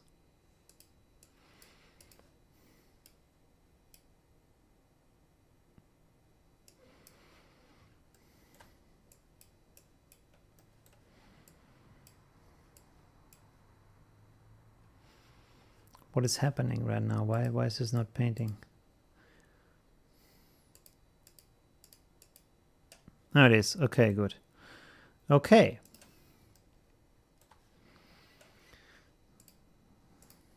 So this is the after and this is the before. I feel like that's a lot better, right? It's just like if you look at it right now, it's just a slight change, but it's like really splitting the picture into distinct areas.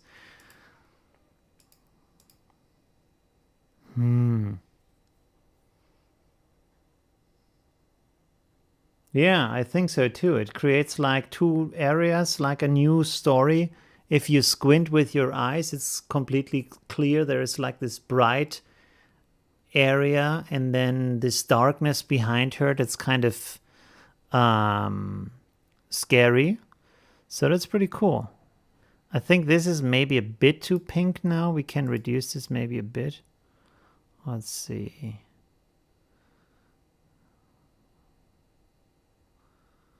Like so, maybe. Let's see. This is the before, this is the after. It's really just a small change, but it's really impactful. Wow, very nice. Okay, cool. So this is finished. How did you do the light beams? With a lot of pain and sorrow. No, I did it with Filter Forge, which is really great. I'm not sure if they still have this 80% off, but I can really suggest to you, and they do, 80% off. And I would suggest to you, if you get it, buy the, well, this is a bit more expensive actually. Did I really buy that for 80 bucks? I think I did. Yeah, because I use it professionally. So that's kind of makes more sense. But the more important thing here is that with the professional edition, you can edit all the filters and you can export in any size, while the basic edition only gives you the filters. And the standard edition, I'm not sure. Let me see. You can see here, so this is limited by 3000 by 3000. And then here it's not limited anymore. I'm kind of strange that there is a... yeah, bitmap is larger than that. Okay, that's good. Wait a second. Non-library filters. Where is that kind of that you can edit the... I'm not seeing it right now. Change filter settings. Modify existing filters. Create your own filters. So you can also do this with the standard version. And then the only difference with the Pro version is that you can go bigger than 3000 by 3000 pixels. So that might be important. But it's really important that you can edit the filters. That means, for example, you can click here. You see, when I double click, I get into this window. And you have all these nodes here. And they allow you to change how the filter works. You can add additional stuff, and like when I right click here, components here, you have a long list of things you can add. You see different filters, different kind of things that can happen. For example, with this one, we can go, wait a minute, processing, blend, blur, high pass. I forgot again. 1 second. What I want to have is blend right now. So let's go here, blend. Yeah, here I have blend here. Oh no, we actually, I don't think, wait, 1 second. Let's go back here, all. And let's say, just as an example, you want to have this here too. So you can go and then combine foreground and then background. So this is combined. And now you have this as an output. You see, it doesn't make much sense right now. It's just an example. But you can do that. Or you can say like, okay, I want to have this kind of thing as the background.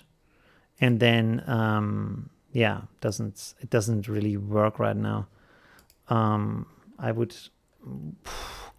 what could I show you here? I don't know. But you understand what I mean. Maybe this one here. No, you need to have an input. Okay. Noise gradient? Nah. Well, you know what I mean. You can build your own filters. You can adjust them in any way you want. Like you can use this as the opacity. And you see now there's a different opacity. You have this thing here as the opacity, and you can set here, for example, any kind of setting with the contrast like this. You can make like levers that show up in the original thing, and then you would have, for example, an output like this. So you can build your own filters, do really crazy things here. It takes a little bit to learn all these kind of things, but it's very nice thing. All right. Whew, so we have created this today, and we have created this other thing here today. Let's have a look at that too. Star City, this one here. Okay, nice. Did some pretty cool things. I really like this one. This here is a little bit cheesy maybe, but this one is really cool. Very nice. Okay. We can chat a little bit more, and then I'm gonna finish the stream. Boom, let's chat. Oh, my room is peeking in. Oi. There we go. Hey, we can put the lady in the background. Export JPEG. Let's put it here, save. Where's my live? Is this the live background here? Yes, okay. Let's go to downloads. There we go. Haha, and there she is. Nice. Okay. Can actually resize that a little bit. Let's see. Oh.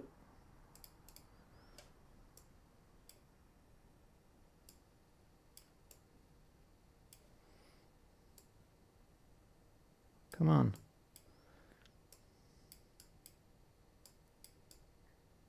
There we go. It looks a little bit brighter here for some reason, and I have to cut my hair again. It grows so fast. Yeah, it's so crazy. I don't have hair, but it still grows so fast. Where's the chat? There we go. Okay. Long stream again. Over 4 hours. Was pretty nice, though. You make your own light beams with a little patience. It's not that hard. Yeah, you can do it. You can just create like a, what is it called? Gaussian blur or something? No, not Gaussian blur. Sorry. These clouds, what are they called? I forgot. What are they called? Diffusion? No. I totally can't remember right now what they're called. Wasn't that just here 1 second ago? Perlin noise. Perlin noise, and then you just like make it cloudy, and then you stretch it out to the side, and then you have rays. So that's pretty easy to do them.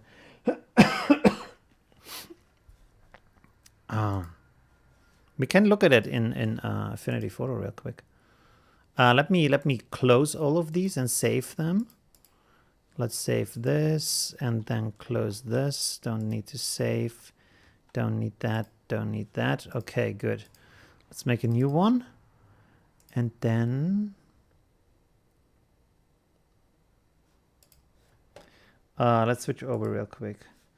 So let's make a fill layer real quick. Layer, new layer, fill layer here with a gray color inside like that. And then we're going to rasterize that so it's pixels. And then we go to,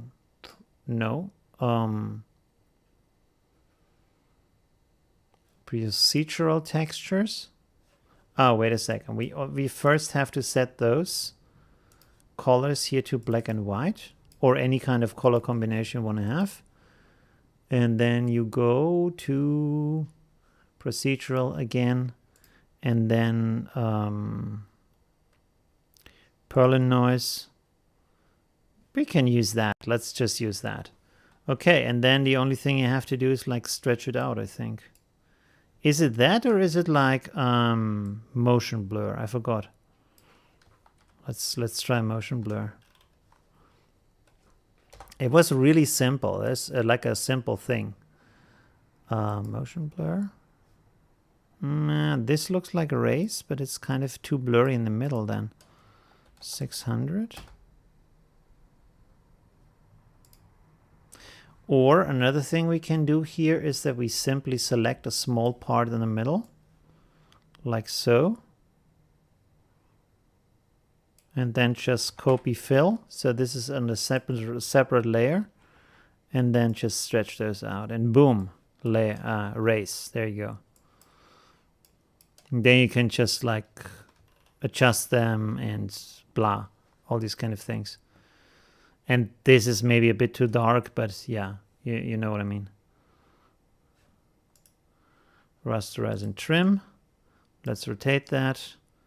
Then perspective, and then you can just go like this. And then you basically have some rays that you can use. Not the nicest rays, like you can spend a bit more time on that, but it works. Okay. Pretty cool. Let's go back to the talk view. There we go. Whew. Long stream. Chat. Where's the chat? There we go. Zoom blur. Zoom blur. Zoom blur is a good idea too. Yeah. I did a tutorial on how to create them on my channel. But it's a long time ago.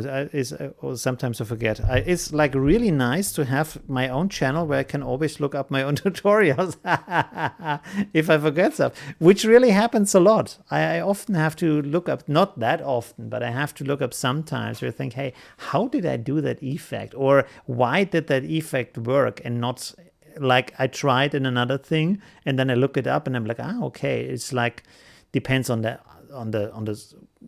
layers below or some other stuff, you know. Colin says a quick question please. When you were putting two filters together in Filter Forge, do you know if that is a professional edition feature? You can edit them in the standard edition, I think. 1 second. So if you go here to this page, the buy page, 1 second, I will link this. I'm not affiliated with them, by the way. It's just like I bought this and I'm like happy with some of the features. So if you go to this page, you have all the features here, and here it says create your own filters, modify existing filters. You can do both with the standard edition. But then you have these other limitations that you can't do. But some of them, most of them, you might not need. Ability to stack filters via copy paste. I didn't know even you can do that. That's interesting. I have to try that out. The high precision, I think you don't really need high precision, and bump maps and stuff like that. That's more like if you do 3D graphics, you need the bump map stuff. And while the CPU cores might be helpful because rendering is super slow in this program sometimes. But I'm not sure if it helps because it's like sometimes it's really slow to export. And the 3000 by 3000 pixel size might be important. I bought it because I use it. I want to use it for the products I'm creating for you, like these creative packs. Like the last one, I completely created with Filter Forge, this analog effects pack. And that was really, really helpful. And I could adapt my own filters. Like you can see here, my filters. I made my own versions of these things, like the analog cracks, stuff like that, because I simply wanted to have like more different settings and this kind of spot that I have this spot individually, stuff like that. I created because this is part of another filter, but I removed it and then I can click here in different variants, as you can see. So this creates more spots, or you can go through this, which creates a ton of different spots. And so stuff like that can be really helpful. Yeah, and you can adapt it. Sometimes it's a bit hard to adapt it because you don't understand what is going on. Some of them are really, really complex. Like for example, let's go into this one here. You can see like there is a lot of stuff going on, and a lot of that is not easy to understand what is going on, why it's happening. Yeah, but you can work your way into that, or you can adapt like just the things you need. Like sometimes, for example, you just want to be able to change the, like for example, here you have this kind of vintage background, you want to have another background, or you want to change the color of the background, and then you can do that. For example, here I could say I want to have a hue and saturation, so I put the source in here, and then I just put this in here. And so you can see now the paper is green. And I can now, these levers here, I can create a control for that. See, like I go here, slider control, like that, connected here. And I call, like it's already called hue. So this is like a smart naming. And then if I close this, yes, let's call this Ollie, save. You can see now this is pink, and I have a new control here that's called hue. So you can create your own photo filters, which is really, really cool. And you can see now I can just change the stamp to whatever I want. Doesn't make too much sense in this case, but when you need it, you can do these kind of things, you know? So that's pretty nice. And other stuff, like there's a lot of things you can do with that. And some of the effects are really nice in here. Okay, let's go back to the chat. Where is it? Boom, there we go. Oh, I'm such an idiot. Okay, you haven't seen anything. I'm such an idiot. Okay, let me show you real quick again, just for a second. Filter Forge, there we go. So I was showing you this filter here, and you can go in here, and here it says like hue. This is the lever I just created. So when I double click on this, you can go in here. You can see this is rather complex, and this is like, some are much more complex than that. And I added this part here for hue. And so let's for example add some new levers here. So where is it? Controls here. So I said slide control, and I want to have one for saturation too, and I also want to have one for lightness. Boom, that's done. And then I close it and I save it, and now you can see I have two more levers down here. So I can adjust the hue, and I can adjust the saturation, and I can adjust the lightness in this filter, you know? And this is really, really nice, because often, like for example with NIK Collection or something else, you get what you get. You can't adapt the filters. Of course, these filters are made very professionally and stuff, but still you can do some really cool things in here. And you can see like I can adapt it in any way I want. So that can be really, really nice.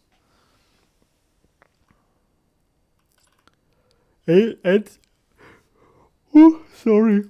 The good thing, as you've seen before, you have thousands of filters. You can see like there's 13,000 filters, and inside of the filters there's also these filter variations you can see here. So one filter, like for example this, can also look like this, which doesn't do anything right now. There we go. You see like this kind of cutting effect, or like this.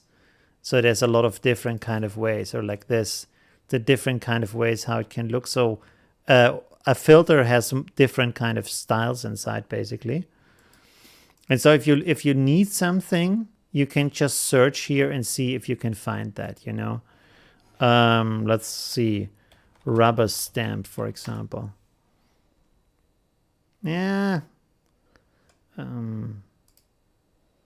There's one that you can use. You can also adapt it. So that's a possibility. Or let's go just with stamp.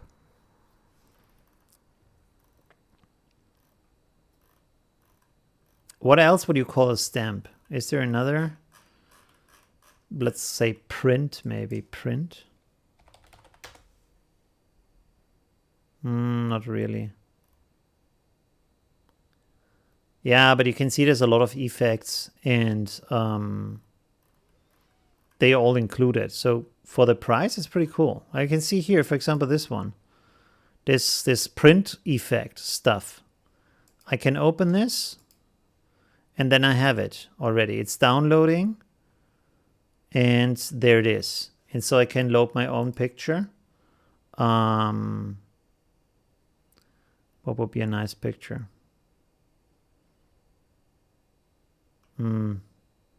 Let's go with this one, maybe.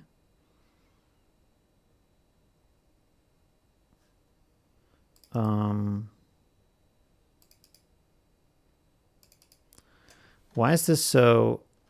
Oh, wait a second. So we have the settings here, dot curve. What is the dot curve?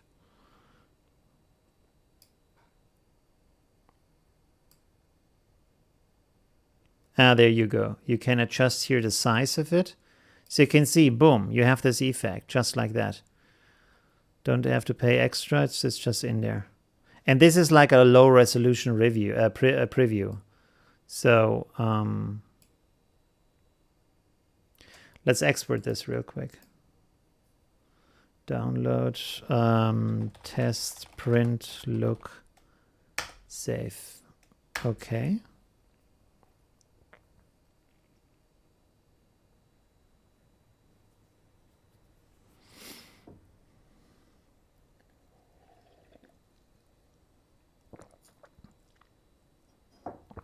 And the good thing is there's a community who built these filters, and they like, you get new filters all the time, you know, so that's also good because the community is still very active.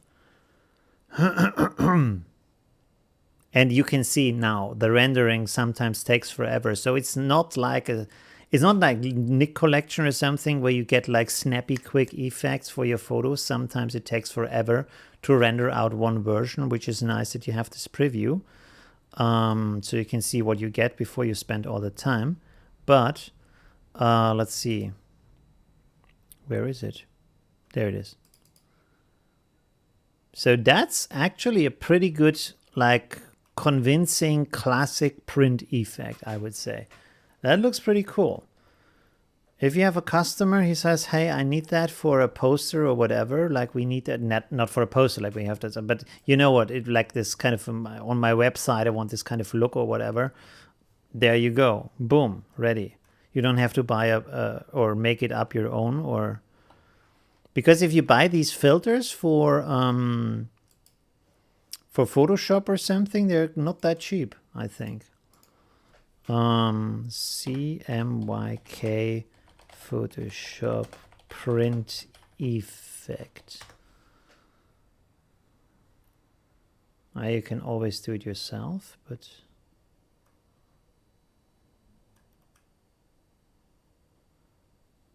how do they call it on Photoshop? Is it a preset, or what is it called? These kind of things, these kind of effects you can buy.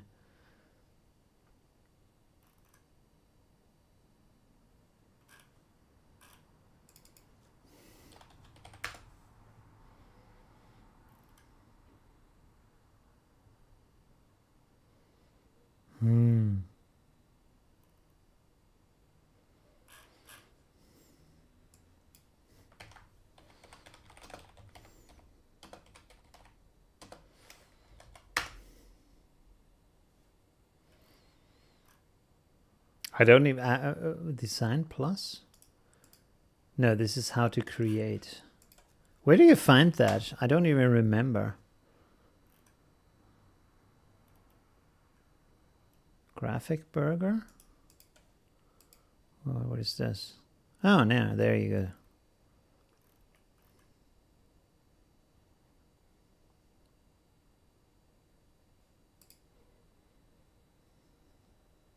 Ah, I see it's $5 just for that one effect. I mean, it looks pretty good. So that's a benefit. What do they call that? Rubber stamp effect. Why isn't there a better rubber stamp effect in, like, that would be interesting to create something like that. There is, I'm pretty sure there's something like that in Filter Forge. I'm just not finding it. Because it's not that hard to do that, even if you do it by hand. Why is there only 2 of them? That's really strange.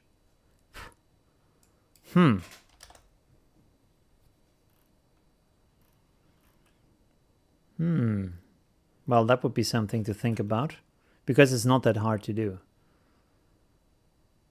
And we can look inside of this, for example.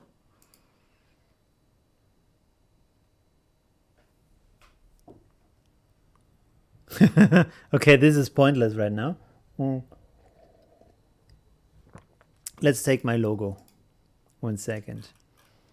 Tutorials, branding, logo. There we go. Wow, that looks really good. Amazing, just like I imagined.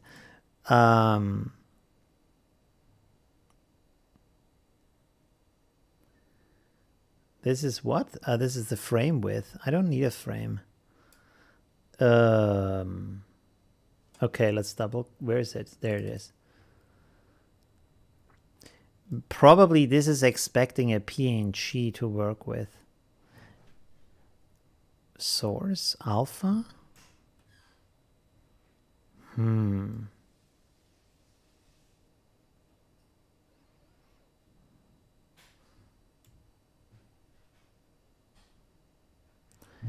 mean, with the opacity, that makes sense.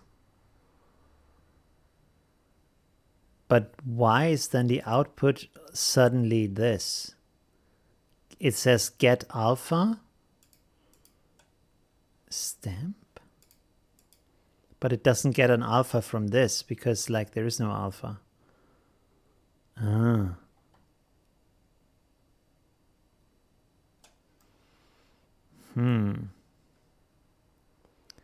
We don't need a frame, so let's go like this. So we can reduce this. Let's delete that and this. This is crap. And this already looks kind of good. So let's delete this and that. That's also not helpful. And then go to this one here. And we have the source. And we have this. And then...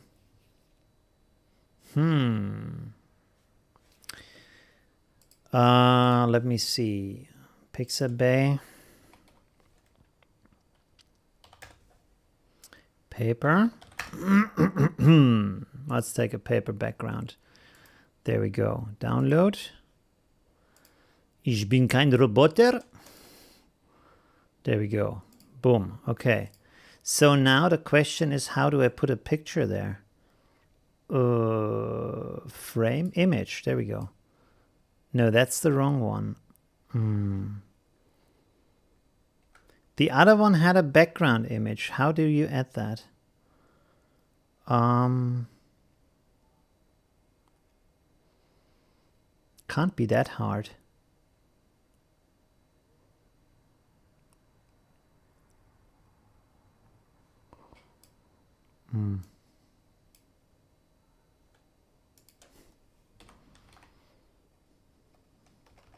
External.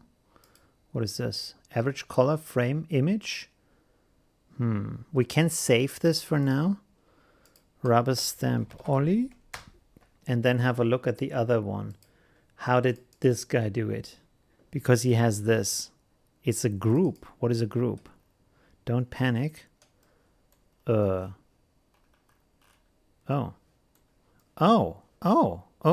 He did it on his own. So can I copy this and then close this? No. And then put it here. Yes, I can. Okay, awesome. So we have this now.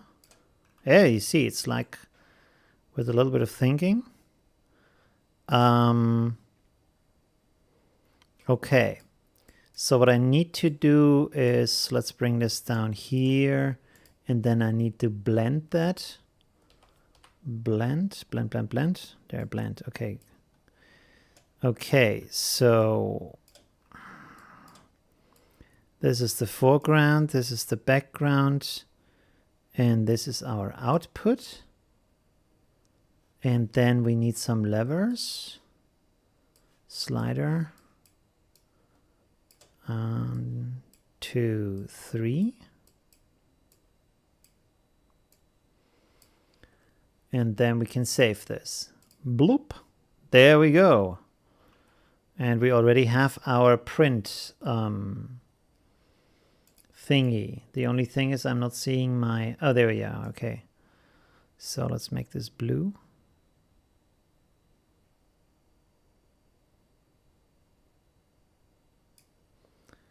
Maybe a bit darker. The only thing I don't like... Of course, my logo has a shadow in it, so that's roundness, inner size, saturation. Let's have a look here. There is this noise, which is not the greatest.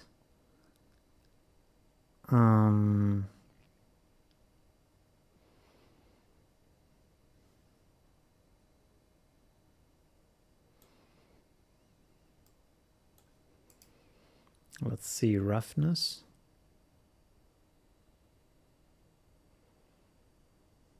Scale.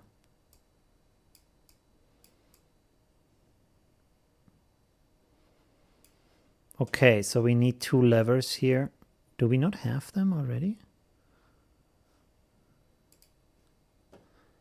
Controls, slider for roughness, and slider for scale. No, there we go. Okay, save it again. I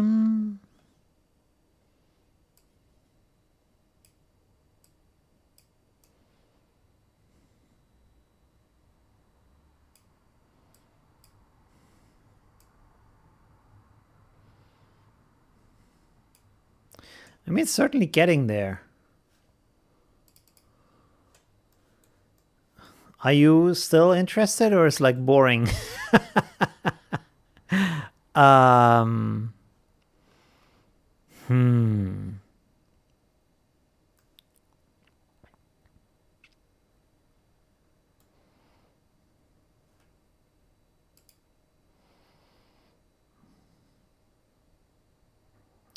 Levels. Let's go levels. Source, foreground, and then we need the controls again.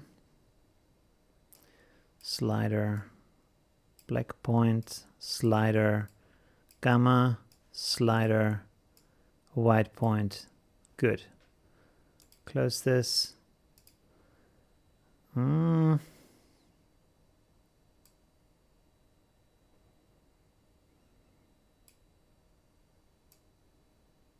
Oh, we're getting results.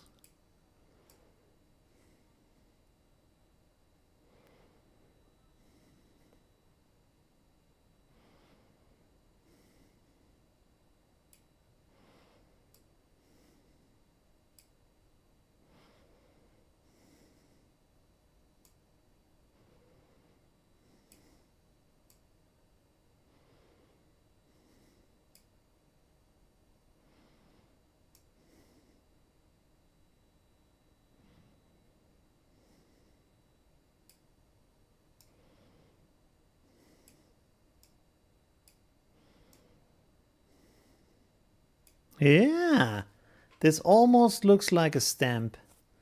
It's probably still better as a PNG, but pretty good. Pretty happy. Let's try. Let's write some text here.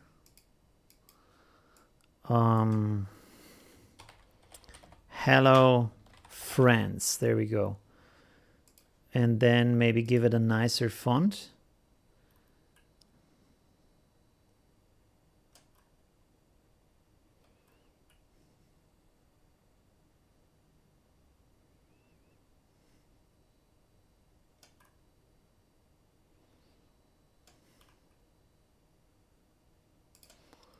Let's take this one.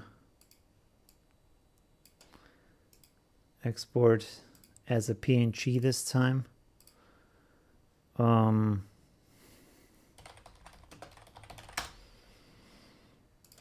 Open up. Nope. There we go.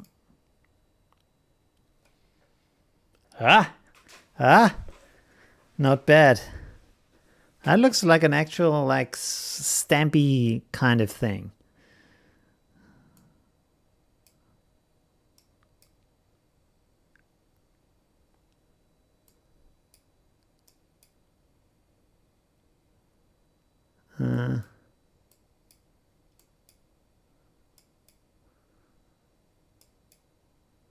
Okay, that's too much.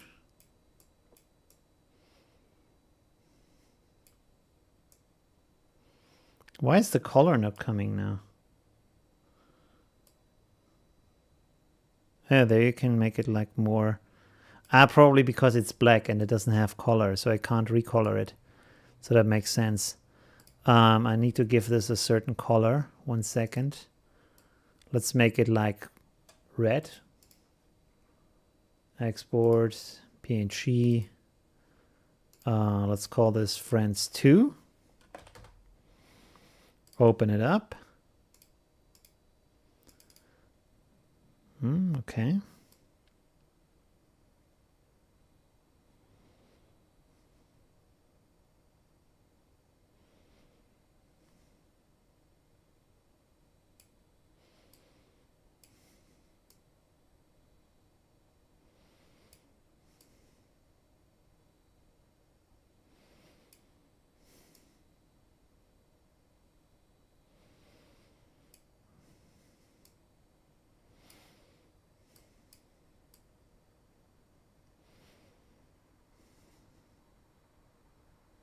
Well, it's kind of okay.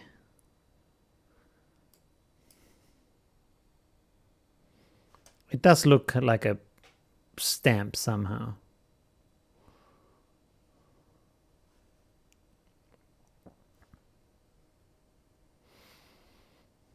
Okay, cool. Yeah, you can see you can adapt these kind of things and make them look any way you want. So that's pretty cool. Whew. Oh, you can also like have this resized. Oh no, this doesn't help. Okay.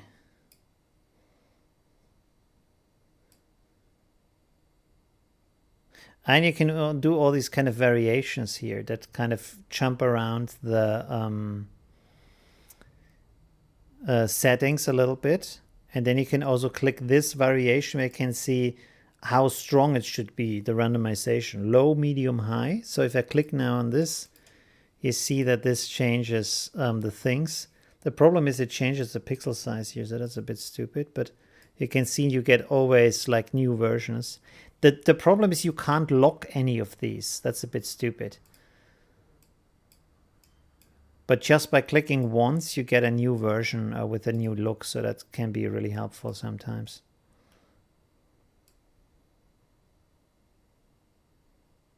I can even do it like that. Yeah, pretty cool. Very nice. Okay. Whew. Yeah, you can see you can play with for hours with those. Okay, yeah. Colin says, I love playing with different settings and seeing what the program spits out. Yeah, you can do this forever. There's so many crazy combinations you can do. And you have to imagine like all the filters you see on the page, like if you look at something like Is the page gone again? Okay, let's go back. If you see something like this, for example, or I don't know, something like that, or like they have some crazy stuff in here. This, for example, this is just done with the combination of these different settings. There's no kind of 3D thing or anything in there. This is just like a very complex. We can actually look at that. I'm sure this is very complex. And you can see it's even seamless. So seamless means you can like just put it next to next, and there's no seam next to it. So you don't see the border if you combine them. Oh God, you can see how much stuff is going on. And if you look at the starting points here, you see like the starting point is something like this. So from these kind of things, through all these kind of filters, you see like then suddenly it turns into that. And then they add some more stuff for some reason, and then suddenly there's some in-between step and this stuff. So crazy things happening, and somehow you end up down here. Oh, and then they put this kind of grid over it. Ah, okay, that's actually pretty smart. Oh, interesting. Okay, pretty cool. That is really, really crazy. Yeah. Which also gives you like a kind of an insight how different computers create things. Like this is created by a human, of course, but with the use of computers. But if you think about AI, would probably also do it like that, and not in the way we do it, like thinking about a 3D object and then trying to paint the outlines, but like deconstructing it in crazy ways and then reconstructing it. So that's really, really interesting. Whew. All right, there we go. Good, I would say enough for it. Oh, it's 5 hours already. Wow, I have talked so long about this filter. Okay, so thank you for everybody who stayed on till this late. What time is it? One at night here. It was really fun. Thank you very much. And oh, I have to switch over. Boom, there we go. Thank you. See you in the next live stream. Also, of course, on Saturday, there is the next tutorial on my channel. So check that out. And check out my second channel with the vlogs. Let me link that real quick, because there I will make the video about the file system tomorrow. So you should have a look at that if that's interesting to you, how to organize files. I did a lot of research. And by the way, there is another channel called Olivia Vlogs. And every time I search for Olivio Vlogs, this channel pops up first. Really annoying. And also the search jumps to Olivia Vlogs. So, okay, anyways. the little hurdles in life. There you go. This is my new channel where I will talk about backing up, showing you a cool software that creates a file system and an online service to back it up into the internet, and the new gear I bought to back up my stuff, all these kind of things. And next week I get new gear for photography that I have bought, because right now I'm in a buying frenzy. I really need to stop because I buy too much stuff right now. It's like gear, you know, you want to play with all these tools. It's so much fun. I want to show that on the channel too. I do this unpacking there. I don't do it on my main channel, and tell you what's the benefit of these kind of new little gadgets that I've bought that are very super useful, because I'm checking out other YouTube channels and videos and people who create these vlogs and photos and everything. What is their most useful thing they have, and I try to get that. And I also want to do a channel. I want to do a video about that. Like, what are the 3 most useful investments for photography and video that I've bought recently, like in the last 6 months or something like that. Okay, thank you very much, and yeah, see you soon. Bye. Have a nice night. Have a nice day. Bye. I have to. Okay.